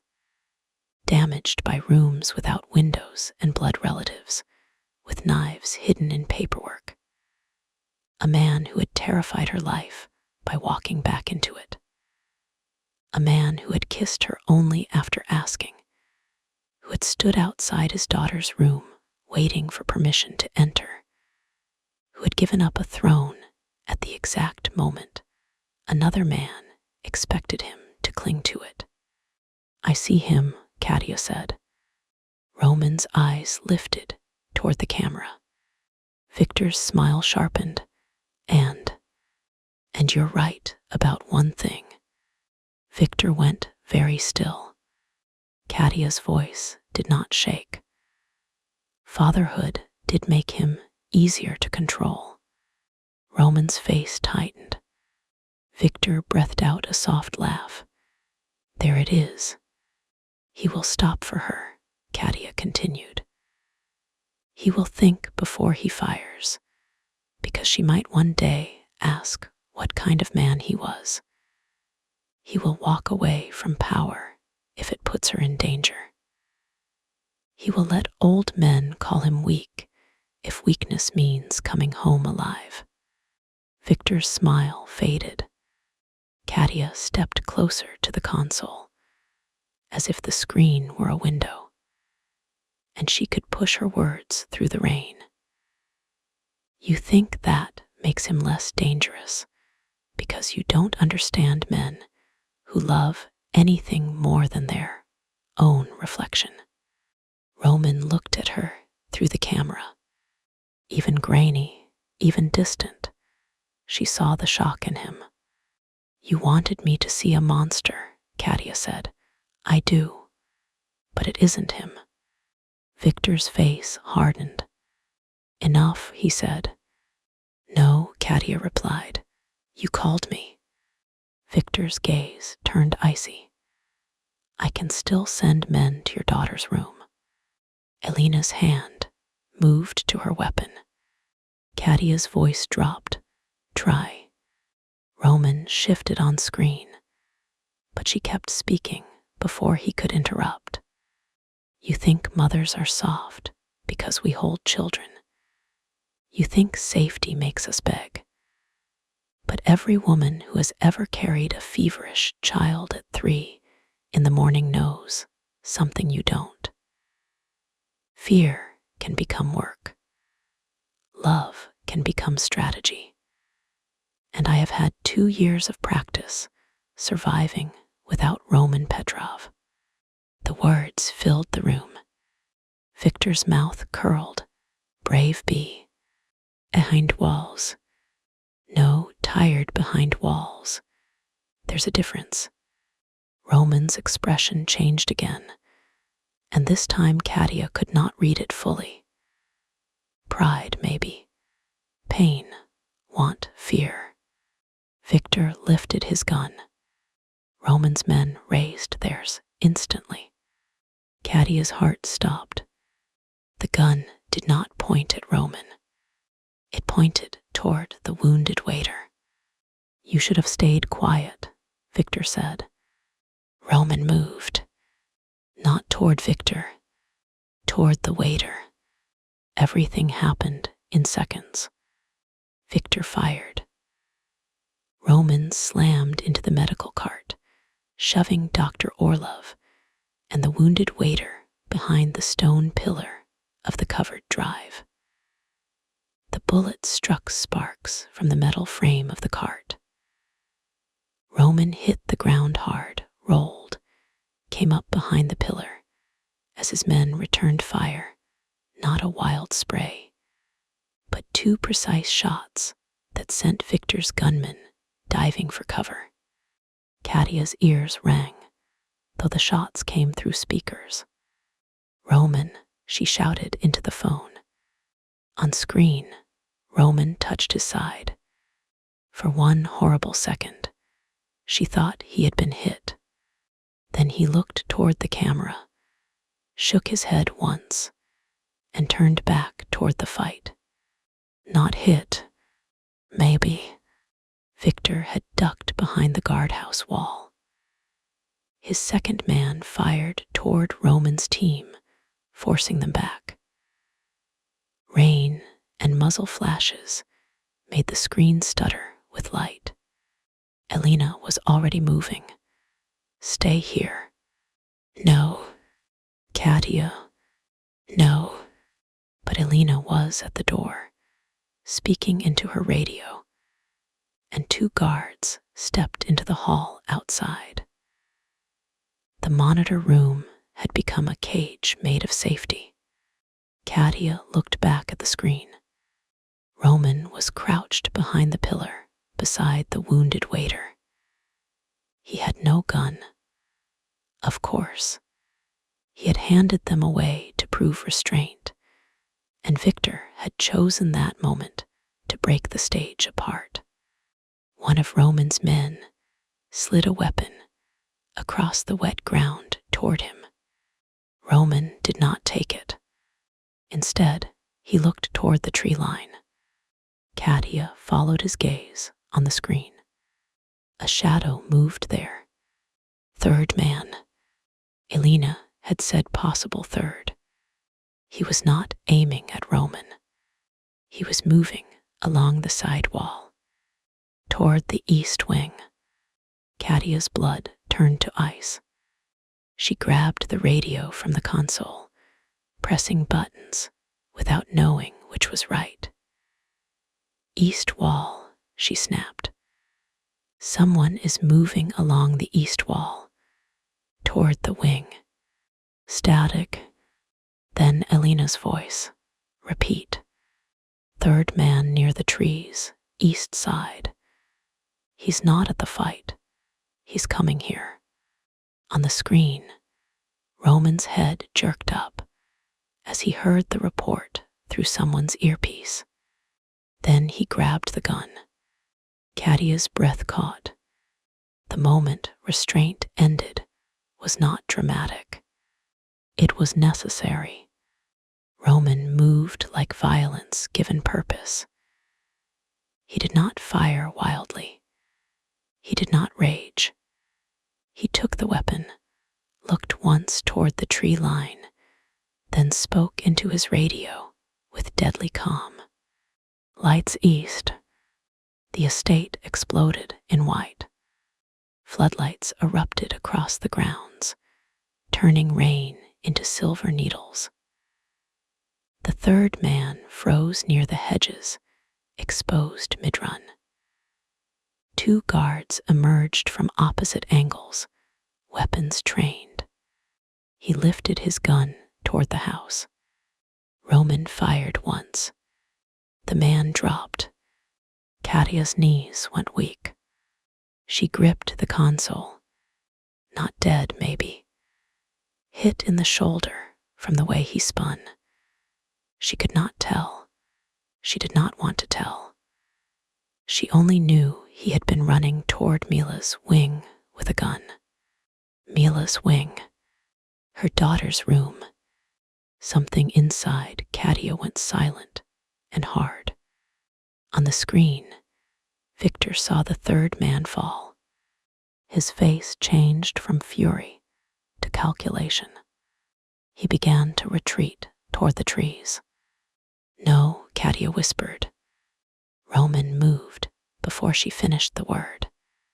He left cover, weapon raised, rain hammering him, his men shifting around him like a living wall. Victor's remaining gunman fired twice. Roman fired once. The gunman fell back, clutching his leg. Victor ran, not elegantly now, not like a prince, like a coward who had misjudged the depth of the water and found teeth beneath it. Roman pursued him into the rain.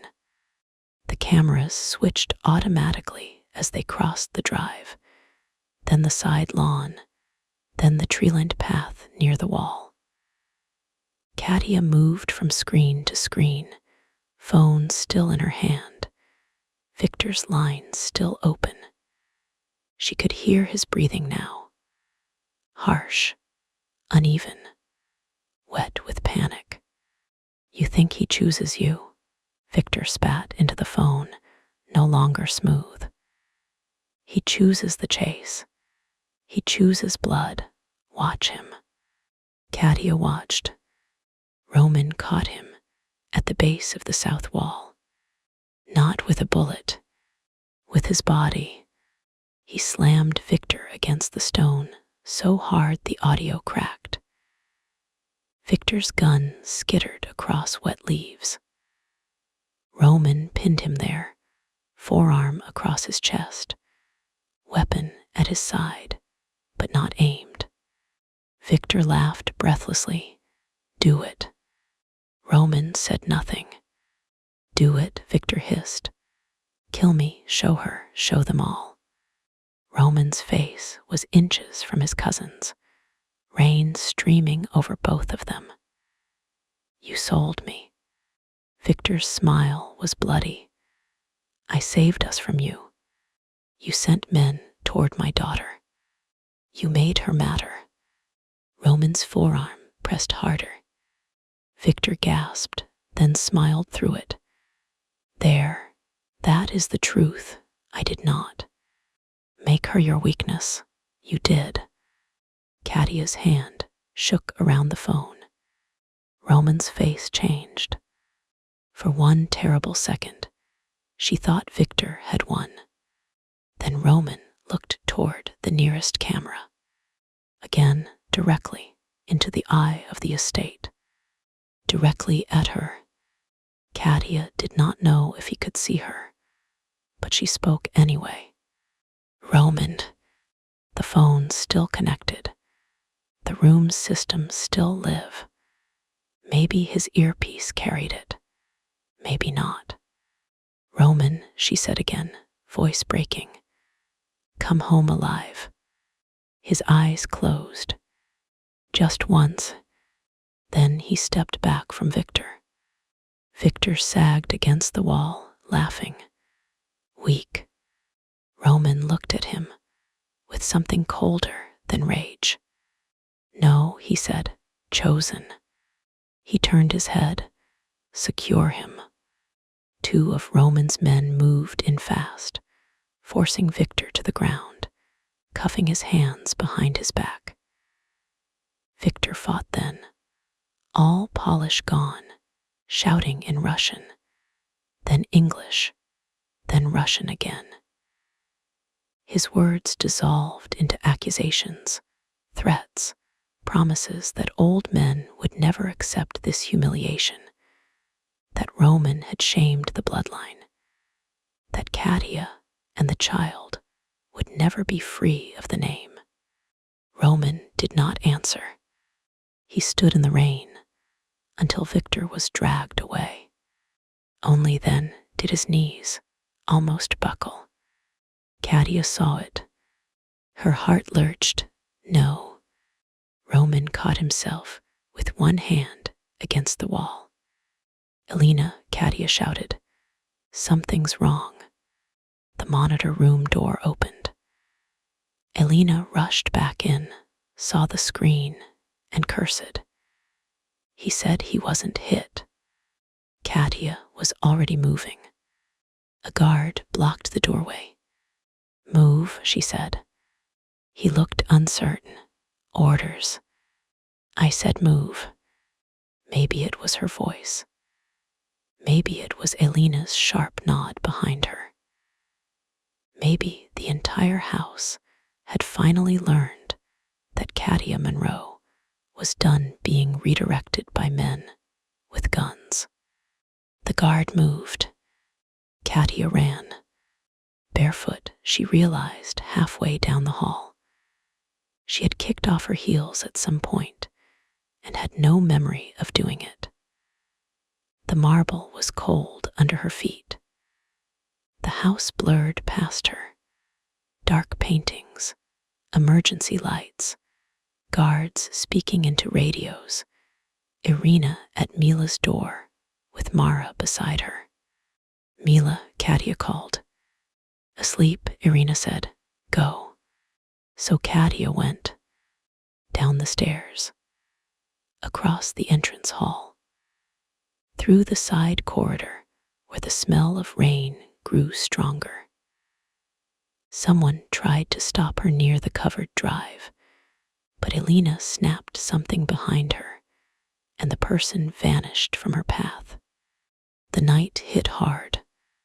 Cold rain, mud, gunpowder, blood. Roman was being half carried toward the covered drive by one of his men, though he looked furious about it. His white shirt was torn at the side beneath the vest. Dark red spread along his ribs. Katia's lungs seized. You lied, she said. Roman looked up. Even pale, even bleeding, he looked annoyed. I was grazed. You lied. His mouth opened. No, she pointed at him. Do not make that face. Do not use some Mafia definition of wounded where blood only counts if you can see daylight through the hole. One of his men made the mistake of smiling. Roman glared at him, then looked back at Katia. It is not serious. Dr. Orlov appeared with a medical kit. It needs stitches. Katia threw Roman a look. He had the audacity to look faintly chastened. Inside, Dr. Orlov said. No, Roman answered. Gate first. Katia stepped directly in front of him. Inside. His eyes darkened. Katia, you are bleeding onto your dramatic driveway. It is gravel. I do not care if it is imported royal gravel. Inside. Elena muttered, she has a point. Roman looked at her with betrayal. Elena shrugged. You are bleeding on the gravel. For one insane second, despite the rain and blood and terror, Katia almost laughed. Roman saw it. The corner of his mouth moved faintly. Then pain cut through him, and the almost smile vanished. Katia's anger turned sharp with fear. Roman, I am all right. No, you are upright. Different things. His gaze held hers. There was blood on his shirt. Rain on his lashes. A bruise already forming along his jaw where Victor must have hit him. He looked dangerous and exhausted and stubborn enough to die just to avoid being told to sit down. Katia stepped closer, lowering her voice. If you fall over in front of your men, I will never let you forget it. His eyes flickered. Is that a threat? He asked. Yes. Effective. He let Dr. Orlov and one of his men guide him inside. Katia followed, shaking now for a different reason. They took him not to a hospital bright room, but to a medical suite tucked off the main hall. Clean white cabinets, steel tray, examination table. Roman tried to sit in a chair instead. Dr. Orlov looked at him. Roman looked back. Katia crossed her arms. Table. Roman got on the table. Dr. Orlov cut away the ruined side of his shirt. Katia turned half away on instinct, then forced herself to look because fear made worse pictures than truth. The wound along Roman's ribs was long and ugly, bleeding steadily, but not deep enough to be catastrophic. A graze, yes, but not nothing. Not nothing when nothing had almost taken him from the driveway to a grave. Roman watched her face. You should not have come down and missed the chance to watch you lose an argument with a doctor. Dr. Orlov, disinfecting the wound, said, "Everyone loses arguments with doctors eventually." Roman hissed as antiseptic touched skin. Katia moved before thinking, taking his hand. His fingers closed around hers. Hard, then instantly loosened. Sorry. She looked at him. Even bleeding, even in pain, he checked his grip. Her chest hurt. Hold on, she said. His eyes locked on hers. Are you sure? The question was hoarse. She thought of the library, of his hand at her waist only after she placed it there, of his mouth stopping when she stiffened, of him lowering his gun, giving up a throne, stepping back from Victor when killing him would have been so easy and so damning. Yes, she said, I'm sure. Roman held her hand. Dr. Orlov began stitching. Katia kept her eyes on Roman's face because he would not look away from hers. She saw every flicker of pain he tried to hide, every breath measured through clenched teeth, every time his body wanted to brace harder, and he stopped himself because her hand was in his. Where is Victor? She asked Elena, who stood near the door. Secured, alive, loud. Counsel. Elena glanced at Roman. Roman answered, voice tight. They have the files. And they will come. Katia's blood chilled. Here. Some not tonight. You're sure? No. She closed her eyes. I appreciate the honesty. I hate it, but I appreciate it. Roman's thumb brushed once over her knuckles. It was barely anything. It steadied her anyway. Dr. Orlov tied off the final stitch. Done. No tearing these. Roman looked unimpressed. I know how stitches work. Historically, you do not.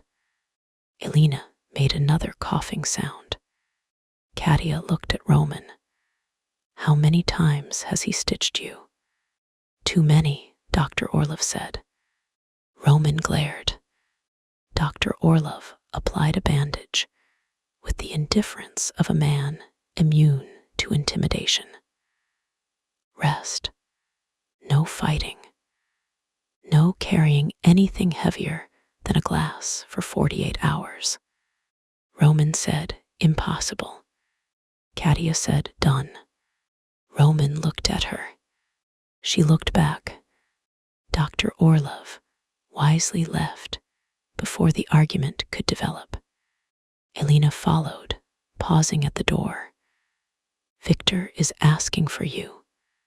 Roman started to rise. Katia's hand tightened on his. Elena added, I told him you were busy being dramatic. Roman stared at her. She gave him a serene look and closed the door. For the first time since the gunshot, they were alone. The medical suite hummed softly. Rain lashed the windows. Somewhere beyond the door, Men cleaned blood from gravel and dragged traitors into locked rooms and sent files to monsters in council chambers. Inside, there was only Roman sitting shirtless and bandaged on an examination table, and Katia standing between his knees with his hand still in hers. She realized the position a second too late. Roman realized it too. His gaze dropped to where she stood, close enough that her dress brushed his leg, close enough that his heat reached her through the chill in the room. The energy shifted, not away from fear, but through it. Relief became anger. Anger became need. Need became something that made her pulse beat low and hard. Roman's voice was rough. Katia, don't. What am I not doing? Whatever you're about to nobly refuse.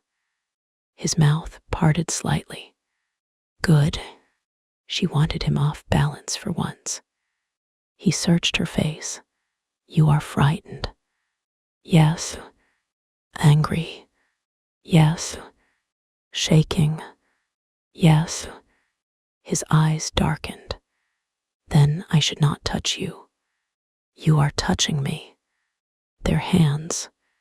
He looked down as if surprised by the fact, though he had been aware of every breath between them. He started to release her. Katia held on. His gaze lifted. She swallowed. I don't want sex. The words came bluntly, because subtlety had been burned out of her tonight. Roman's face changed, desire and restraint crashing together. I know, but I want you to kiss me. His breath caught. I want it because I'm scared, she said, and because I'm glad you're alive, and because I'm angry you scared me, and because I wanted it before the gunshot too. That's messy, but it's true. Roman's hand tightened slightly around hers, then relaxed. Messy truth is still truth. I need to be able to stop. Always. I need you not to turn it into more. I will not. I need you to ask me. His eyes softened in a way that made her throat ache. May I kiss you, Katia? She stepped closer. Yes. Roman lifted his free hand slowly, giving her time, giving her space. His palm touched the side of her face, warm and calloused, thumb brushing the rain that still clung to her cheek. He leaned in carefully, mindful of his bandaged ribs, and kissed her like a man who had nearly died and knew better than to rush what life returned. This kiss was different from the library. Less memory, more now.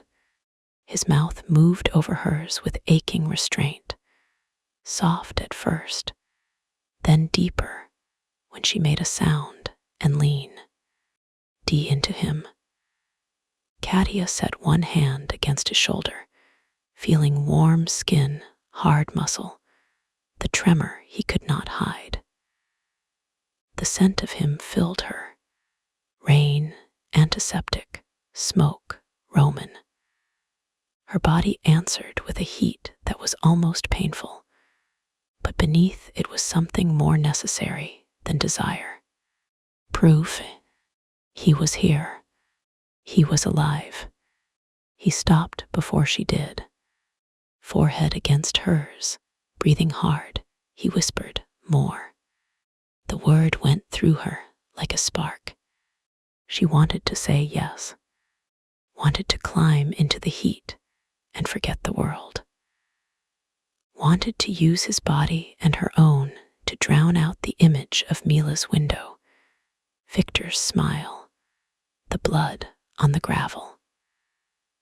wanted, for one reckless second, to let the old hunger make decisions. Roman waited. That was what saved her from herself. No, she whispered. He closed his eyes, not with disappointment, but relief so deep it almost hurt. Good. She huffed a shaky laugh. Most men don't say good to no. Most men are fools. That is unfortunately true. His thumb brushed once along her cheek. Then he lowered his hand. Thank you for telling me. The simple respect nearly broke her.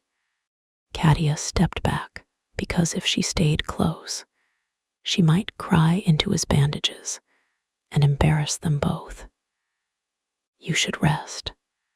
I need to speak with Victor. You need stitches to set. I cannot leave him alone with his own mouth for too long. He's tied up, isn't he? Yes. Then, unless he can chew through metal, he can wait. Roman's mouth twitched. You underestimate his vanity. No, I'm counting on it. Let him sit alone and imagine everyone reading those files.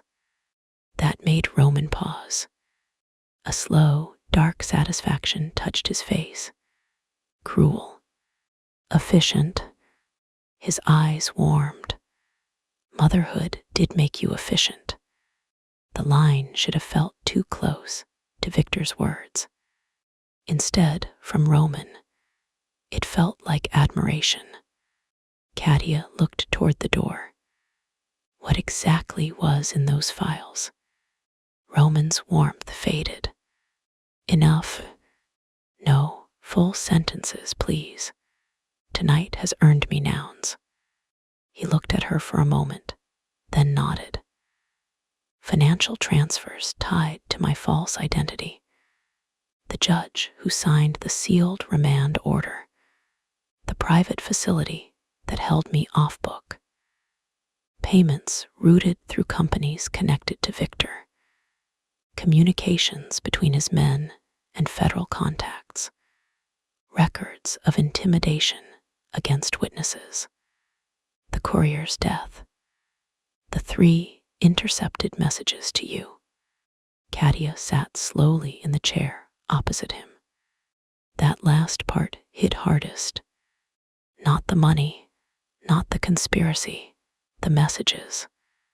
3 lifelines cut before they reached her. And you held this back until now. I had pieces, not the chain. But you suspected.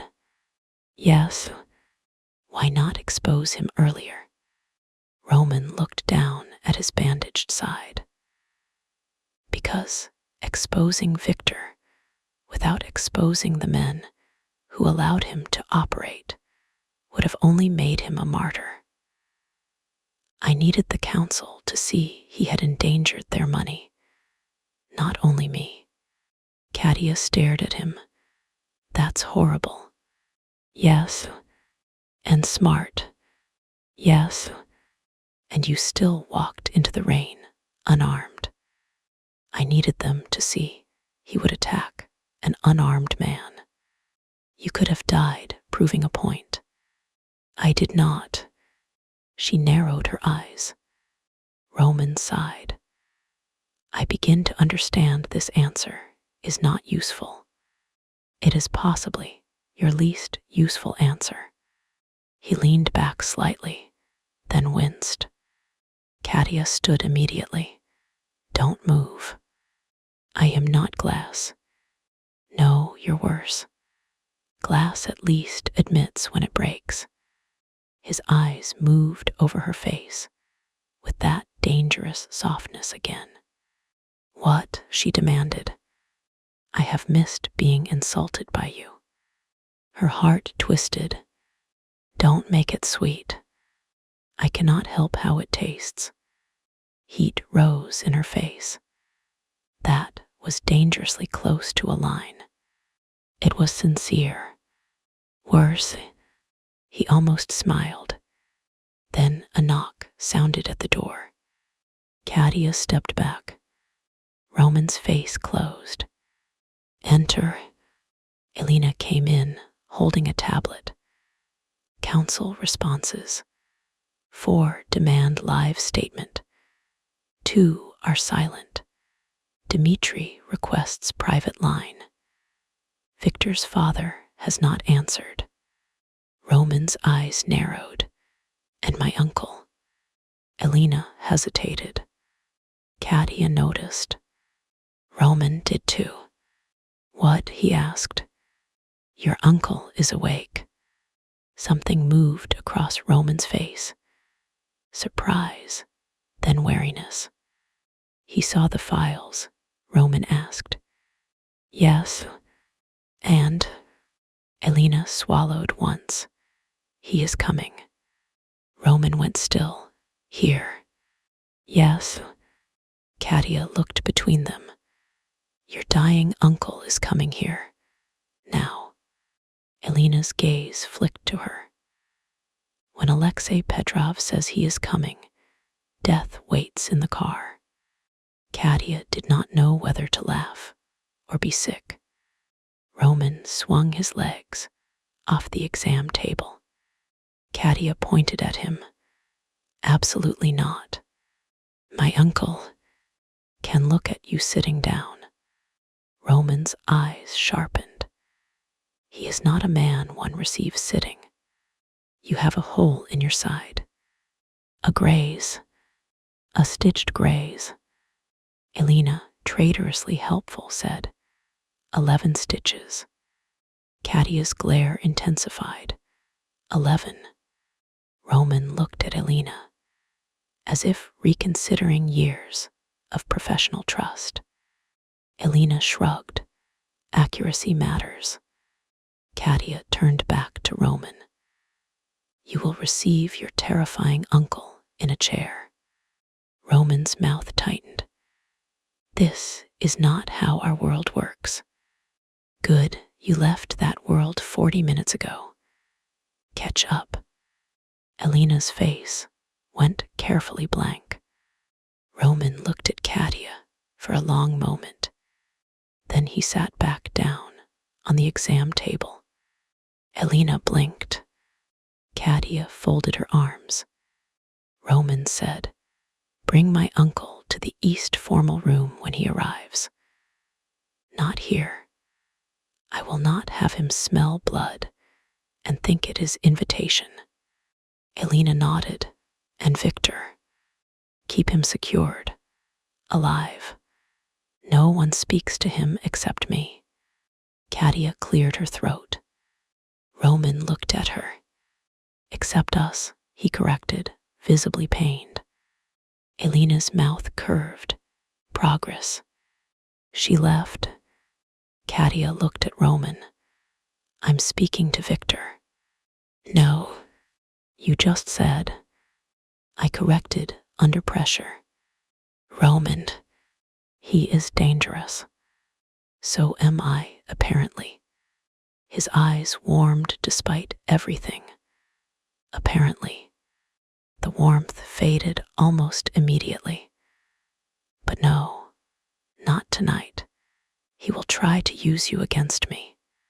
He already did, and failed because he was on a phone behind distance, without blood in the room.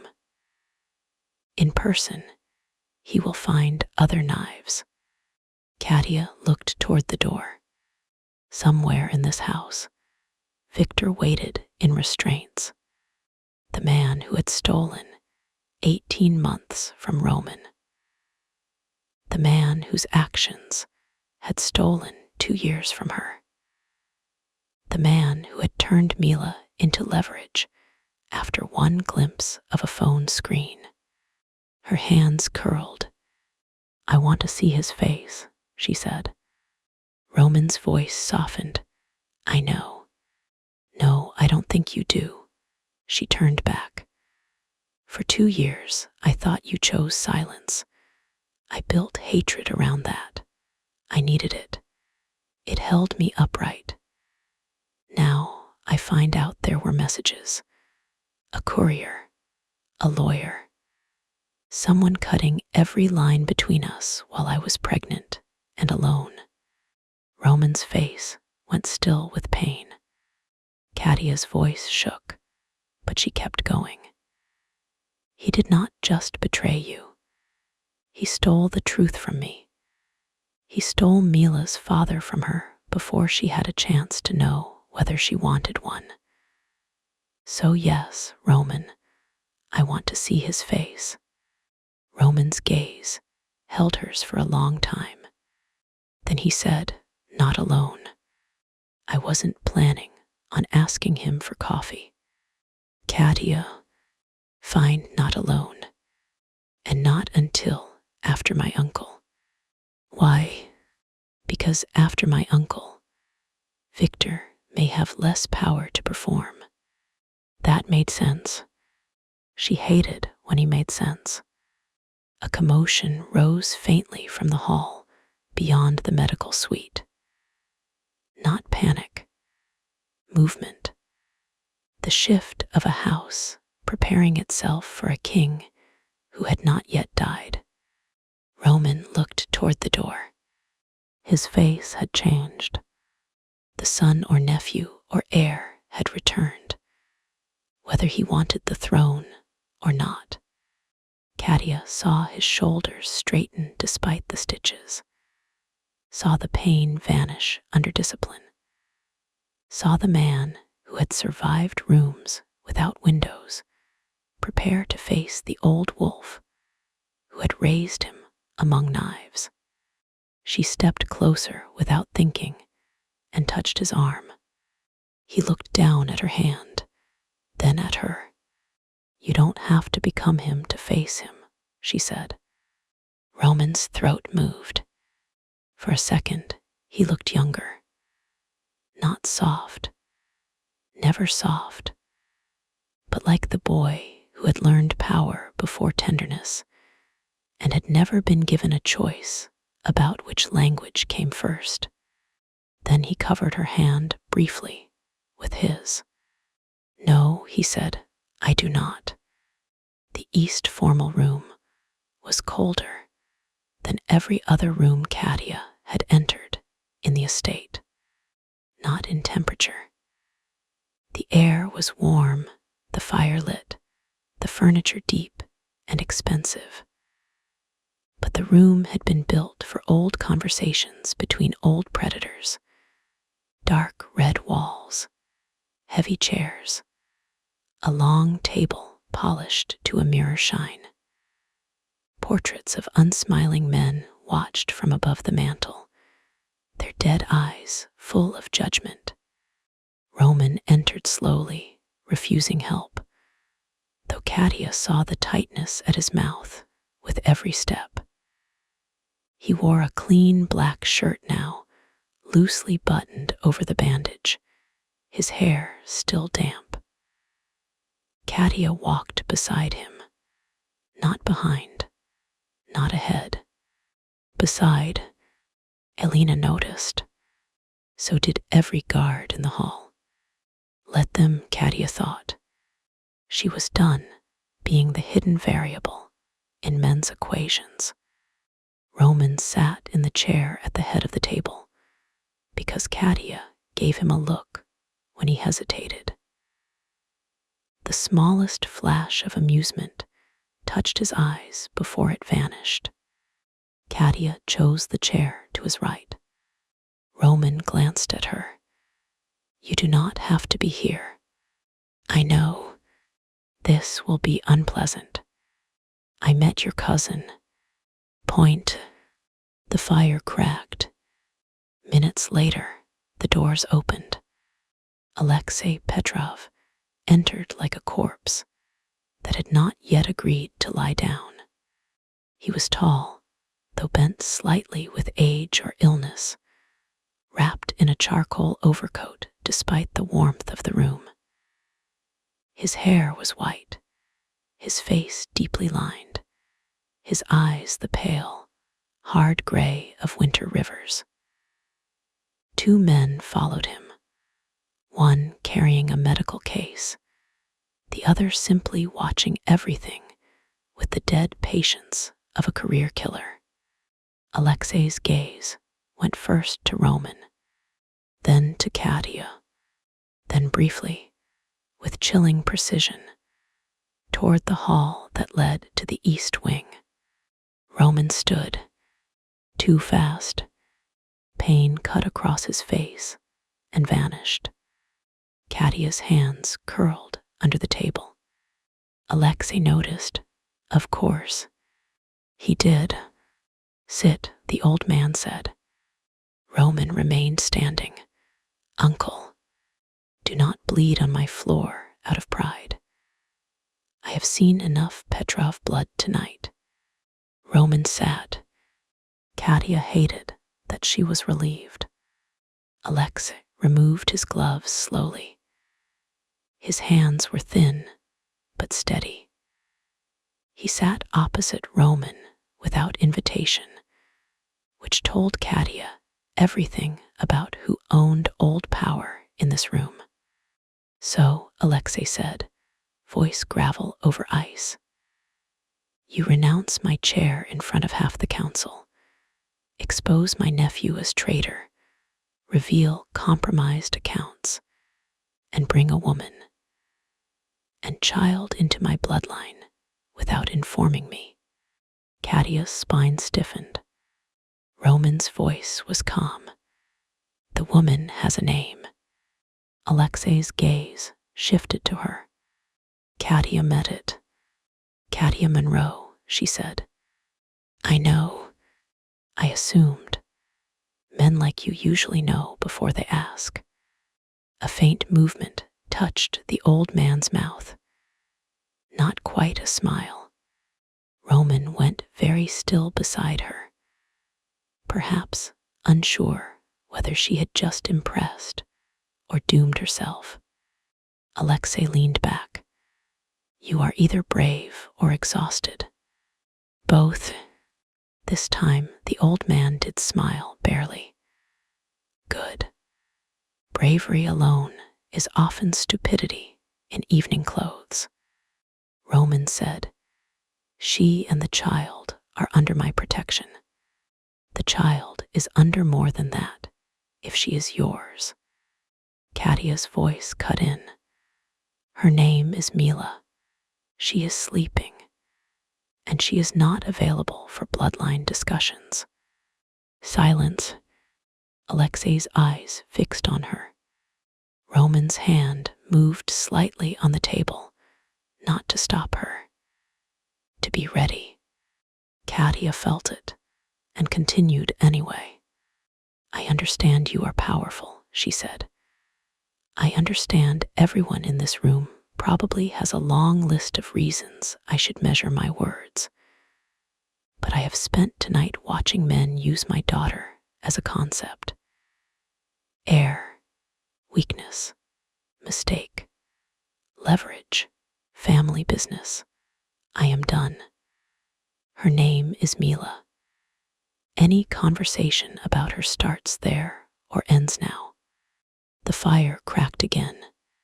Alexei looked at Roman. She speaks like a lawyer. She was one. I chose better clients, Katia said. Alexei looked back at her. And now I choose my daughter. The old man studied her for a long moment. Then he nodded once.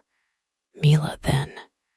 The room exhaled, though no one visibly moved.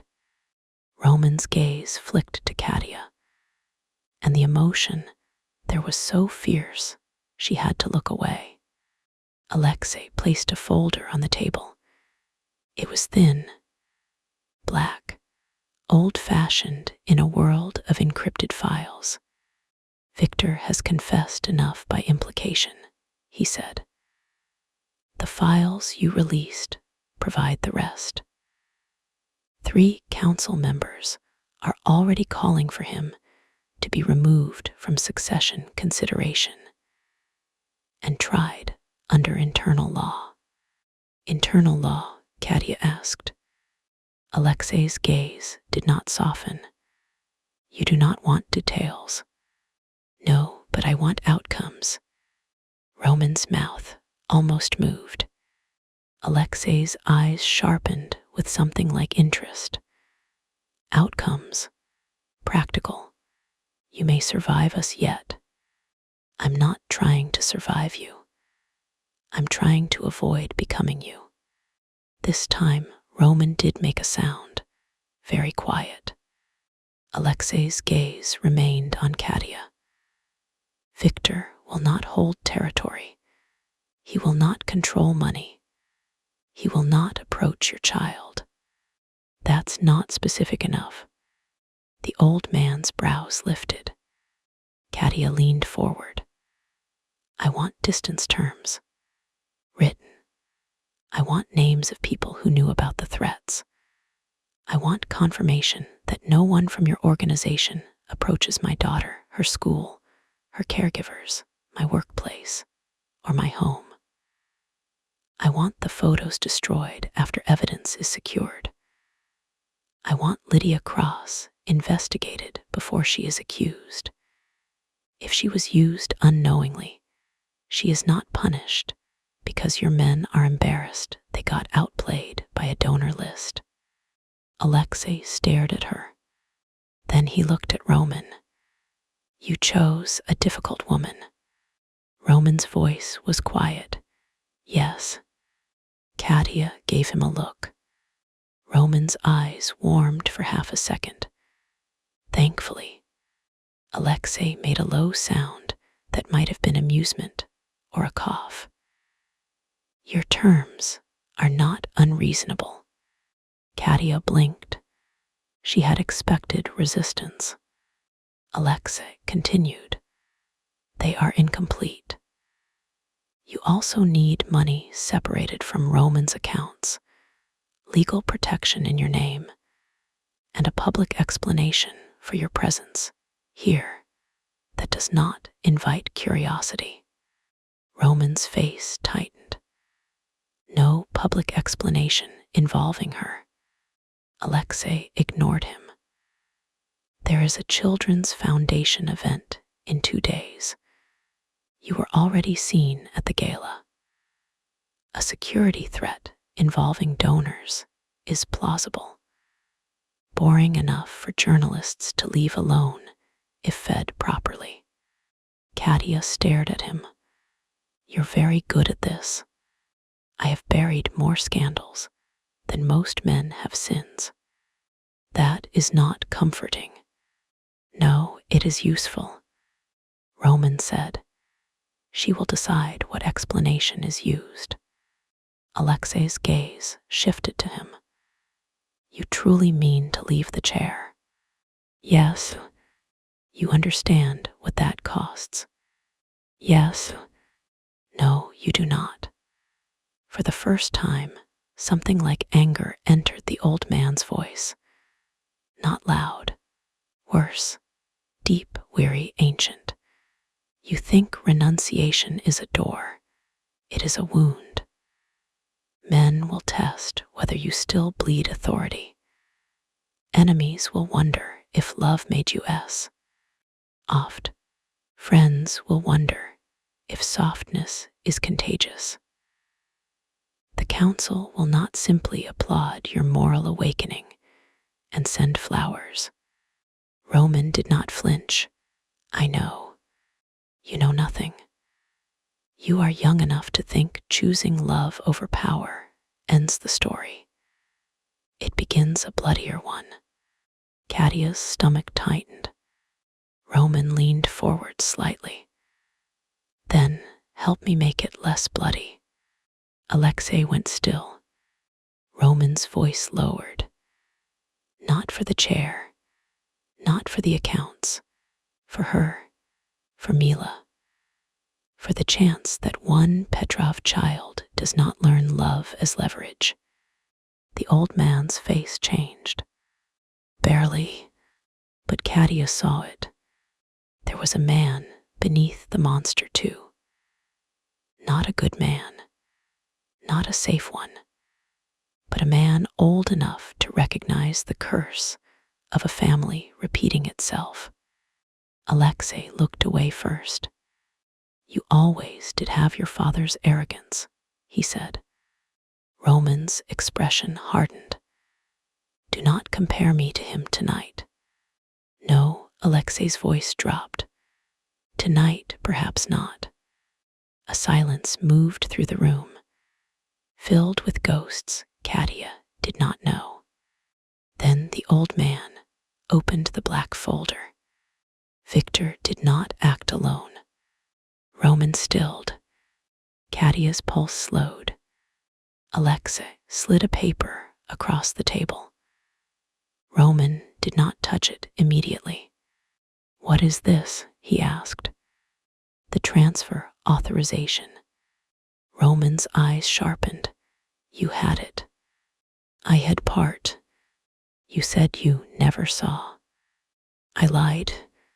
The words cracked across the table. Roman's face went white. Katia's hand moved toward him under the table, then stopped. She did not know if touch would help or humiliate him here. Roman looked at his uncle, as if seeing him clearly for the first time. "You knew." "I knew after," Alexei said. "After when?" "After you were already gone. And you did nothing." The old man's face hardened. "I did many things. You did not bring me home." "No." The honesty was monstrous. Roman stood so fast, the chair slammed backward. Katia rose with him. Guards moved. Alexei lifted one hand, and the room froze. Roman's voice was deadly quiet. "Why?" Alexei looked up at him. "Old, dying, unafraid. Because I did not know if you would come home as yourself." The words made no sense at first. Then they did, and horror moved through Katia like cold water.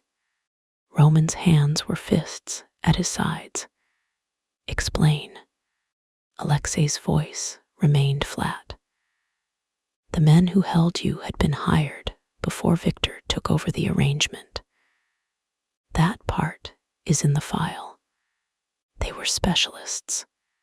Interrogation, conditioning, identity destruction.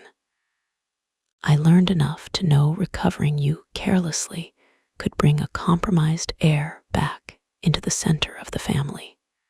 Katia whispered, "You left him there because he might be damaged." Alexei's gaze flicked to her. "I left him there for 6 weeks after I knew, because I was told he might be turned." The room went silent. Roman looked like he had stopped breathing. 6 weeks, not 18 months, not all of it, but 6 weeks was a lifetime in a room without windows. Katia felt something inside herself snap toward the old man. "You coward," she said. Roman turned his head slightly. "Katia." No, her voice trembled, but she did not look away from Alexei. "You talk about family and blood and chairs like any of it means something. But when the man you raised was being broken, you calculated risk." Alexei's face did not change. "Yes." The admission was almost worse. Katia's hands shook. And men call mothers emotional. For the first time, Alexei looked tired, truly tired. "I made a decision. As head of a family," he said. "You made a decision. As a man afraid to love anyone enough to be wrong." Roman's breath left him. Alexei's gaze sharpened, but he did not strike back. The silence trembled. Roman reached for the paper at last. Katia saw the name before he did. Not Victor, not Alexei, Petrov, Roman's father, the dead butcher in good suits. Roman stared at the signature. His face emptied. Alexei spoke quietly. Your father signed the first arrangement years ago. A contingency. If you moved against the old structure before he was ready, certain contacts were authorized to remove you. Victor found the mechanism after your father's death and used it. Roman did not move. Katia's heart cracked open. This was the twist beneath the twist. Not only Victor, not only ambition. A father's betrayal waiting like a buried blade, found and wielded by a jealous cousin. Roman's voice, when it came, was almost unrecognizable. He was dead before Chicago. Yes, but the trap was his. Yes, and Victor used it. Yes, Roman laughed once. It was the worst sound Katia had ever heard from him. Dry, broken, without humor. My father planned to erase me if I became inconvenient. Alexei said nothing. Roman looked at the paper again. And I spent my life trying not to become him. Katia stepped closer then, no longer caring who watched. She placed her hand on his back, careful of the bandage, grounding him. Roman did not look at her, but he leaned, almost imperceptibly, into her touch. Alexei watched them. Something unread. Blee moved through his old eyes. Now you understand, he said. Leaving the chair may not be weakness. It may be the only clean cut this family has ever made. Roman folded the paper once, then again. His hands were steady now, in a way Katia did not like. Where is Victor? He asked. Alexei leaned back. You will not kill him. Roman's eyes lifted. Alexei held the gaze. If you kill him after this revelation, men will call it family vengeance. If he is tried by counsel, everything in the file becomes record. His name is stripped, his assets seized, his allies exposed, his father forced to answer for him. He becomes a warning instead of a corpse. Roman's voice was cold. You advise restraint now. I advise victory. Katia looked at Roman. The choice stood before him, sharp and terrible. Kill the man who had used his father's trap, threatened his daughter, and tried to break him publicly, or let the system that made him suffer eat one of its own in front of witnesses. Roman closed his eyes. For one moment, Katia saw the fight inside him. Not good versus evil. It was never that simple. It was pain versus future. Blood versus Mila. The brutal satisfaction of ending Victor with his hands versus the harder work of living beyond him.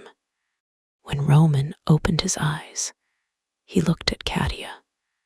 Not Alexei, not the guards. Katia. He goes to council, Roman said. Alexei nodded once. The old man rose slowly. Then you may yet leave this house alive. Roman looked back at him.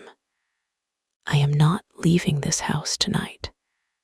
No, but you are leaving the inheritance I prepared you for. Yes. Good. Alexei pulled on his gloves. It was poisoned before you were born. He turned to Katia. If you take him, do not take the myth.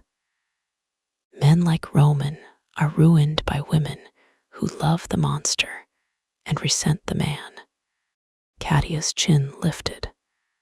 I'm not taking him anywhere tonight. Roman's mouth twitched despite the bloodless exhaustion on his face. Alexei inclined his head. Also good. He moved toward the door, then paused.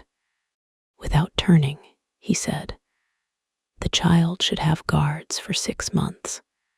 Katia stiffened. Alexei added, chosen by her mother. Paid by me, reporting to her mother, not Roman. Roman went still. Katia stared at the old man's back. That sounds like guilt, she said. Alexei looked over his shoulder. No, he said. It is insurance against more of mine. Then he left. The room emptied slowly after him. Men moving in tense silence until only Elena remained near the door. Roman stood beside the table, the folded transfer paper in his hand. Katia touched his arm. Roman.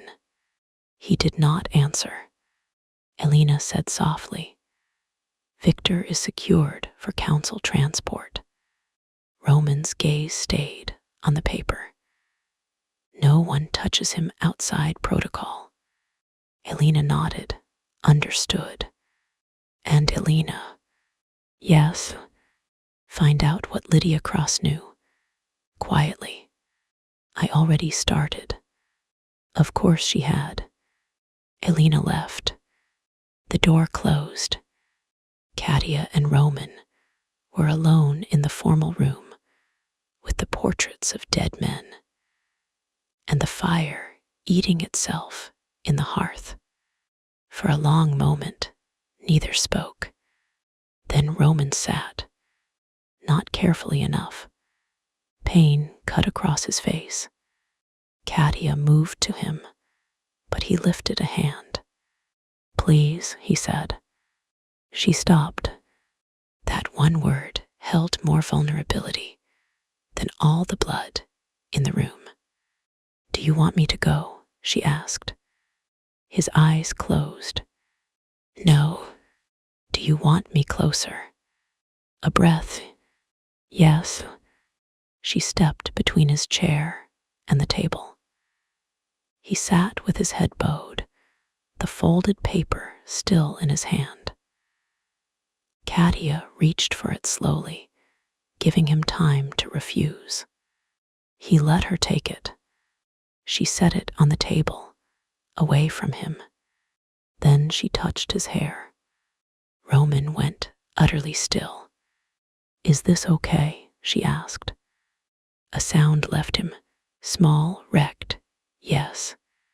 She slid her fingers through the damp black strands, gentle, because she did not know where else he hurt. His forehead came forward until it rested against her stomach, his hands hovering at her hips, but not touching. Katia's throat closed. You can hold me, she whispered. His hands settled at her waist with aching care. Not gripping, not taking, holding. The intimacy of it was almost unbearable. Roman Petrov, who had faced his cousin in the rain and his uncle under portraits of butchers, bowed against her like a man finally allowed to feel the knife after surviving the wound. Katia's hand stayed in his hair. I'm sorry, she said. His voice was muffled against her dress. Do not apologize for my father. I'm not. I'm sorry you were his son. Roman's hands tightened once, then loosened immediately. Sorry. Roman, I know. No, hold on if you need to. He went still. Then his arms came more fully around her, careful of his ribs, but firm enough that she felt the tremor in him. Katia closed her eyes, one hand in his hair, the other on his shoulder, and let him hold the shape of something neither of them had language for yet. Not forgiveness, not reunion, not love spoken safely, but something, a beginning made in the ashes of old men's choices. After a while, he lifted his head. His eyes were red-rimmed, but dry. "I will not be him," he said. "I know. You cannot know. I know because you stopped."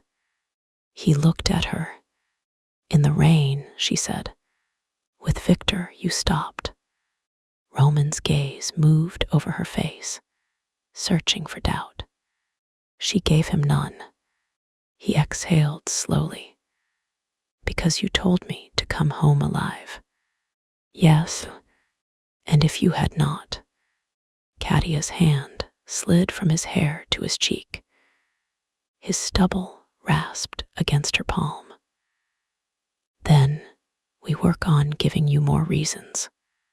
His eyes darkened, not with desire this time, but with something deeper and more frightening, because it wanted permanence. Before he could answer, a soft knock came. Irina opened the door without waiting, which told Katia she had been doing that to Roman since he was a boy. "Mila is awake," she said. "She is asking for Mama." And big. Roman froze. Katia looked at him. The room changed. All the ancient blood, the council, the father's signature, the cousin's betrayal, none of it vanished. But it receded before the simple fact of a toddler awake in a strange house, asking for the two people who had become, however messily, the center of her frightened night. Katia stepped back. Roman released her immediately. "Come on," she said. He looked almost afraid. "You are sure?" "No," she said, because truth mattered. But she asked. They walked to the east wing together. Roman moved slower now, pain catching him with each step, and Katia matched his pace without comment. The house had quieted around them. Somewhere, men still dealt with consequences. Somewhere, Victor waited to be delivered to the judgment he had tried to manipulate. Somewhere, Alexei Petrov carried his guilt back into the rain. But in the east wing, a small lamp glowed beside a toddler bed. Mila sat upright with Bun in her lap, hair a dark explosion, cheeks flushed from sleep. She looked at Katia first, then Roman. "Big," she said. Roman stopped at the doorway. Katia sat on the bed and pulled Mila close. "Yes, baby." Mila pointed at Roman's bandaged side, visible beneath his loosely buttoned shirt. "Owie." Roman looked down, as if surprised she could see through fabric, then back at her. "A little," he said. Mila frowned. "Doctor." "Yes." "Sticker." Roman blinked. Katia pressed her lips together. "She gets stickers after the doctor." Mila held out her hand, palm up, imperious. "Sticker."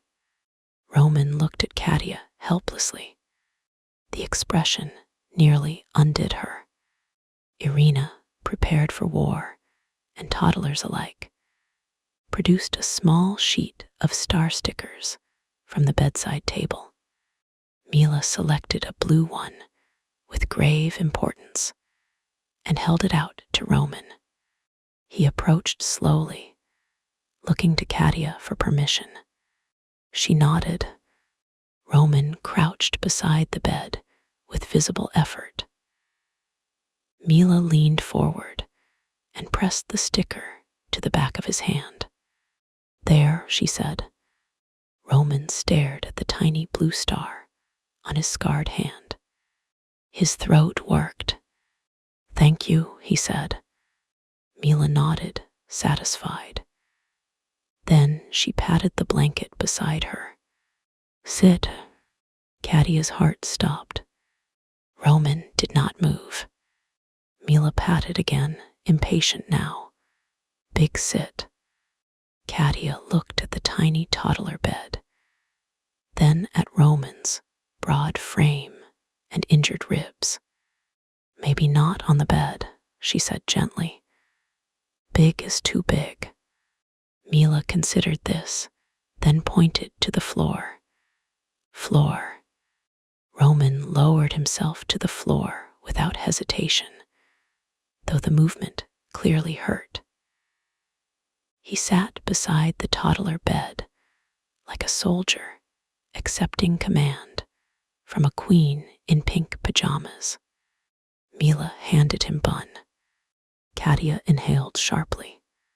Roman took the stuffed rabbit with both hands, reverent and bewildered. "Hold," Mila instructed. "I will." "Safe." Roman's eyes lifted to Katia's. The word passed through all three of them, differently. Safe. Not true yet. Not fully. But a child had offered him the duty like a toy rabbit. And Roman Petrov looked as if he would guard both with whatever remained of his life. Katia sat on the edge of the bed, one hand on Mila's back, one hand resting near Roman's shoulder, but not touching. Mila curled down, finally soothed by the strange arrangement of her world. Mama beside her, bun guarded, big on the floor. Her eyes drifted closed. After several minutes, Roman spoke so softly Katia barely heard. He called her a mistake. "I know. She is not. I know." His gaze stayed on Mila. "She is the only clean thing my blood ever made." Katia's throat tightened. "No," she whispered. Roman looked at her. Katia reached down and touched the blue sticker on his hand. "She is not clean because of your blood. She is clean because she is hers." Roman absorbed that. Then he nodded slowly. "You are right. I usually am." His mouth curved, faint and tired. "Yes." They sat in the quiet until Mila's breathing deepened. Roman still held bun. Katia still watched him. The danger had not ended. The council had not ruled. Victor had not been removed. Alexei's guilt had not untangled the years stolen from them. Lydia's role remained a shadow waiting to be named. But Roman had given up the crown in Fr. Aunt of men who understood power. He had exposed Victor. He had learned his father's betrayal and not become it. And when Mila asked him to sit on the floor, he sat. Katia looked at the man beside her daughter's bed and felt the first fragile, terrifying shift inside herself. Not forgiveness, not yet, but the hatred that had held her upright for 2 years no longer knew where to stand. Roman looked up at her as if he felt the change. Before either of them could speak, Elena appeared silently in the doorway, phone in hand, face grim. Katia's stomach sank. Roman carefully set Bun beside Mila and rose with painful control. "What?" he whispered. Elena's gaze moved from Roman to Katia. "The council has answered," she said softly. "They accept your renunciation." Roman's face did not change. Katia's breath left her. Elena continued, "Victor is stripped of protection and will be transferred at dawn." Roman nodded once. "Good. There is one condition." The room seemed to chill around them. Roman's voice went low. "Say it." Elena swallowed. "They want public proof that your claim is truly ended. By sunrise, you must sign over controlling interest of the Petrov security companies to Alexei's temporary council trust." Roman went very still. Katia knew, before Elena finished, that there was a blade hidden in the condition. "And?" Roman asked. Elena's eyes flicked toward Mila. "And they want confirmation that Mila Monroe will never be named Petrov heir." Chapter 6. Chosen, Not Claimed. For one heartbeat, Katia thought she had heard Elena wrong. The room was too soft for such an ugly demand. Mila slept with one cheek smashed into her pillow, Bun tucked beneath her chin, her small hand still open where she had given Roman the blue star sticker, now pressed to the back of his scarred hand. The lamp beside the toddler bed made a warm circle on the floor, turning Roman's shadow long and still beside Katia's.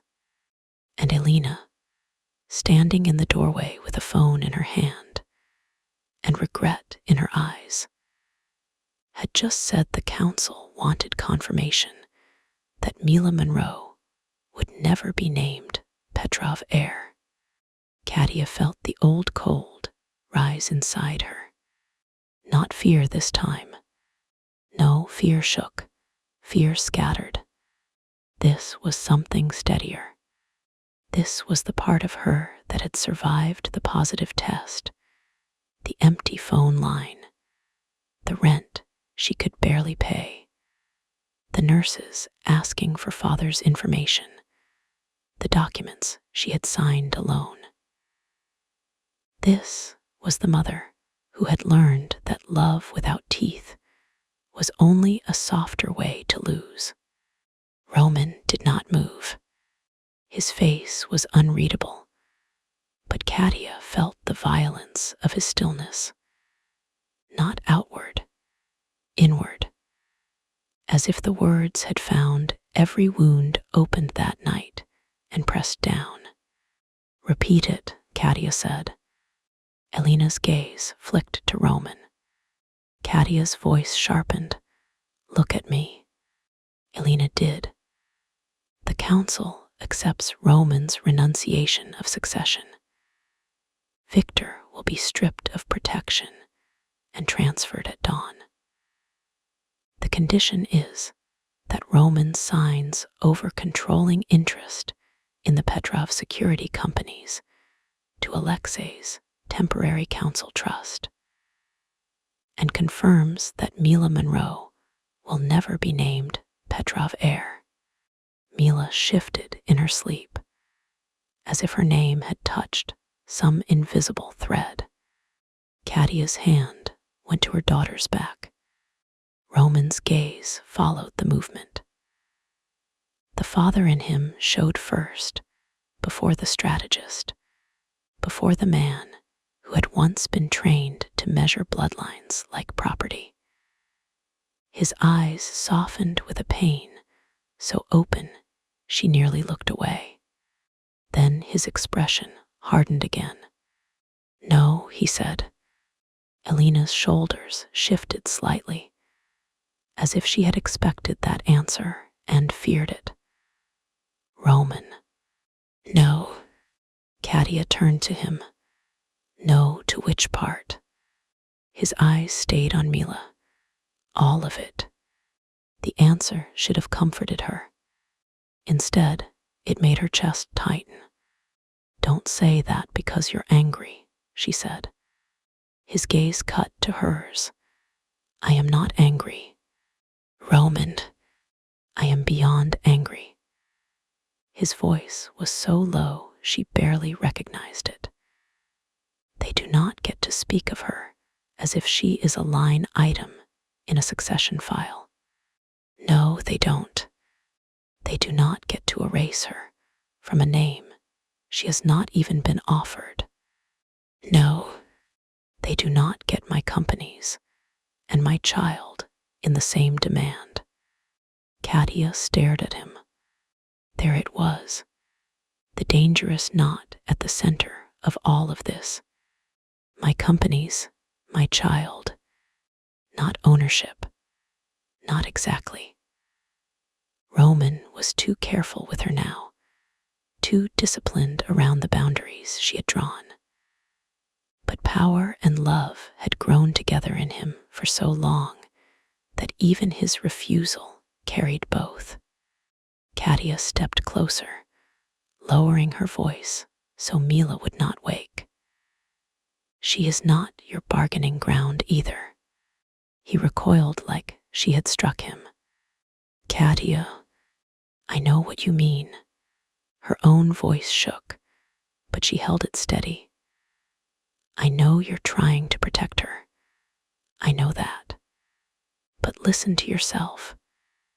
This is where it starts.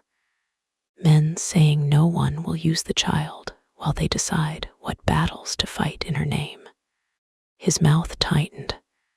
Elena stayed very still by the door. Roman looked back at Mila. Then tell me what to say. The question was quiet, so simple. It broke through the hard shell of Katia's anger because he meant it. He was not asking for a performance. He was not surrendering because she had raised her voice. He was reaching for a language he had never been taught and trusting her to translate before he cut the room apart. Katia closed her eyes for a second. Mila breathed softly under her palm. What did safety look like when every option came with a blade? If Mila was named an heir, she became a target in a world Katia wanted nowhere near her. If Roman signed away too much, he lost the tools that kept danger outside the gate. If he refused everything, council conflict might continue, and men like Victor would call a toddler a weakness until someone tried to prove it again. Katia opened her eyes. She will never be Petrov heir, she said. Roman went very still.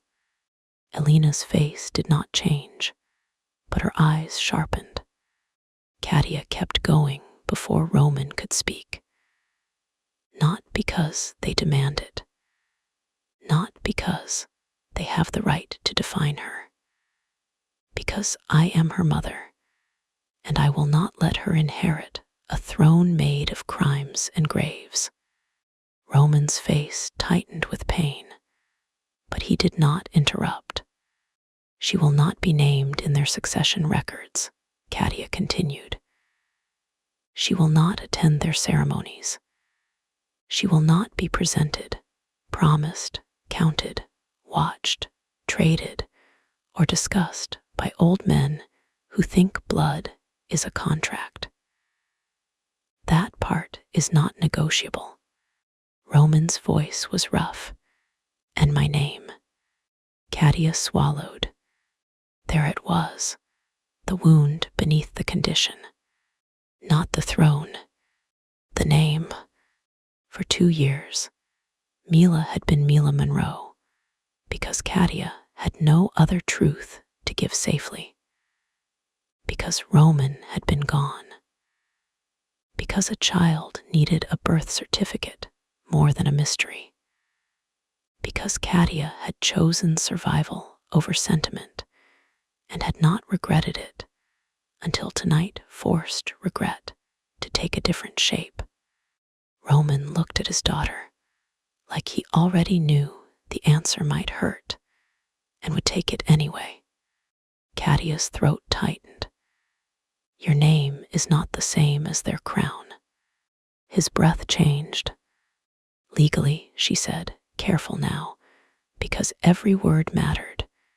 We can discuss acknowledgement. Not tonight. Not because a council asks. Not because you need proof of anything. Later, when we have slept, when I have a lawyer who does not answer to your family, when I know what it protects and what it risks. Roman's eyes closed briefly. When they opened, grief and gratitude were tangled so tightly she could not separate them. Good, he said. The word was hoarse. Katia lifted her chin. Do not say that like you're giving me permission. His mouth moved faintly. I am saying it like I am relieved you did not close the door forever. That hit harder than she expected. She looked away first. Roman turned to Alina. Tell Dmitri the answer is this. Mila Monroe will not be named Petrov heir. She will not be entered into succession record, council bloodline registry, or any internal claim structure. She is not available for political use. She remains legally and publicly under her mother's name, unless, and until Katia chooses otherwise through her own counsel. Alina nodded, but Roman was not finished. My security companies do not go to a council trust, he said. Alina's expression sharpened. They made that condition clear. Then they will learn clarity from me. Roman's voice cooled. Controlling interest moves into an independent legal trust with a civilian board, employee protections, audited books, and no council access. Alexei may nominate one temporary observer. Katia nominates one. Katia blinked. I do what? Roman glanced at her. You like outcomes. This is slightly beyond outcomes. It protects resources without leaving them in my hands or theirs. Alina's mouth curved slightly. Dmitri will hate this. Good, hatred keeps old men alert. Katia stared at him. You're really giving them up. Roman's eyes returned to Mila. No, he said quietly. I am giving them away from the throne. That distinction mattered. She could feel it, even if the legal structure was still half shadow to her. Roman was not making himself helpless. He was cutting the knot between his power and the family's power, turning weapons into walls, maybe, or trying to. Trying mattered tonight. It had to. Mila sighed and rolled onto her side, one tiny foot kicking free of the blanket. Roman bent as if by instinct to pull it back over her, then stopped and looked at Katia. Permission. Still, even now, Katia nodded. He tucked the blanket around Mila, with hands that had held guns and knives, and the throat of a traitor. Hands that trembled when brushing cotton over a sleeping toddler's toes. Katia felt something inside herself shift again. Not forgiveness. No, forgiveness was a house built slowly, and they were still standing in the ruins of the first wall. But trust had not arrived as a grand revelation. It came like this, in fragments: a question before entering a room, a peek, paused hand, a vow corrected because she had told him not to use their child in promises, a man built for command asking her what to say. Roman stepped back from the bed and looked to Elena. Send the counterterms. Wake Sokolov in legal. If he complains, tell him I am wounded and sentimental. Elena's eyebrows rose. He will find one of those things believable. Roman gave her a flat look. She left with the ghost of a smile. The room quieted again. Katia sank onto the edge of Mila's bed. The night was still moving somewhere outside the door, full of council responses and armed guards and legal documents being drafted before dawn. But here, the air held only the scent of warm milk, rain, and the faint antiseptic clinging to Roman's shirt.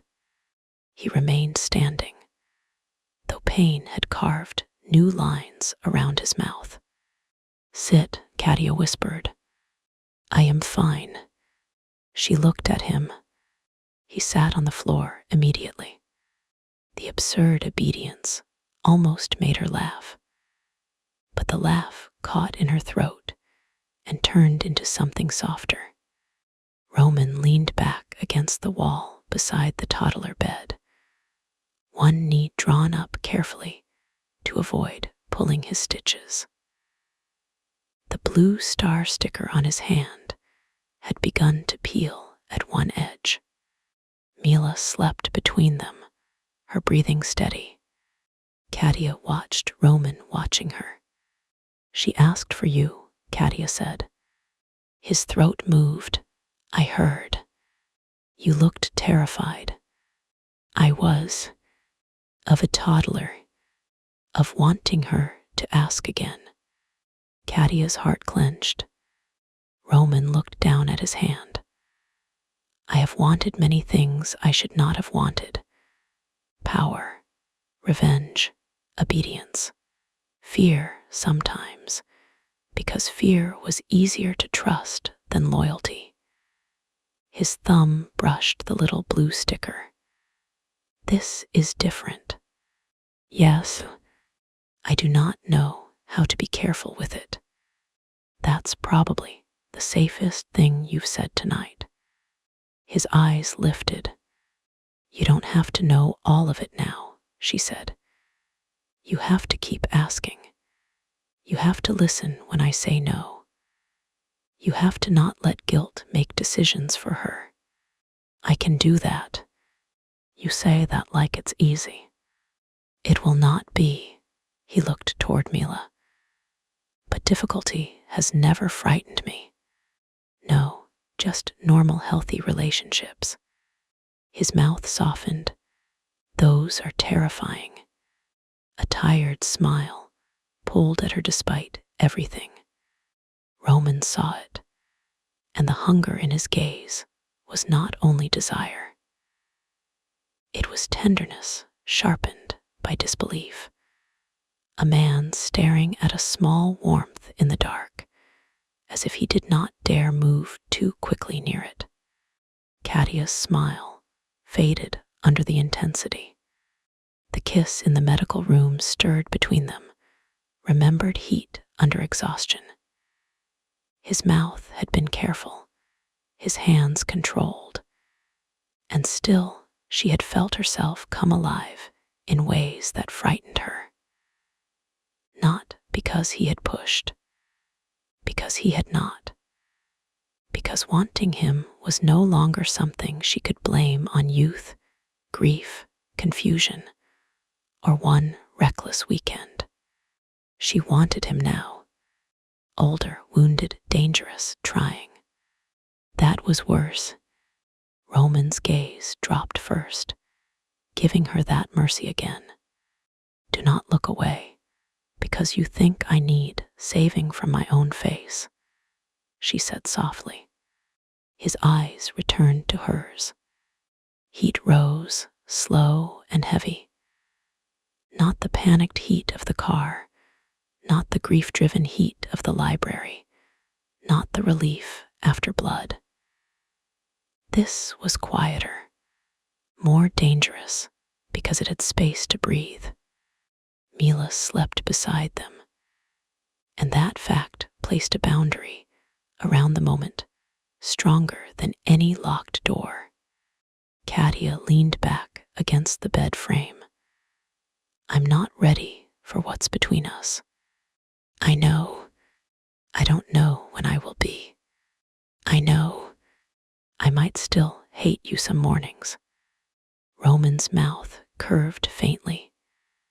I have been hated by experts. I will survive mornings. She shook her head, but the tiny smile came again. His gaze held it like it mattered. Footsteps approached in the hall. The softness vanished. Roman rose with visible effort before the knock came. Katia stood too, moving toward the door so whoever entered would not wake Mila. Alina appeared, tablet in hand. Dmitri is furious. Roman's expression did not change. Expected. Alexei laughed. That seemed to surprise him. Alina continued. Then he said, and I quote, "The boy finally learned to rob the thieves without stealing from the child." Roman was silent for a moment. Katia could not read his face. Alina looked at her. He accepted the structure. Dmitri is pushing back on your nomination rights. Katia frowned. Because I don't know their business. Because you do not fear him, Roman said. That seems like poor judgment on his part. I fear plenty of things. Roman looked at her with quiet warmth. Not the right men. Alina looked between them, then wisely returned to business. Sokolov is drafting. He needs names for independent board candidates by noon, but temporary execution can happen within the hour. Council wants live confirmation from Roman before sunrise. Katia looked toward Mila. Live. Encrypted video, Alina said. Council chamber feed. They need Roman to speak the renunciation and air exclusion terms himself. Rome, and said no. Katia turned to him. He looked at Alina. They will not hear Mila's name in their chamber. Alina's face tightened. They will argue the confirmation is incomplete. Then let them choke on incompletion. Katia touched his arm. Roman. He looked at her. I agree they don't get her name, she said. But they need to hear the boundary. Let them hear it from me. No. Careful, she said. His jaw flexed. I mean, I do not want you exposed to them. I already am. Not like this. Roman, they have already seen my daughter as leverage. They need to see me as a wall. His eyes went dark with fear. That startled her more than anger would have. You should not have to be, he said.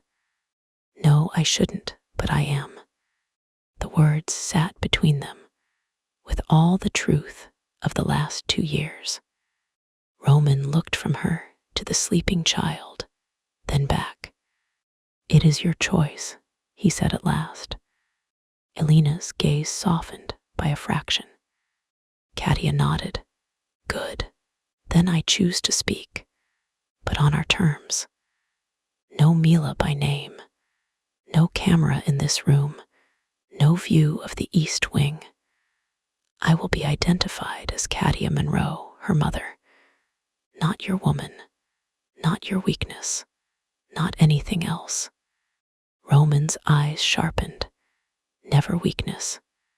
She held his gaze. Then prove it by standing beside me, not in front of me. A muscle worked in his jaw. Then he nodded, beside. The dawn came slowly, not with light at first, but with the thinning of darkness around the edges of the estate. Rain faded into mist. The house remained awake in the strange way of places after violence, quieter than sleep, louder than peace. Guards moved with hushed efficiency.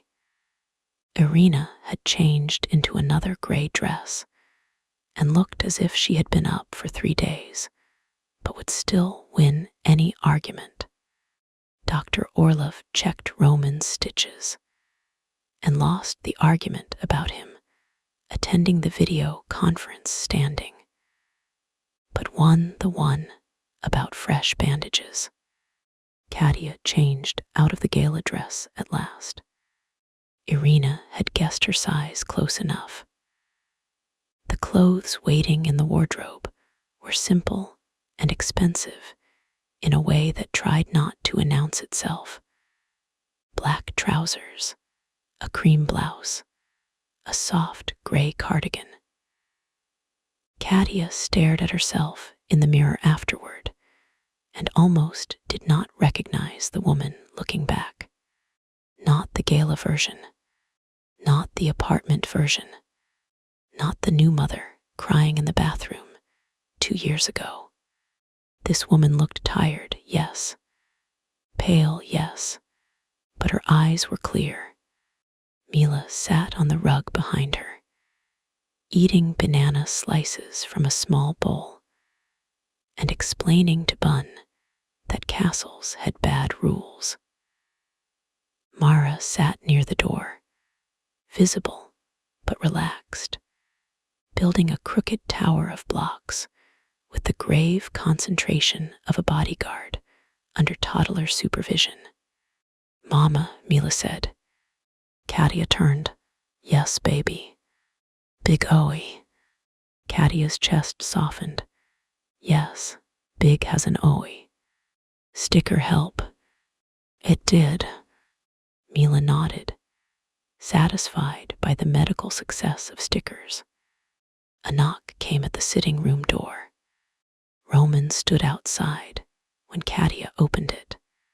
For a second, neither spoke. He had changed too. Black suit, not a tuxedo. White shirt. No tie. Bandage hidden beneath clean lines, though Katia could see the pain in the way he held his left side too still. His hair was damp from a shower. His face freshly shaved, except for the shadow that never quite left his jaw. The blue star sticker remained on his hand. Katia saw it immediately.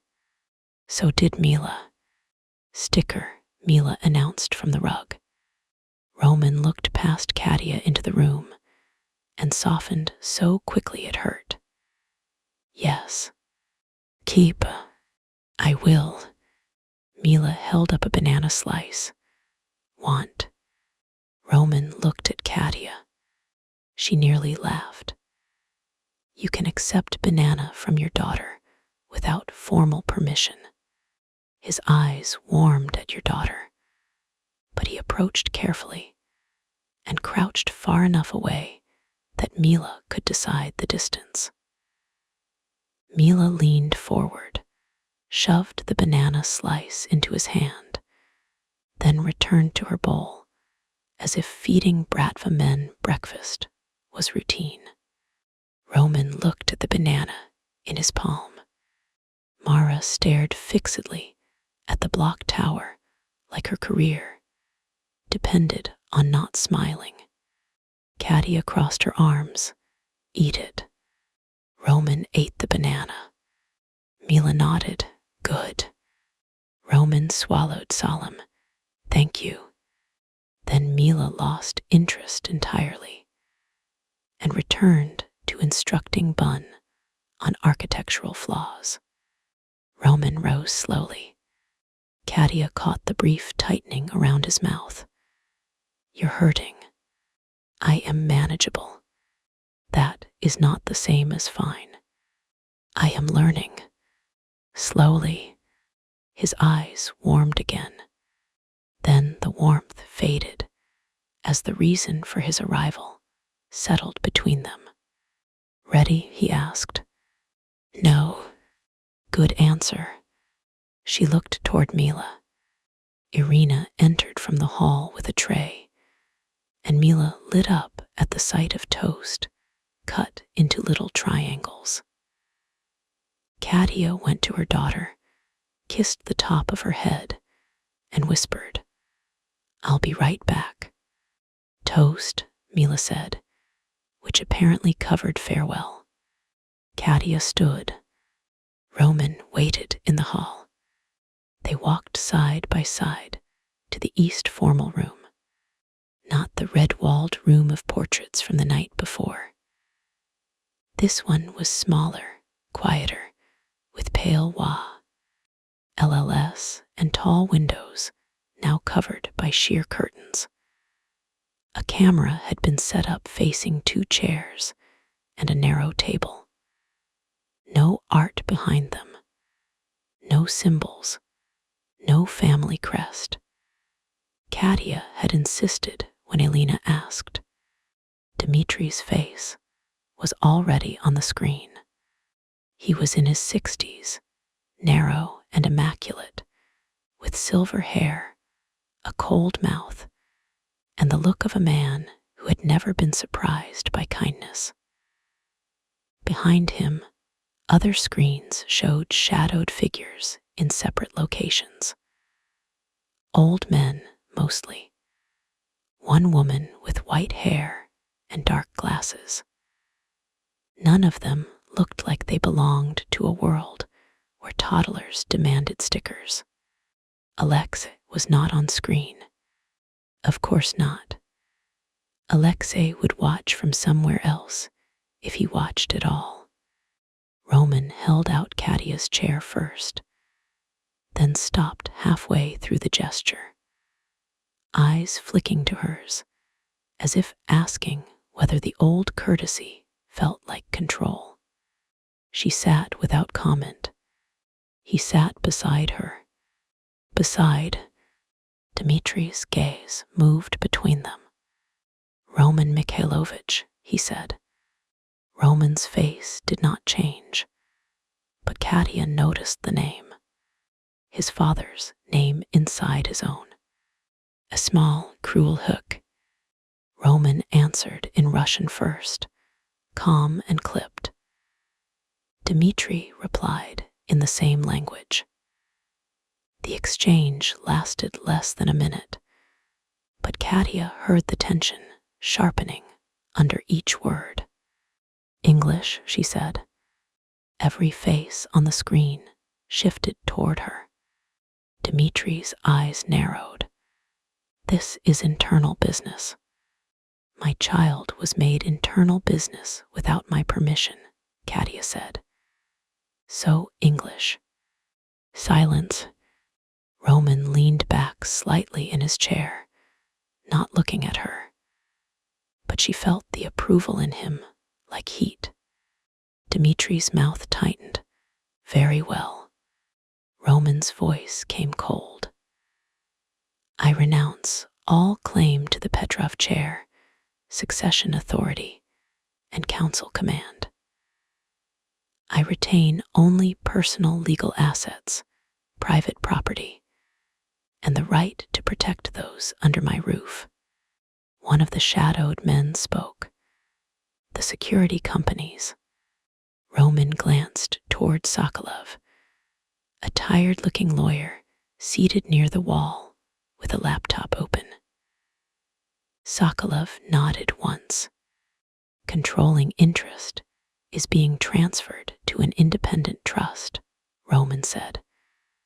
Civilian governance, audited structure, no council command access. Temporary observation, rights as negotiated. The companies will no longer function as family enforcement assets. Murmurs moved across the screen. One old man leaned forward. You strip us of trained infrastructure during instability. Roman's eyes hardened. I strip you of my infrastructure. Hire better men. Katia pressed her lips together. Dmitri said, the child. Roman went still. Katia spoke before he could. You will not call her that again. Dmitri's attention shifted to her, irritation flickering. Ms. Monroe. She is a child, not a category. Her legal name, then. No. The room, both physical and virtual, went silent. Katia looked into the camera. Her palms were damp, but her voice did not shake. My daughter will not be named in your records, your council chambers, your succession lists, your private files, or your threats. She will not be presented as an heir, considered as an heir, groomed as an heir, protected as an heir, or targeted as an heir. She has no claim to your chair, because I reject the premise that your chair has anything to offer a child except danger. A man on screen muttered something in Russian. Roman did not move, but the air around him changed. Katia lifted a hand slightly under the table and touched his knee. Not to calm him exactly, to remind him. Beside, not in front. He stayed still. Dmitri's expression sharpened. You speak boldly for someone under our protection. I am not under your protection, Katia said. I am under temporary threat because of your failures. Sokolow made a small strangled sound near the wall. Dmitri's eyes narrowed to slits. Careful. Katia leaned forward. No, you be careful. Last night, your future candidate used donor lists, intercepted messages, private surveillance, and a child's image to manipulate succession politics. Your system produced Victor. Your silence protected him. If you want this handled quietly, you will accept Roman's renunciation. Keep my daughter's existence out of your machinery and stay away from us. Us, Dmitri repeated. Roman's gaze flicked to her. Katia felt the word, only after it left her mouth. Us. She did not take it back. Dmitri noticed.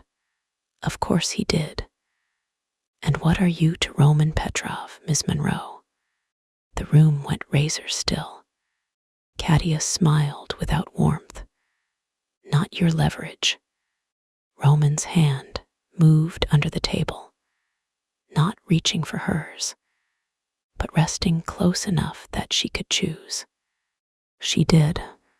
Her fingers slid against his. His hand closed carefully around hers, hidden from the camera by the table's edge. Dmitri looked from her face to Roman S. He could not see the joined hands, but perhaps men like him sensed when power shifted. Roman spoke. You have the terms. The woman in dark glasses finally leaned forward. Her voice was older than Dmitri's and colder. The mother's terms are clear. The child remains unnamed. The Monroe line is separate from Petrov's succession. Roman's renunciation stands. Victor's protection is removed pending tribunal. The security trust is accepted under review. Dmitri turned sharply. Nadia. Enough, the woman said. Silence fell across the screen. Nadia's unseen eyes seemed to rest on Katia. Mothers are expensive enemies. The council should have remembered this before frightening one. Katia did not know what to say to that. Roman squeezed her hand once. Nadia continued, Ms. Monroe, you will receive a written boundary order under council seal. It will not use your daughter's given name. It will state that no member, associate, creditor, soldier, relative, or contracted agent may approach, observe, contact, photograph, document, or interfere with the minor child connected to this matter. Violation will be treated as an attack on the council's ruling, not merely on Roman. Katia's throat tightened. She hated that this underworld version of a restraining order might protect Mila better than calling the police would have last night. She hated that she was grateful. I want copies through my own lawyer, she said. Nadia's mouth curved faintly. Choose an intelligent one. I usually do. Good, Nadia leaned back.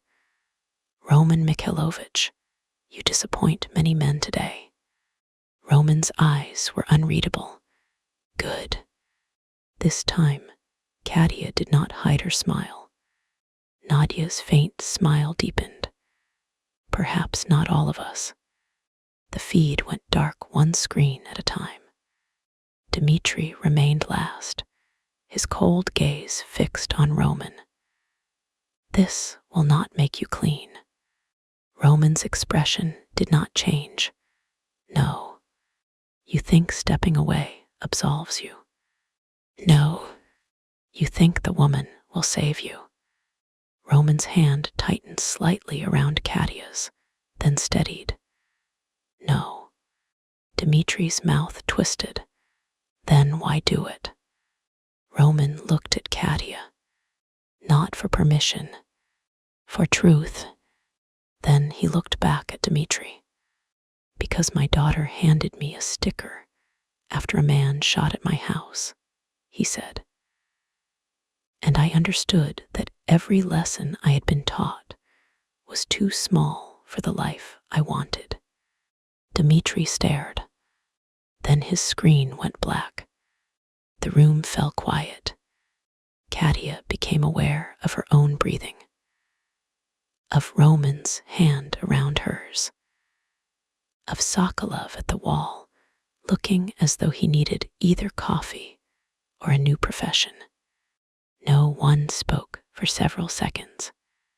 Then Roman released her hand slowly, carefully, as if giving it back. Katia missed the contact instantly. She hated that. Sokolov cleared his throat. I will finalize execution documents.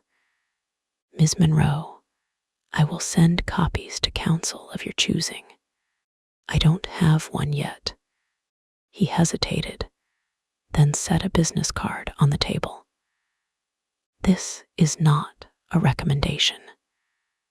This is a list of 3 attorneys who hate us enough to be useful and skilled enough to be annoying. Katia looked at him. Sokolov looked exhausted.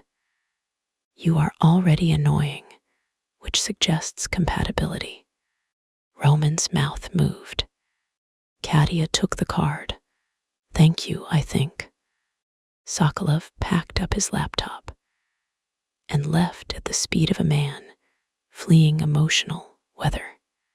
Roman and Katia remained seated. Dawn had begun to brighten the curtains. The room looked less severe in the blue-gray light, its edges softened, its corners less shadowed. Outside, birds began their foolish morning work, as if the night had not contained blood, betrayal, and the dismantling of an empire. Katia rubbed her palms over her knees. So that's it. No, of course. She looked at him. Roman leaned back, face drawn with fatigue and pain. Legal documents must be executed. Victor must be transferred. The council boundary must be enforced. Lydia Cross must be cleared or confronted. Your apartment must be secured. There will be press management, financial separation, a safety plan. I meant the throne. He looked toward the dark screen. Yes, he said, that part is done. Katia tried to absorb that. Done. A word too small for what had happened. Roman Petrov, raised to inherit power, had stood beside her and cut himself away from it. Not cleanly. Nothing about his world allowed clean cuts, but deliberately, publicly, with her daughter's name kept out of their mouths. You gave it up, she said. His gaze returned to her. Yes. For her, his eyes held hers. For you, for myself, if there is anything left worth choosing. There it was again. That dangerous tenderness. Katia stood, because sitting near him made her want to reach. Roman rose too quickly, and pain flashed across his face. She stepped in before thinking and put her hand against his chest. Slowly, his breath caught under her palm. They both noticed. The air changed, not like before, not sharp with panic or grief. This was dawn heat, quiet and undeniable. The kind that rose because survival had left them with bodies still breathing and hearts still bruised. Roman looked down at her hand on his chest. Katia, I know. What do you know? That you're about to say something careful. His mouth softened. Careful has served us well. Yes, she swallowed. But not everything needs to be a courtroom. His eyes darkened. She felt his heartbeat under her palm, steady but faster now. I'm not ready to forgive you, she said. I know. I'm not ready to promise anything. I know. I don't want to leave today. That changed him. His face went still, then opened just enough for hope to become visible before he tried to hide it. Katia's throat tightened. Not because I'm choosing your whole life. Not because the kiss fixed anything. Not because danger magically ends at sunrise. I'm staying because Mila needs sleep. I need answers. And right now, this house has walls thick enough to let me think. Roman's voice was low. That is enough. And because, she added, hating the tremor in her voice, when she asked you to hold Bun, you did. The hope in his eyes turned painful. Katia, no, don't make it bigger yet. He nodded, swallowing whatever he had been about to say. I will not. She wanted to kiss him. The realization arrived quietly, without panic. She wanted to kiss him, not because a gun had fired. Not because fear needed somewhere to go. Not because she was trying to silence the night or rewrite the past. She wanted his mouth because he was standing in front of her, wounded and trying, and because part of her had loved him before she had words for the shape of the damage. That did not make it safe, but it made it true. "May I kiss you?" she asked. Roman went utterly still. The reversal struck him harder than she expected. His eyes darkened, yes, but something softer moved beneath the hunger. Wonder, maybe. Need disciplined so tightly it looked like pain. "Yes," he said, "please." The please almost undid her. Katia rose onto her toes and kissed him. Not desperately.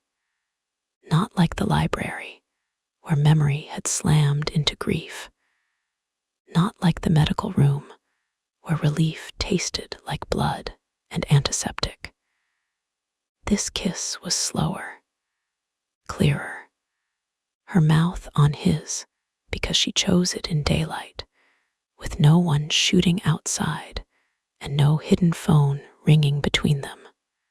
Roman did not touch her at first. His restraint trembled in the space between their bodies. Katia pulled back barely an inch. "You can hold me." His eyes searched hers. Where?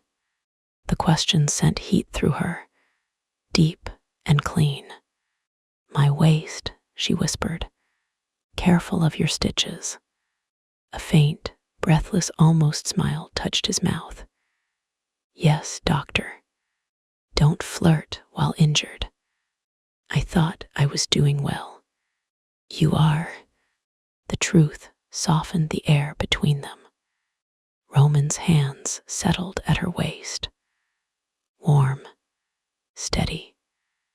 He did not pull her closer until she leaned in first. Then his arms closed more fully around her, careful but certain, and the feel of him against her made her breath catch. His mouth returned to hers. The kiss deepened in small permissions, her fingers sliding into his hair, his breath breaking when she pressed closer. Her whispered yes when his hand moved slightly along her back. His immediate pause when her body stiffened at a twinge of uncertainty. "Still okay," he murmured against her lips. Katia closed her eyes. "Yes." "More." The word touched every nerve. She wanted more. Not everything. Not yet. But more than the careful distance they had used to survive the night. "Yes," she whispered, but slow. His forehead rested against hers. Slow is good. And it was. For a few stolen minutes, slow was everything. His mouth at the corner of hers, her hand against his uninjured side. The low sound he made when she kissed his jaw and immediately checked the bandage with a guilty glance. His quiet laugh, real enough to feel like a miracle. Then a small voice from the hallway said, "Mama." They broke apart instantly. Katia turned to find Mila standing in the doorway in socks, hair wild, bun tucked under one arm. Mara hovering behind her with the expression of a bodyguard who had failed to stop a tiny, determined fugitive. "Sorry," Mara said. She moved silently. Mila looked at Roman. Then Katia. Then Roman's hands, which had already released Katia's waist and were now respectfully at his sides. Her toddler face turned serious. "Toast gone," she announced. Katia exhaled a laugh that shook at the edges. "Emergency." "Yes." Roman crouched carefully. "We should fix that." Mila considered him. "You have toast." "I can find toast." "Triangle. Triangle toast," he repeated solemnly. Mila nodded, then took 2 steps forward and held out Bun. Roman froze. Katia stopped breathing. Mila pushed the rabbit at him impatiently. Hold toast. Roman's eyes lifted to Katia. She nodded. He accepted Bun. Mila turned around and marched into the hall, fully confident that the adults would solve breakfast now that she had assigned responsibilities.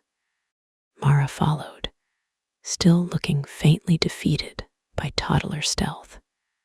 Katia and Roman stood in the room, the remains of the kiss between them, Bun in Roman's hands like a sacred object. Katia smiled. Roman stared at the rabbit. I have been promoted. Temporary custody of Bun I. A serious position. I understand. His voice was so solemn that she laughed. This time, she did not stop herself. Roman looked at her like the sound hurt and healed in the same breath.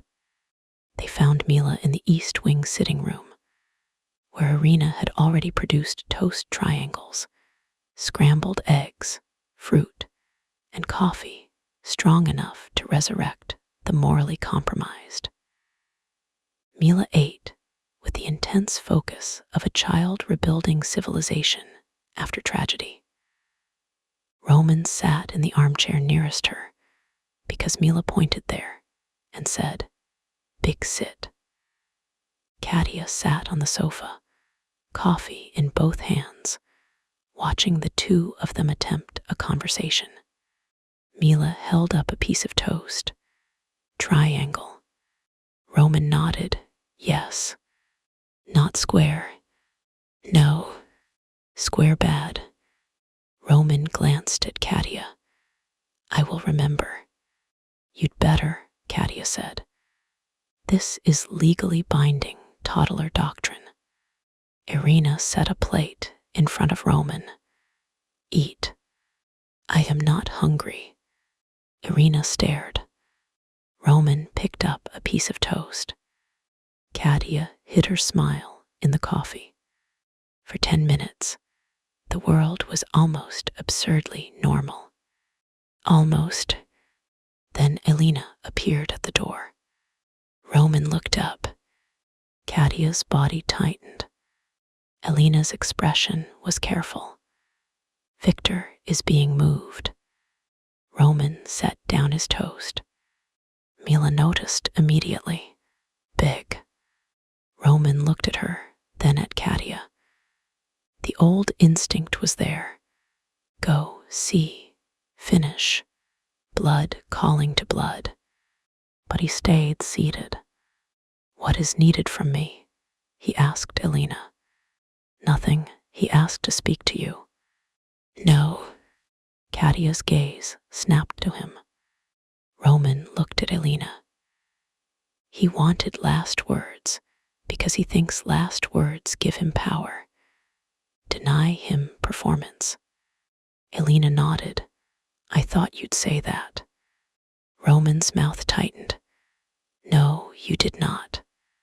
No, she admitted. I hoped. Katia looked at him. He did not look triumphant. He looked exhausted. But there was a steadiness there she had not seen before, as if refusing the final confrontation cost him, and therefore mattered. Mila pushed a piece of banana toward him. Eat. Roman looked down. Then he ate it. Elena turned away so quickly Katia suspected she was hiding a smile. The day unfolded in tasks. Not romantic tasks. Not cinematic tasks. Real ones. The kind that made life continue after violence. Katia called Emma and cried when Emma cried, then reassured her that Mila was safe and promised to explain more when explanations could be safer than silence. Emma said she did not care about the danger and would still babysit, which made Katia cry harder and then firmly refuse until security protocols existed. Lydia called 6 times before Katia answered. Her voice was shaken, horrified. She had mentioned Katia's attendance at the gala to her husband in passing. Andrew Cross had mentioned it to a man connected to Victor's circle without knowing, or perhaps without caring, where the information would travel. Lydia offered apologies, money, resignation from the board, anything. Katia listened from Roman's library, while Roman stood near the window, far enough away not to intrude, close enough to read her face. "I don't know what I need from you yet," Katia told Lydia. Lydia sobbed once. "I would never hurt Mila. I believe you didn't mean to." "That isn't the same." "No," Katia said quietly. "It is." When she ended the call, Roman said, "Elena found no evidence Lydia knowingly exposed you." Katia nodded, and Andrew, careless, ambitious, not directly involved. "Consequences." Roman's face cooled. "Social ones, financial ones, legal ones if Sokolov can find a clean path. No bodies." His gaze returned to hers. "No bodies. Thank you. You should not have to thank me for not killing people. I know. I'm thanking you for listening." That landed. He looked away. Later, Sokolov arrived with documents and an assistant who looked terrified of everyone except Katia, which made Katia trust her more. Katia chose one of the independent lawyers from the card and spoke to her by phone for 40 minutes.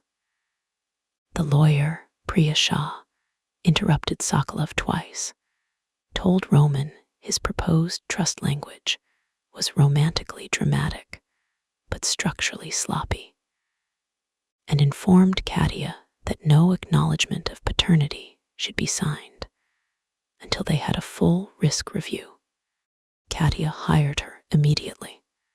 Roman did not object, not even once. By afternoon, the estate had transformed from war zone to guarded recovery. Broken systems restored, bullet marks covered for repair.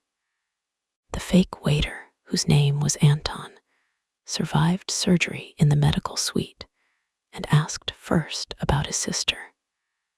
Roman arranged protection for her through Elena, then stepped back when Katia insisted a women's advocacy organization unaffiliated with the Petrov family handle placement. Roman's face tightened, but he agreed. At sunset, Victor was gone. Not dead, not free. Transferred. A word that meant nothing and too much. Katia did not ask for details. Not because she didn't care, but because she knew there were parts of Roman's old world she could not invite into her head and still build a future outside it. She asked, only one question. Can he reach Mila? Roman answered without hesitation. No. Can anyone acting for him? No. Are you promising or reporting? Something like pride touched his face. Reporting. Good. That night, Mila slept through dinner in Katia's lap. Worn out by danger she did not understand, and toast she had conquered. Roman ate across from them in the smaller dining room because Katia refused the formal one on principle. Irina served soup and bread and told Roman he looked pale. Roman told her she looked pleased about it. Irina said men who refuse rest deserve witnesses. Mila woke halfway through dessert, demanded cake, received a small bite from Katia's plate, then declared Roman's untouched cake big cake, and took that too. Roman surrendered it without negotiation. Katia watched him, let a toddler steal dessert from a man who had once commanded armed rooms, and something inside her unclenched with a softness that frightened her more than gunfire had. After dinner, they took Mila to the East Wing. Together, the words still felt new. Mila insisted Roman read a book. Roman looked at the picture book as if it might explode. Katia sat beside Mila on the bed. You can handle hostile councilmen, but not the very sleepy fox. I do not know the fox's motives. The fox is sleepy. That is what the fox wants us to think. Mila giggled. The sound froze him. Katia watched Roman Petrov fall completely and helplessly in love with his daughter over a fox in pajamas. He read badly at first, too formal, like every sentence was evidence. Then Mila corrected his voices, and Roman, to Katia's shock, obeyed. The fox became low and suspicious. The moon became grand. The rabbit, when it appeared, apparently required a voice so solemn that Katia had to press her hand to her mouth. By the end, Mila was asleep against Katia's side. Roman closed the book quietly. He looked younger in the lamplight, or maybe simply less armored. Katia carried Mila into the toddler bed, tucked Bun beneath her arm, and turned to find Roman standing by the door. Waiting, always waiting now. She approached him in the sitting room and closed Mila's door halfway behind her. Thank you, she said. His eyebrows drew together. For reading, for trying even when you don't know how. His face softened. She makes ignorance feel unacceptable. That's parenting. A flicker of something vulnerable crossed his eyes. Am I allowed that word? Katia's throat tightened. He had asked so carefully. She thought of all the ways the answer could hurt. Thought of birth certificates and legal reviews, of safety plans and council seals, of Mila asking for big and Roman eating banana like a sacrament. Thought of 2 years alone and one night that had rearranged every certainty. Not fully yet, she said honestly. Pain moved through his face, accepted before he could hide it. But, she added, you can earn it. He nodded slowly. I will. I know. The words came out before she had time to fear them. Roman went still. Katia stepped closer. I'm not saying I trust all of this. I know. I'm not saying we're a family tomorrow. I know. But tonight she wanted you to read. And I wanted you there. She swallowed. That matters. His eyes darkened with emotion he did not know how to spend. Yes, he said, it does. The room went quiet.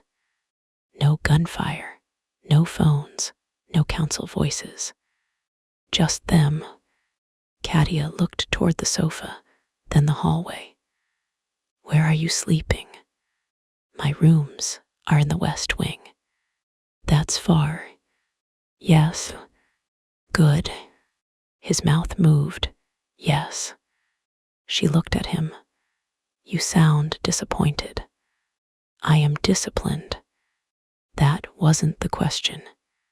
No, his eyes warmed. I am disappointed and disciplined.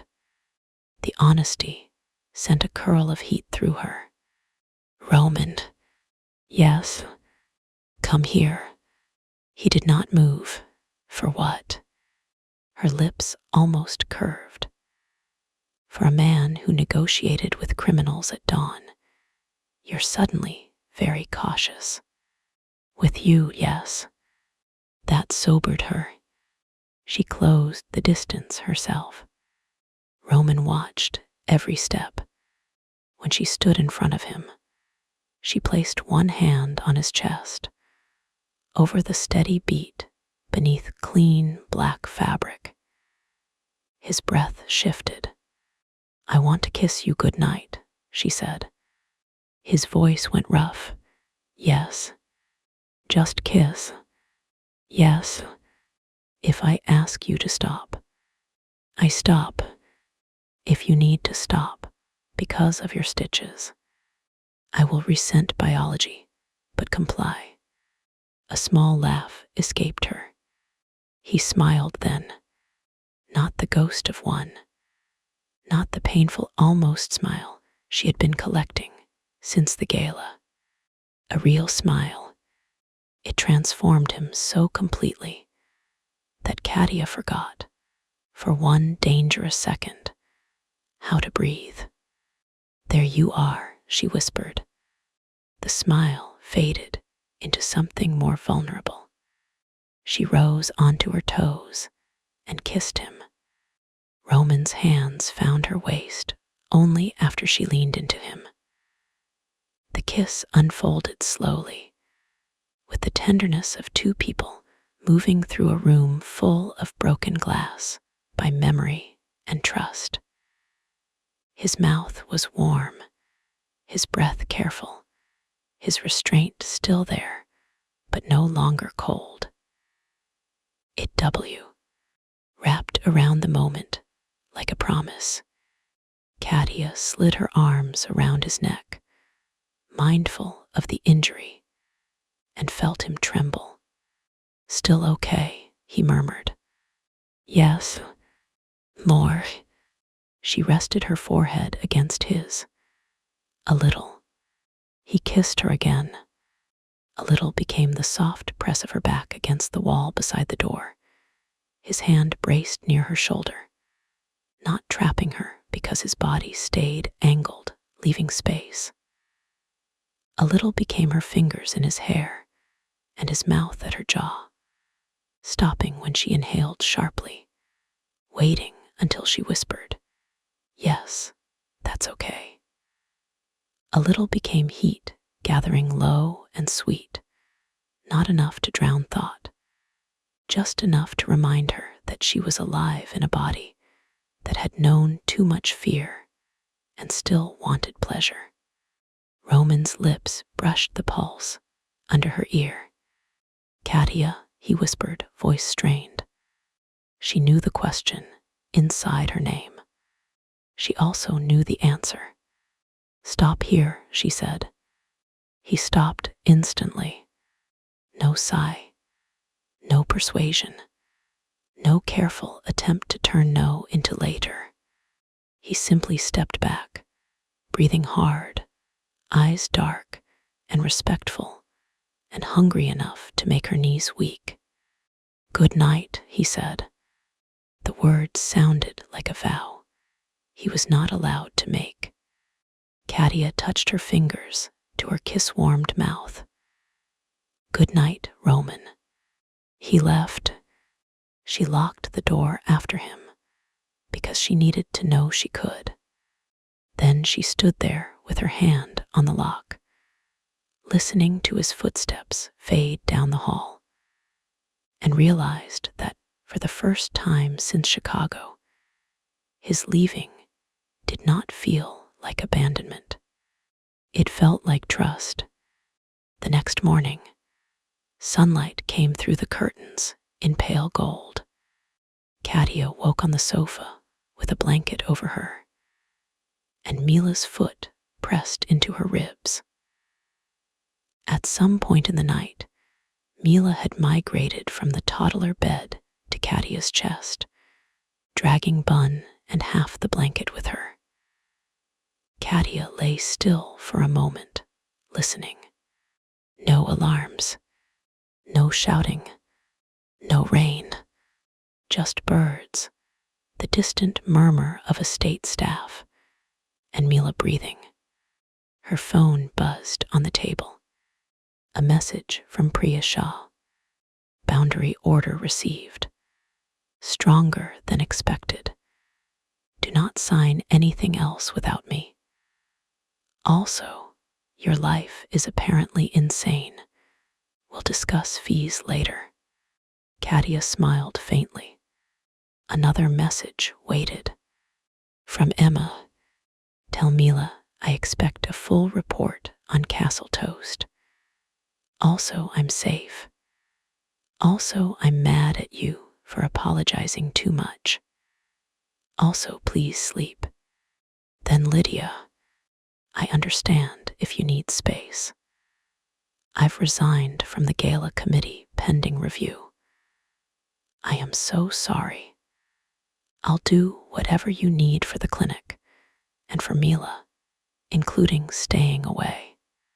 Katia did not answer that one yet. Later was becoming possible again. Mila woke by lifting her head and announcing, Pancake. Katia closed her eyes. Good morning to you too. Pancake Castle, you are adapting too quickly to wealth. Pancake, yes, we'll negotiate with Irina. They found Roman in the smaller breakfast room with Sokolov, Elena, and a stack of documents. He looked up when they entered, and everything about his face changed. Not dramatically, softly, like a room with one light on. Mila wriggled in Katia's arms. Big. Roman stood carefully. Good morning, Mila. Pancake. He looked at Katia. Is this a greeting or a demand? Both. Roman turned to Irina, who stood near the sideboard, looking as if she had anticipated all human needs before humans developed them. Irina said, Pancakes are coming. Mila nodded, satisfied, and reached for Roman. The room stopped.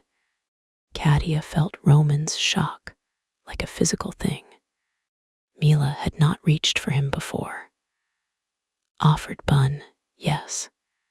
Given orders, yes. But this was different. A small body leaning from Katia's arms toward his, trusting in the uncomplicated way children trusted once their private court had ruled someone acceptable. Roman did not move. His eyes met Katia's. Permission. Again.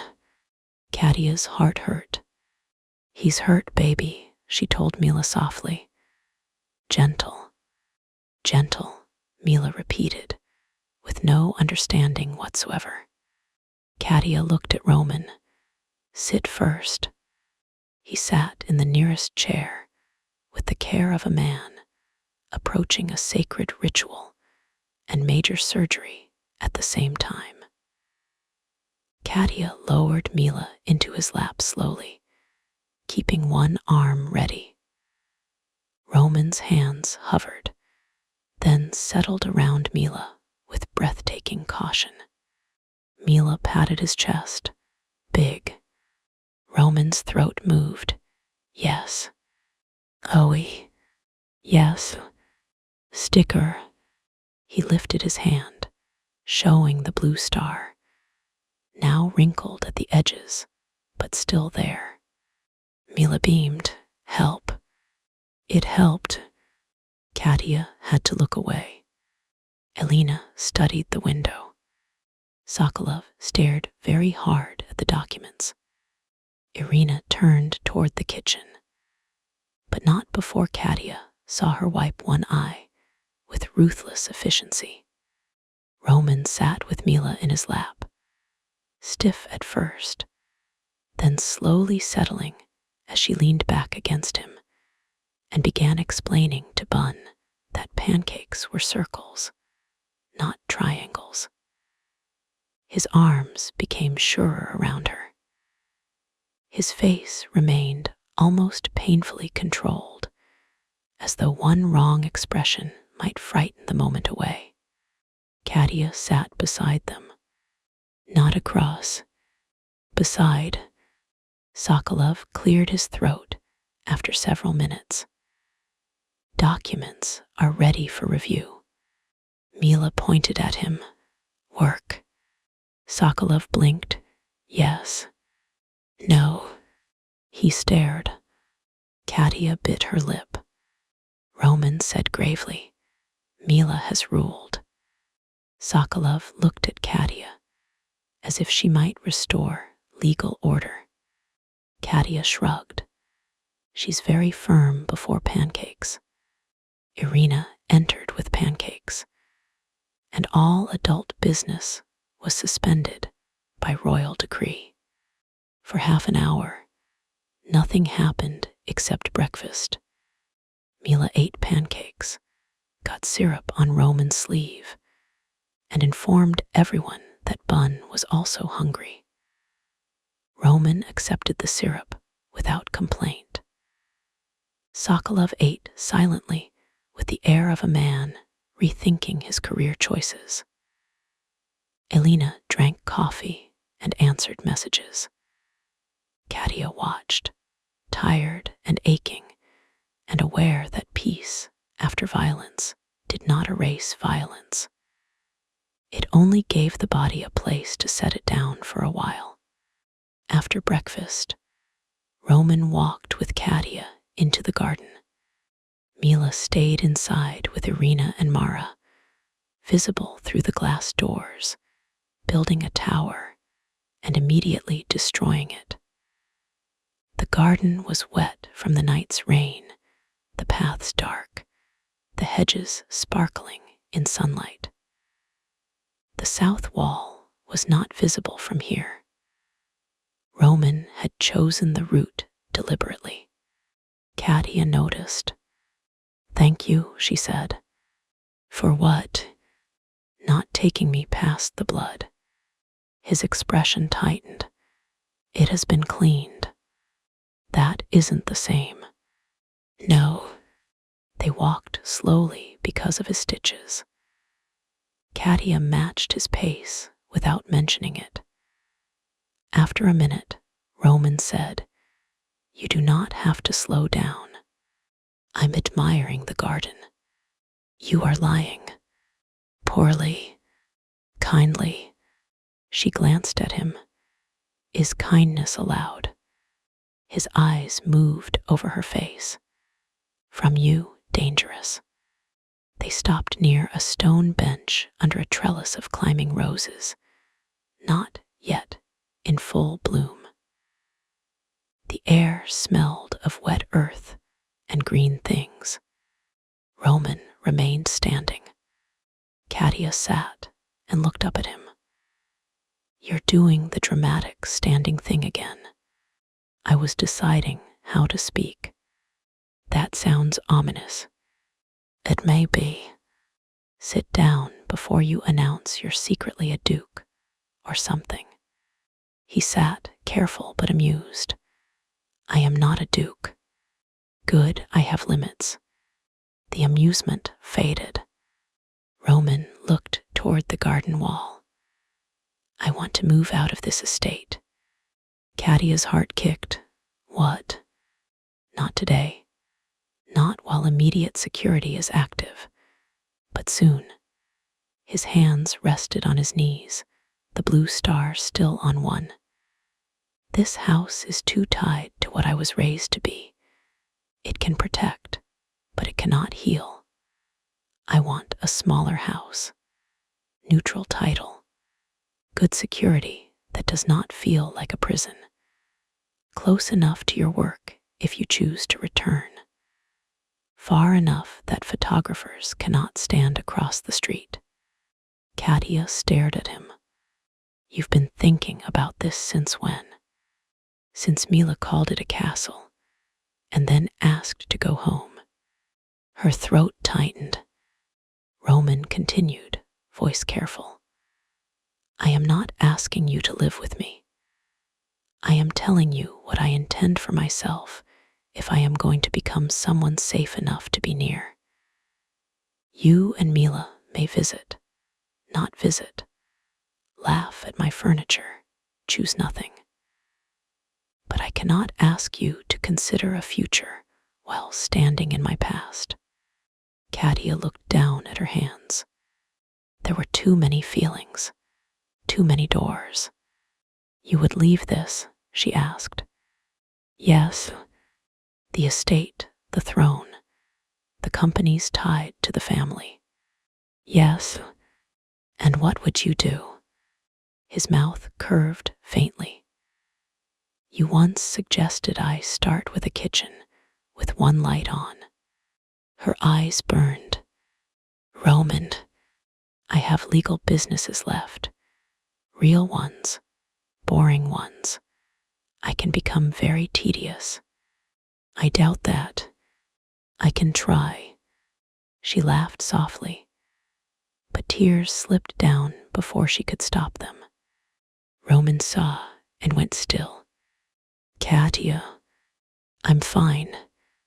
That is rarely true when someone says it with water on their face. She wiped her cheeks, frustrated. I spent 2 years teaching myself not to want anything from you.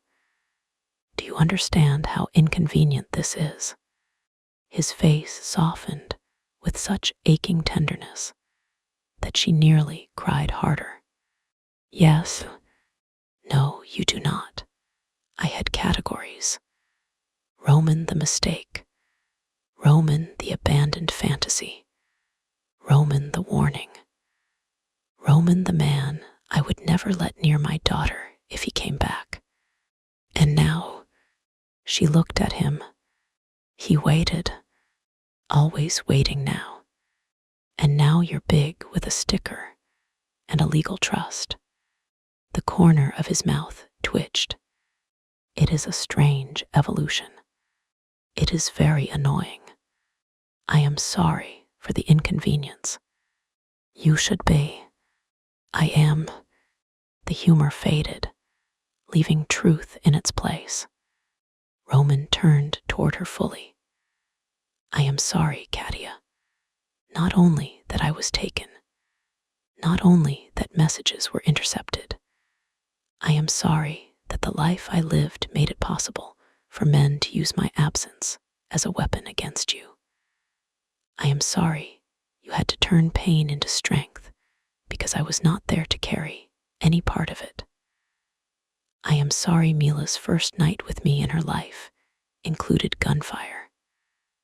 I am sorry that wanting you does not undo harm, and loving her does not earn fatherhood by itself. Katia's tears fell silently now. Roman's Voic, roughened. I will not ask you to forgive me today. I will not ask you to love me because I gave up power I should have walked away from long ago. I will ask only for the chance to keep choosing differently until the choice becomes something you can trust. Katia looked at the garden wall, at the wet roses, at the morning that had somehow arrived. Her hatred had been useful. It had kept her warm when the world was cold. It had given shape to grief when explanations were missing. It had protected her from imagining Roman as anything but the man who left. But hatred needed certainty to survive, and certainty had not survived the night. She turned back to him. "I don't forgive everything. I know, but I believe you." The words were small.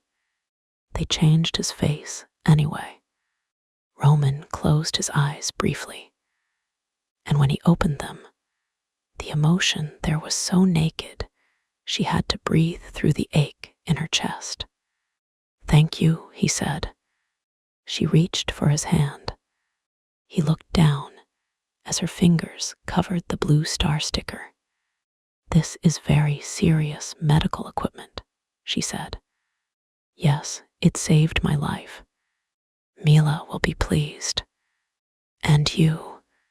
Katia looked up. The question was quiet, but everything in him waited for the answer. "Me too," she said. Roman's fingers turned under hers, palm to palm. He did not pull. She shifted closer on the bench until their shoulders touched. For a while, that was enough. Later, there would be lawyers, police-adjacent decisions, apartment repairs, security evaluations, Lydia's apology, Emma's questions, Mila's routine, Roman's nightmares, Katia's anger returning some mornings like weather. Trust built in small, stubborn acts. Boundaries redrawn again and again until they held. Later, there would be a smaller house, maybe. A kitchen with one light on, maybe. Roman learning the difference between watching over and hovering.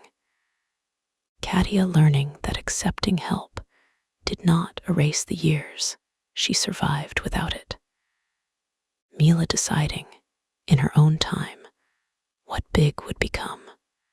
But that morning, there was only the garden, the sunlight, and Roman's hand in hers. Katia leaned her head against his shoulder, careful of his side. He went still, then slowly relaxed. "Is this okay?" she asked softly. His laugh was barely sound. "Yes." "Good." He turned his head and kissed her hair. Not her mouth, not yet. Just her hair, with the tenderness of a man who had finally found something holy and understood he did not own it. Inside the house, Mila shrieked with laughter. Both of them looked toward the glass doors. Mila stood on the other side with syrup on her cheek, pressing Bun to the window. Irina stood behind her, pretending not to be amused. Mara waved one of Bun's paws. Roman's expression softened into wonder. Katia watched him watch their daughter. "Come on," she said, standing. He looked up at her. "Where?" "Back inside." His gaze held hers. "To what?" Katia thought of the question. To danger still. To complications. To no easy absolution. To a man who had given up a crown, but still had to learn ordinary mornings. To a child who wanted pancakes and stickers, and did not know she had already changed the course of bloodlines. To family, perhaps, not the Empire's version, not claimed, chosen. Katia held out her hand.